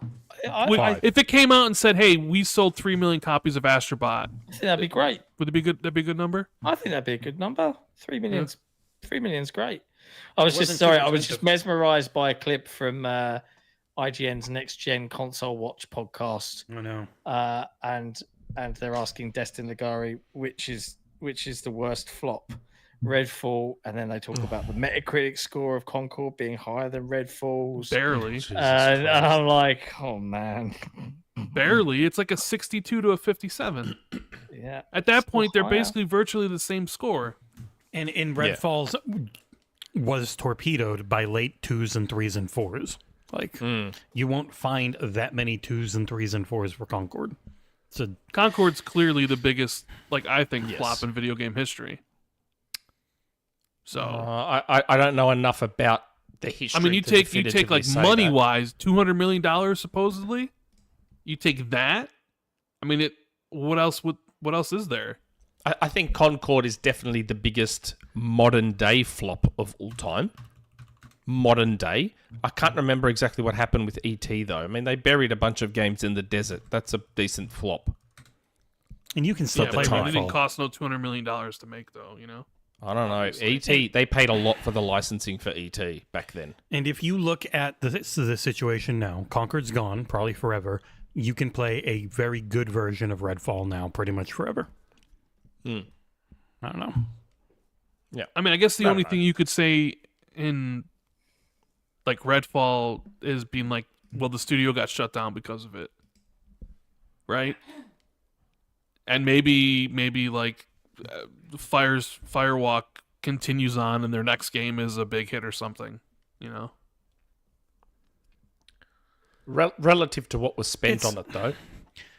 In the end, I think we can all agree it's a really stupid, dumb, pointless fucking conversation that does nothing but stir console wars and list warring for no purpose other than to get cheap engagement.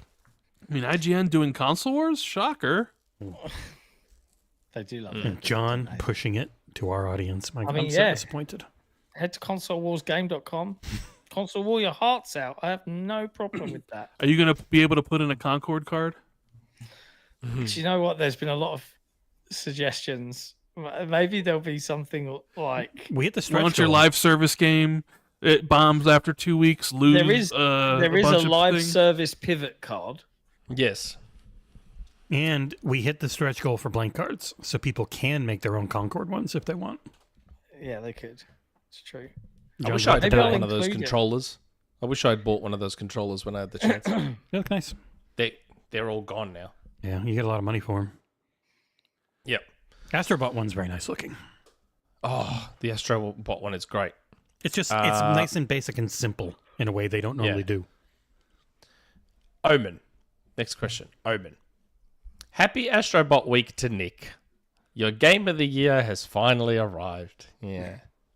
A lot of people are asking about where Microsoft's answer to Astrobot is. And while I don't necessarily think they need a competing platformer game, I do think Xbox needs a cross-IP game that blends the various Xbox IP into one game. Think Super Smash Bros. Or Mario Kart. So here's my question. If you were in charge at Xbox and you wanted to create a cross-IP game, what genre would you want to? Personally, I think an Xbox-branded MOBA would be cool, based on the Heroes of the Storm engine. Ooh, wouldn't do very well. No, I mean, MOBA is a genre that can do amazingly well, but it has to be a PC-first game, which would then piss off everyone that's like, you're ignoring console. So, yeah, it's tough. They're nearly there with Killer Instinct. They're on that track with Killer Instinct.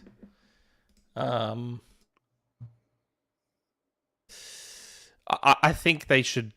If it was me right now, it would be a Banjo-Kazooie game that does what Astro does with PlayStation, but for Xbox. Xbox has been around long enough now where nostalgia can play a role. It's been Honestly, around long enough. I really love the idea of a fully brand new Minecraft themed platformer where you take all the different worlds of Minecraft, all of the mechanics, all of the IP crossovers, and you come up with something new and original in that Minecraft world. Banjo's not going to light the world on fire. They want to have a really good platformer. You know what you Minecraft. do? No, you make it an Xbox shooter platformer with Conquer, and he just is fucking and killing every Xbox IP. Just Yeah, that would straight work up too. murking. Clobberil had a Conquer idea that was quite cool. I mean, How the many thing though is like, blowjob if you had a jokes can you Banjo make? game, if you had a Banjo game where Banjo visited like Xbox worlds, right? Yes. But considering Xbox's strategy, how would that play if you're playing that on the Nintendo Switch or the PlayStation, and it's just like a celebration of Xbox legacy, but you're playing on Switch? Because I would imagine if a Banjo game gets greenlit, that shit's easily day one also on Switch. Mm-hmm. Right? I mean, that's like So- I saw Dan Stapleton and others saying they feel Astro Bot is unportable to PC because it's a celebration of a PS5. So how could it would just feel wrong for it to be on a PC? I'm like, it would sell people on a PS5. You're like, oh wow, look at all this cool shit in the history of this thing. Maybe I'll take a look at it. Or, you know, you just make a bunch of money selling a game on it, and who cares? But it's literally an ad for PlayStation. Or even what Nick said about Killer Instinct, where you have a bunch of Xbox guest characters. But I would imagine if Killer Instinct is back, that is also day one multi-platform everywhere. So, you know, like, would you also then be like, hey, Sony, can we have God of War for Killer Instinct? So at least they have something from their platform in the game. And Nintendo, can we have Zelda in Killer Instinct? You talked to Harada about that on Tekken, and he's like, yeah, they stopped doing platform-specific stuff and the Namco games because it makes it so much. You have to balance 3 versions of the game because you can have the characters everywhere. So I think that would only happen if it was literally a everyone's on everything Fortnite situation. Yeah. Yep. I don't know. I think the platformer with Banjo exclusive to Xbox would be good. The problem is who makes it.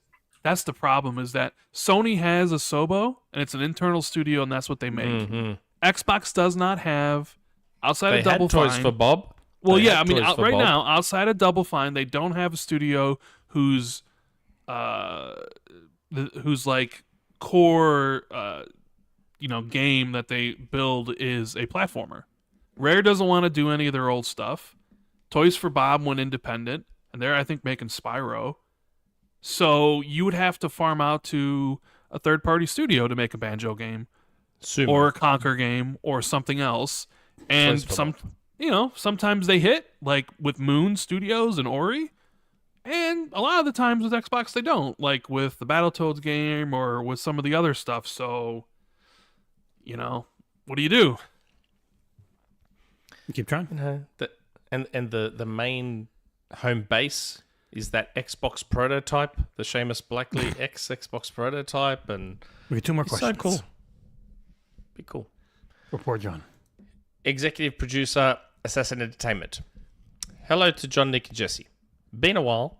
After playing Astro Bot for a few hours last night, I can say without a doubt it definitely has earned its place as a Game of the Year contender in my book.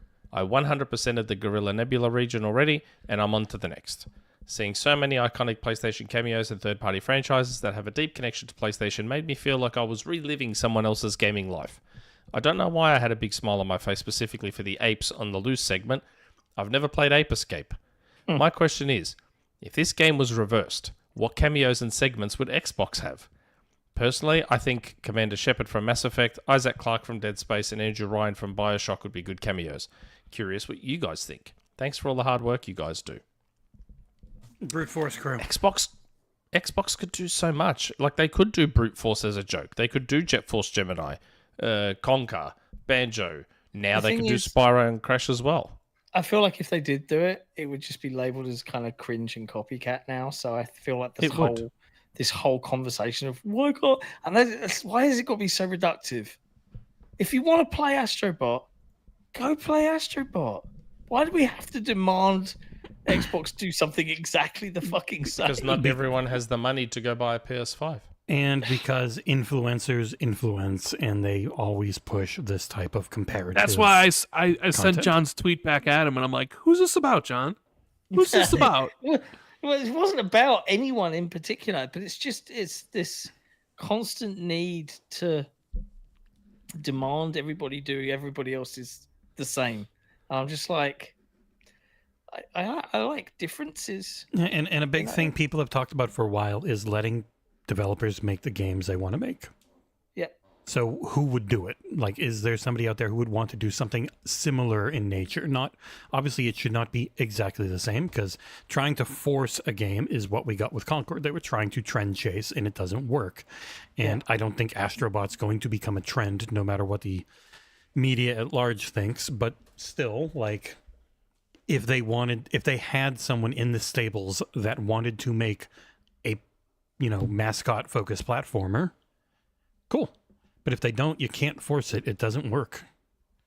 I think some Xbox fans maybe just want to see a game celebrate Xbox's rich legacy. Yeah.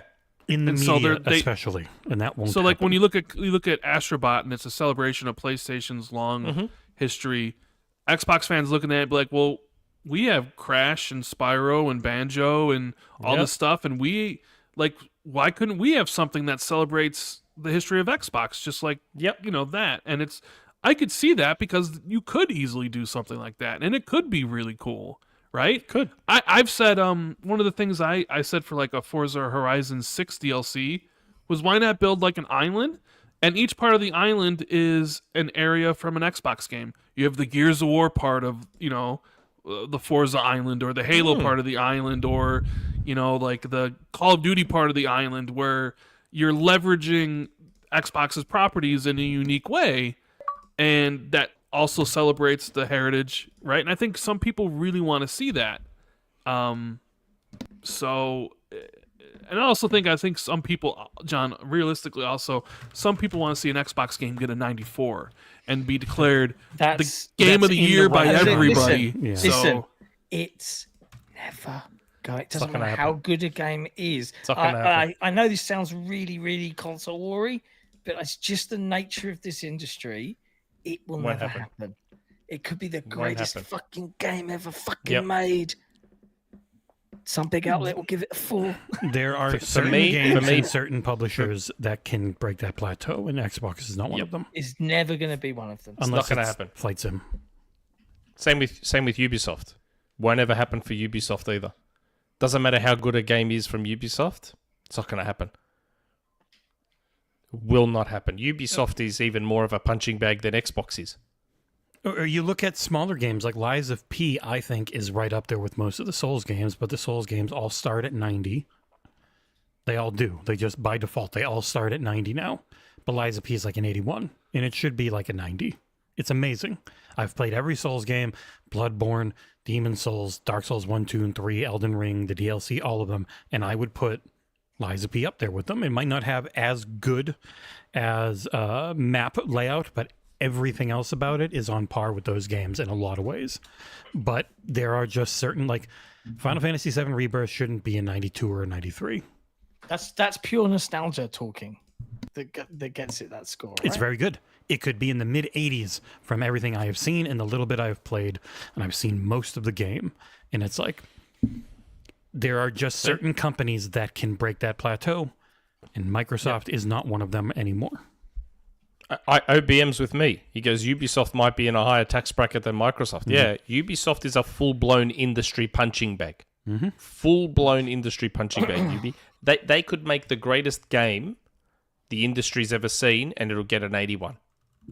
Because it's Ubisoft, and everyone will be like, oh, yeah, Ubisoft formula. There was only the one thing that got close to what it deserved was Lost Crown. It's an 87. Yeah. And even that should be in the 90s. Lost Crown should be in the 90s. But John, 100%. you like Avatar, right? Yeah, I thought Avatar was It's a fucking 71. Really, that's nuts. Yeah. It's ridiculous. That game should be in the 80s. It's at a 51% of critics recommend. That's bullshit. I don't... But Ubisoft as a company sucks. So that's all people focus on. People are just tired of the Ubisoft formula. Not customers. I would say that the Avatar actually did quite a good job of. Well, customers are tired of it too, Jesse. I think they just Avatar didn't sell well. Some of the IP ones, yeah, but Assassin's Creed just did the most it's ever done with Valhalla. Assassin's Creed's doing well, but I mean, it looks like Star Wars isn't going to do great. And I would imagine Prince of Persia did not sell well at all. Well, Metroidvania, that's not an Ubisoft formula game at all. That's just a phenomenal Metroidvania. That's right. Yeah, and I'm always of the opinion, the Ori game should have scored higher than they actually got. Yeah. Like Ori and Will of the Wisps. That should have been 93, 90. Technical issues really hurt that one a lot, I think. A lot of the negative reviews were all about the tech problems they had. Still reckon those were a touch overblown. Oh, of course.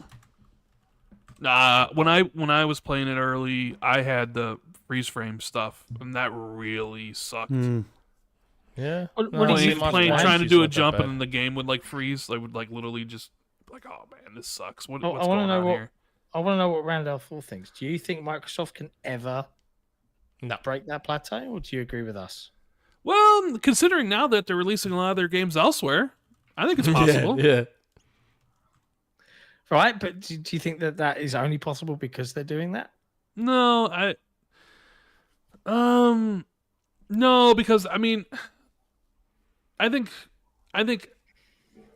the Forza Horizon games always reviewed well, and I know, like, even if you look at Colt Eastwood's graphic, because Colt Eastwood has a graphic where he takes all the games published by Sony and Microsoft this generation, and labeled them by OpenCritic and averaged them.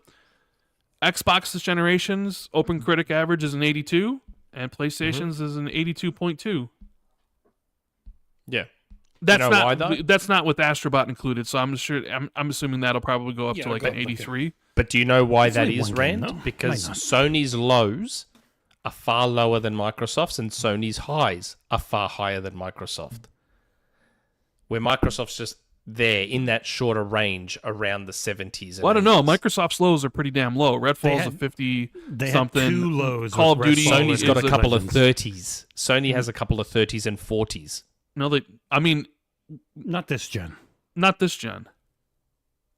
Where am I thinking with with Predator hunting That grounds was- and shit like that was last gen. So I'm saying like this okay. generation, Microsoft has.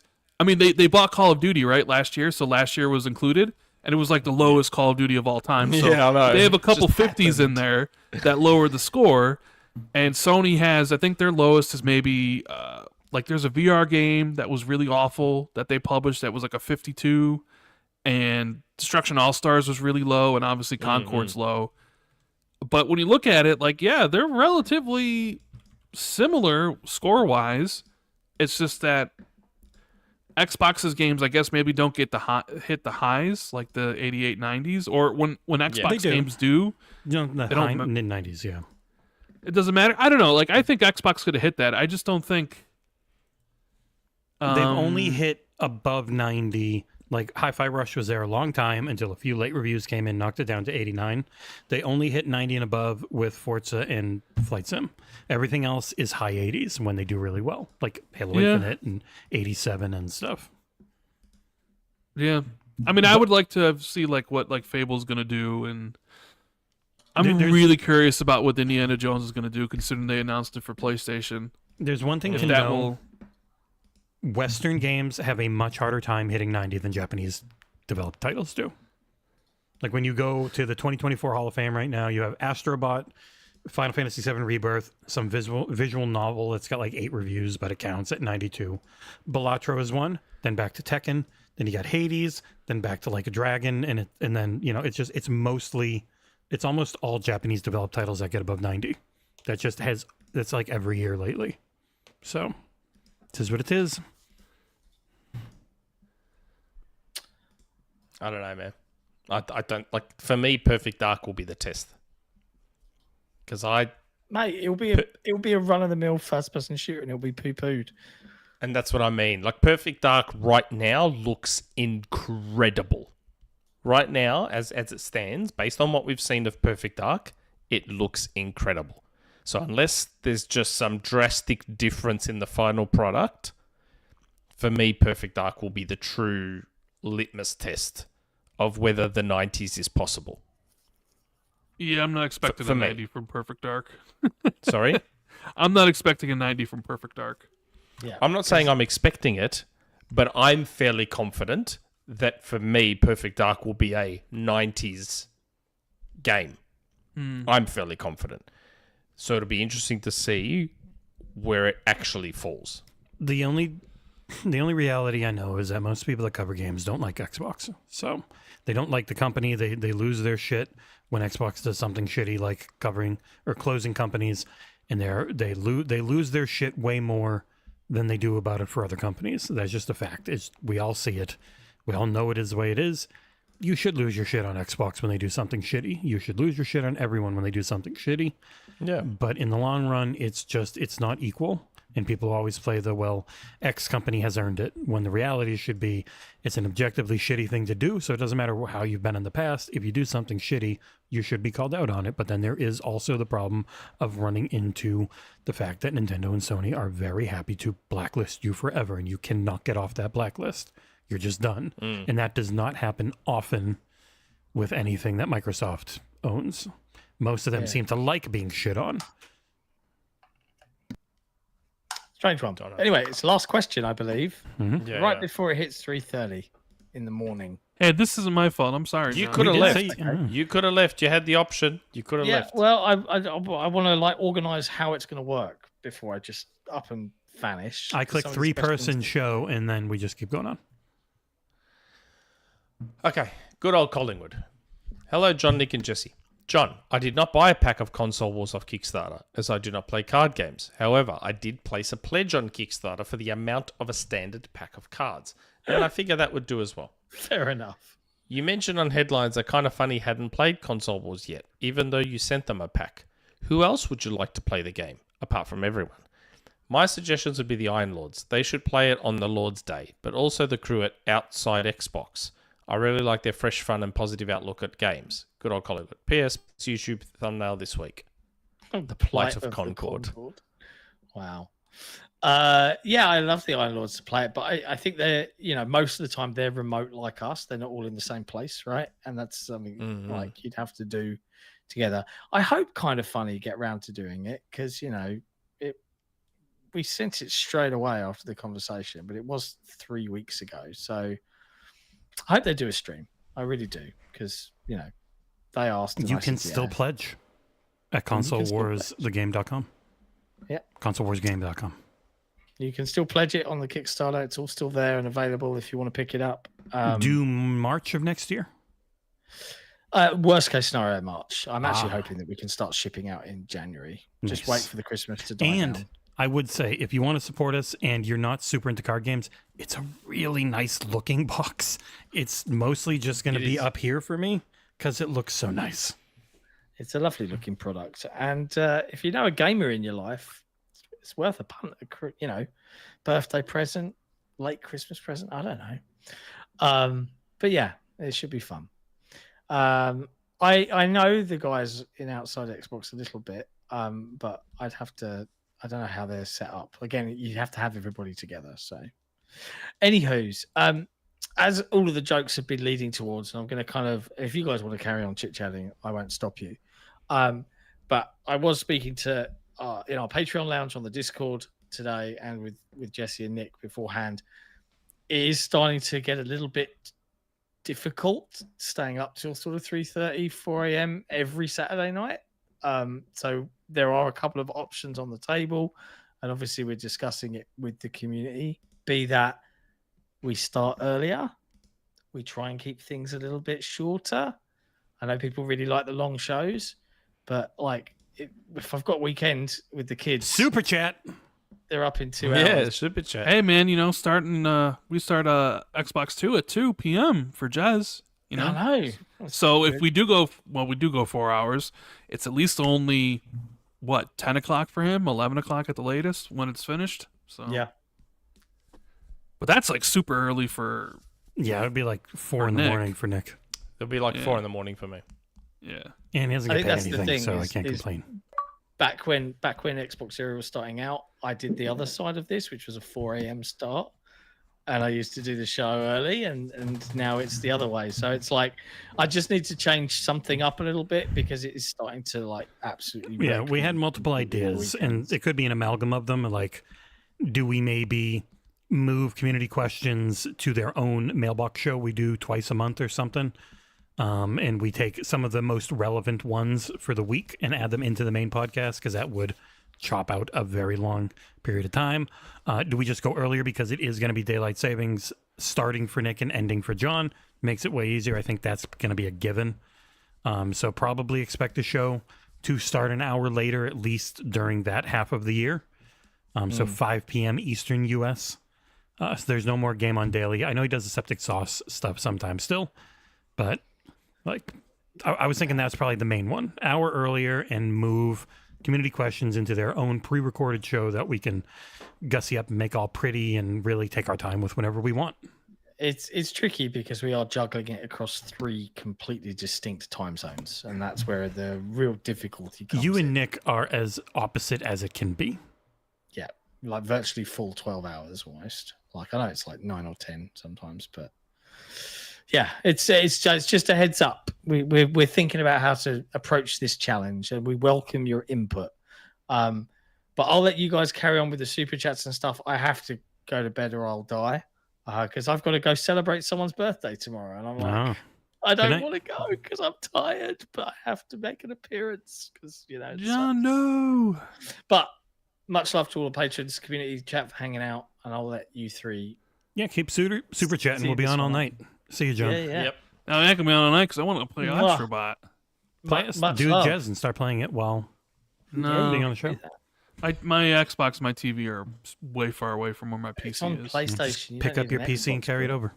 I mean, my PlayStation's over where my Xbox is. I'll quickly set up everything for Discord, and you can just do it through your Xbox. Right. Bye-bye, John. I'm going to go. Good night, chat.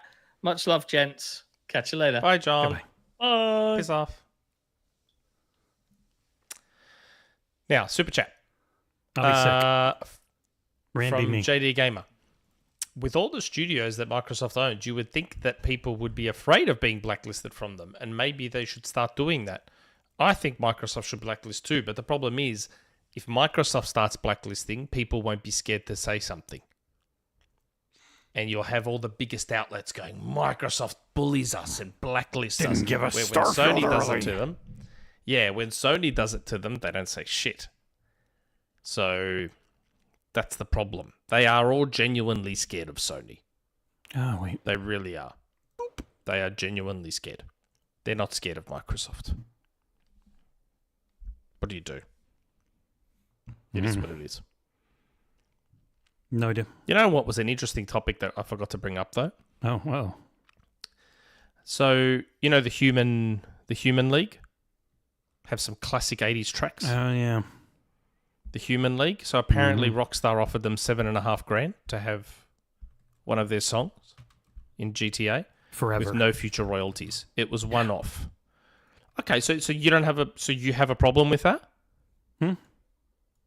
I mean, Because you said the way you said forever, it was like it was a bad thing. Why? yes. Why would you give Why? it up forever for that cheap? Because your song is not selling the game. I know. But I don't understand the music industry's obsession with licensing forever. I feel like the music industry ruins other industries through nothing more than shit. They license it forever in movies and TV shows. You never That's hear right. about. So why won't they do it in games?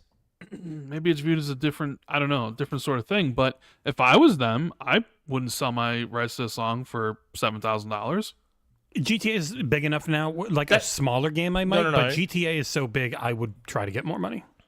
But the point of contention's not the $7,500. The point of contention that I've seen is the no long-term future royalties. Well, yeah, for $7,500. It's both. It's not enough to give it up forever. I'm okay with negotiating the one-off payment.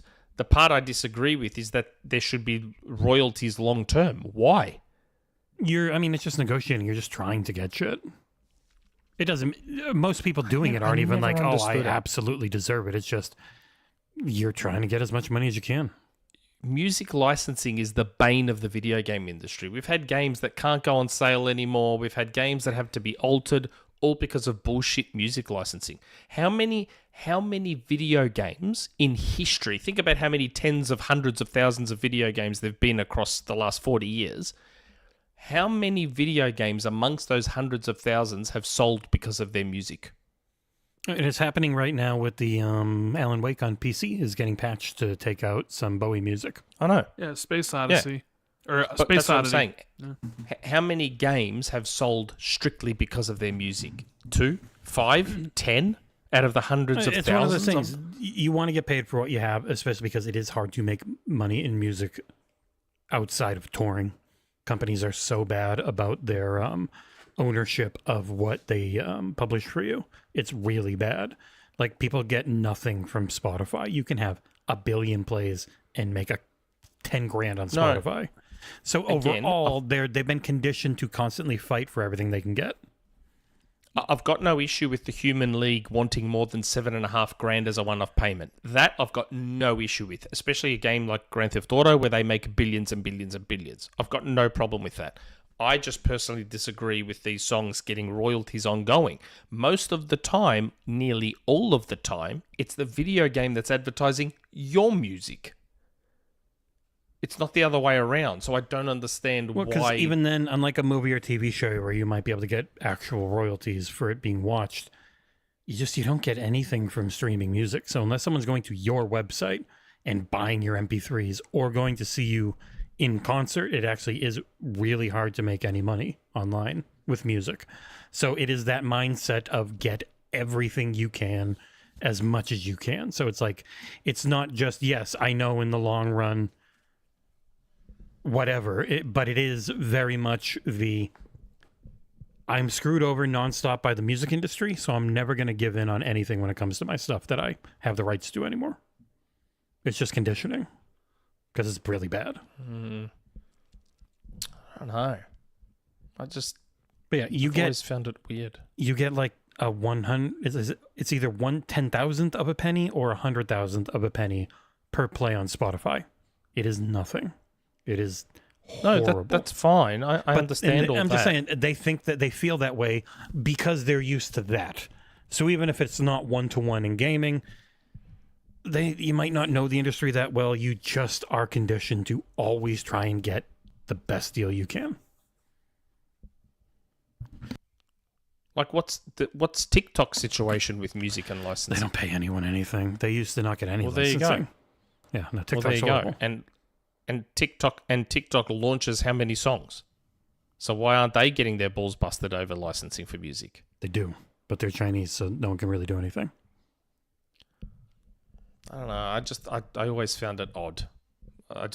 There are so many songs that are popular because of a video game, not the video game's popular because of a song. Yeah, I know, but also it's one person, so who knows how often this happens? Like Rockstar obviously gets a lot of friggin' music in their stuff overall. So again, like with the Hawk situation, who knows? Maybe they're just completely making drama up and they actually disbanded 4 months ago and don't have any rights to it. Like, who knows? Context is always king and we rarely get all of it. Yeah, I don't know. And I'm not trying to be on the side of the corporations. It's trying to figure it out. But yeah, music Yeah, licensing is really rough in video games.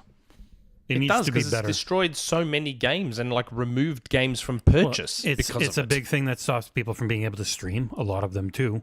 Yeah. Like that's why Twitch has had to go to record companies now and have their DJ program, so you can actually go in and have a bunch of approved music you can just friggin' play and actually make money on.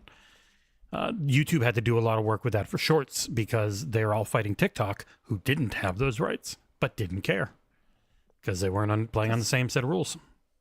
That's what I mean. And I'm like, but when a person is playing a video game and your music is playing, your music is being advertised. People aren't making money because of your song. It's the other way around. Artists are really sick of being told they're being paid in exposure.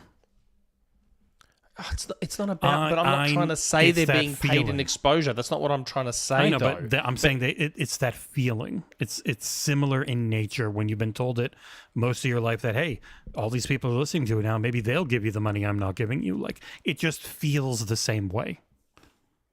But yeah, I know. But my argument is that video game streamer, they're not making money because of your song. So why should they give you money ongoing for that song? Do you know what I mean?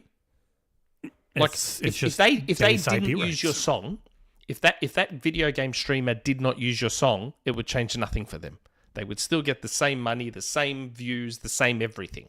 But they are using it, so it does have an inherent value, and it's people fighting to keep their value. What that value is the heart of the negotiations, and like, I've never been a part of a negotiation like that. I have no idea how any of them work. So I can only talk about the broad concepts of you just never want to give up what you have rights to. It's not worth it. It's always worth fighting because, especially U.S. law, the moment precedent is set that you don't care, you're done in the courts. That's why people will fight it's why people fight everything, even if they don't care. And it's like, well, why does they never really comment about Fallout London? It's because they can't legally say it's okay, because then everyone else will be like, well, they said it's okay, we're doing one now. And so then they've got 500 people starting Patreons and making money on their IP. Like, that's just how the law changes everything. Yeah, but like, if you think about that song, The Nightcrawlers, Push the Feeling On, and the exposure it got from the dude during lockdown that was dancing to it, getting out of the car and dancing alongside of the car. He didn't pay licensing and he didn't have to, yet that song got revitalized and it became big again because of that. No. What was it on? I can't remember what he did. He post it? Did he post it on TikTok? I can't remember. No clue, it was like I don't even know what you're talking about. years ago. Yeah. You know, that It's Friday Then, and then it got remixed, and a new song came out of it, and that all came organically through that. Yeah, that definitely happens, you know, sometimes, and it definitely can be worth it. It's why people try and sell you on the concept of the exposure is really great. Like, that's why they allow you to stream video games, because people watching you play Overwatch, you're like, oh shit, this looks fun. right. I want to play it. Yeah. Now, there are story games like Hellblade where if you just watch the whole thing, it's then very different to play it.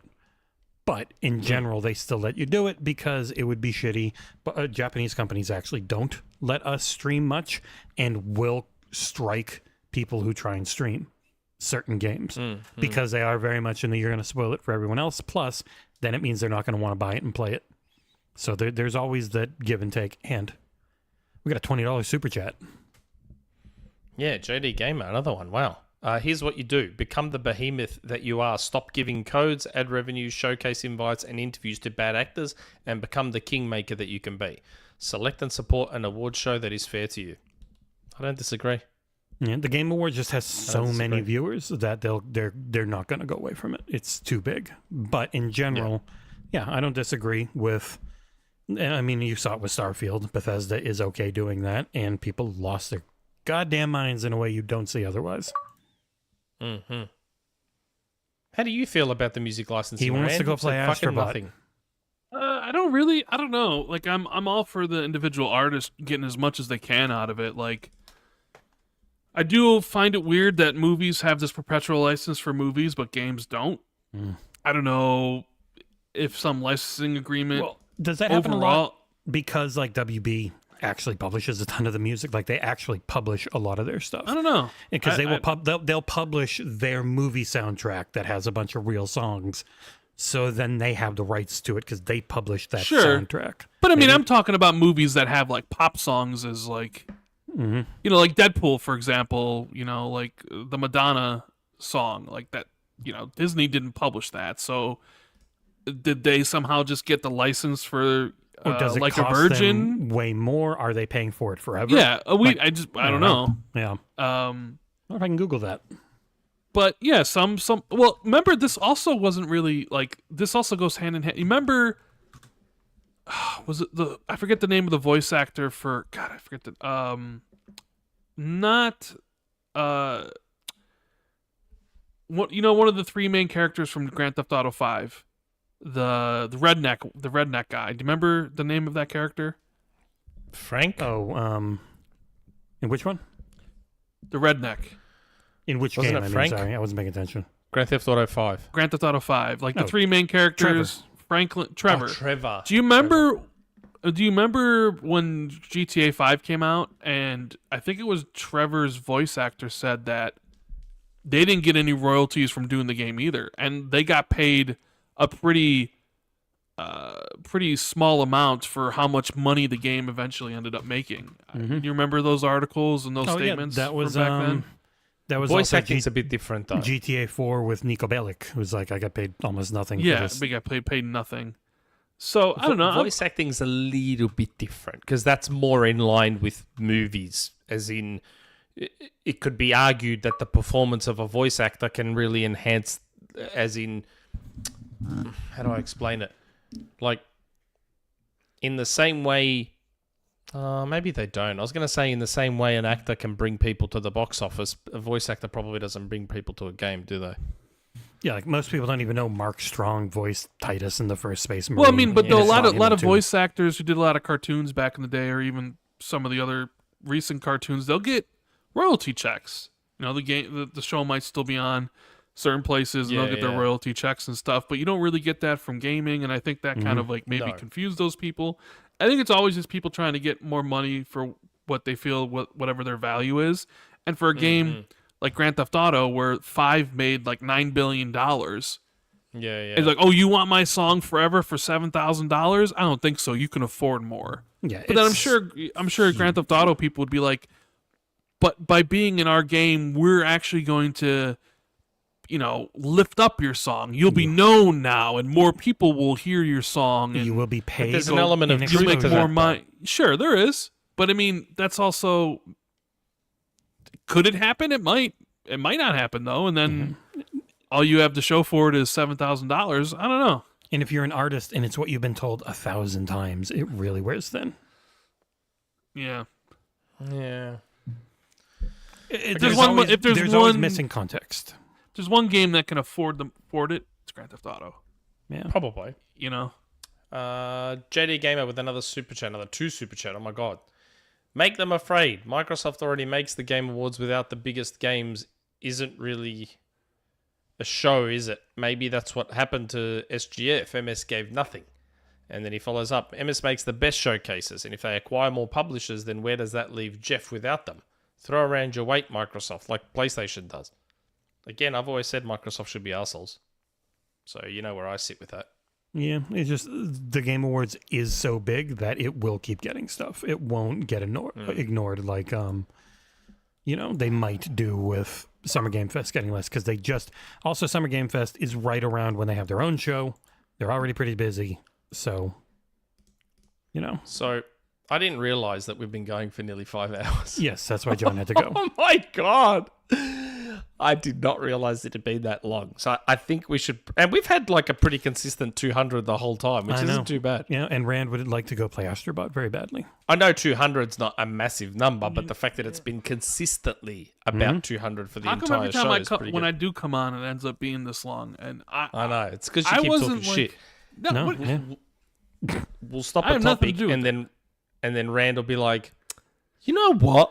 And then you just start Well, some I other thought fucking we were topic. ending the show, and all of a sudden Nick's like, so music licenses and games. And I'm just like... I know, because it was a topic that I wanted to talk about and I forgot, and I saw a tweet about it and it reminded me. So yes, we'll wrap it up there. Yeah. Thanks, Rand, for popping by again and making the time. And we won't distract you anymore from Astro Bot, because I wouldn't mind playing Astro Bot as well. Jesse, great job as always. Thanks to the chat. Thanks to everyone who stuck with us. I'm touched. For like 5 hours. Mm-hmm. Thanks for your super chats. Thanks for I started your show eyeballs. prep 2 hours before the show because I didn't get to do it during the week. So I'm going at this all fucking day, Nick. So I hope you all had fun. I will get the timestamps up whenever I can. And I guess we will see you all same time next week. Ciao for now. Ciao for now.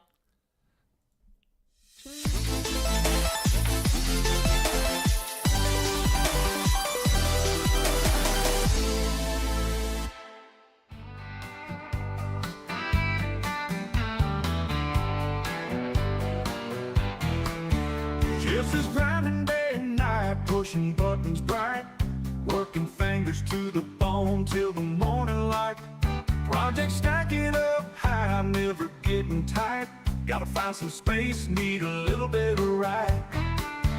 Clock keeps ticking on my back like a heavy load. Sweat dripping down my face, burning hot and cold. Every email's like a mountain story left untold. I can't remember last time I walked down the road. Oh, Jesse needs a break away from the storm. Heart's wearing thin, tired and worn. Jesse needs a break before the spirit's torn. Find a little mercy in the early morn. Eyes are red as rubies, bloodshot from the screen. Lost in digital haze, chasing another dream. Cast her in this like a river's aim. Gotta pull the plug, step out of the machine. Wind calls, whispering freedom's name. Leaves rustle in the same old game. Clouds drift lazily in a frame. My soul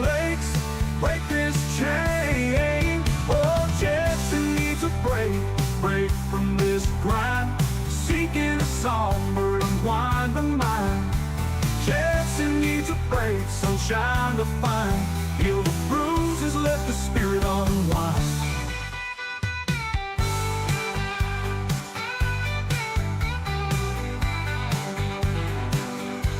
Oh, Jesse needs a break from this grind. Seeking a songbird, unwind the mind. Jesse needs a break, sunshine to find. Heal the bruises, let the spirit unwind. Oh, Jesse needs a break away from the storm.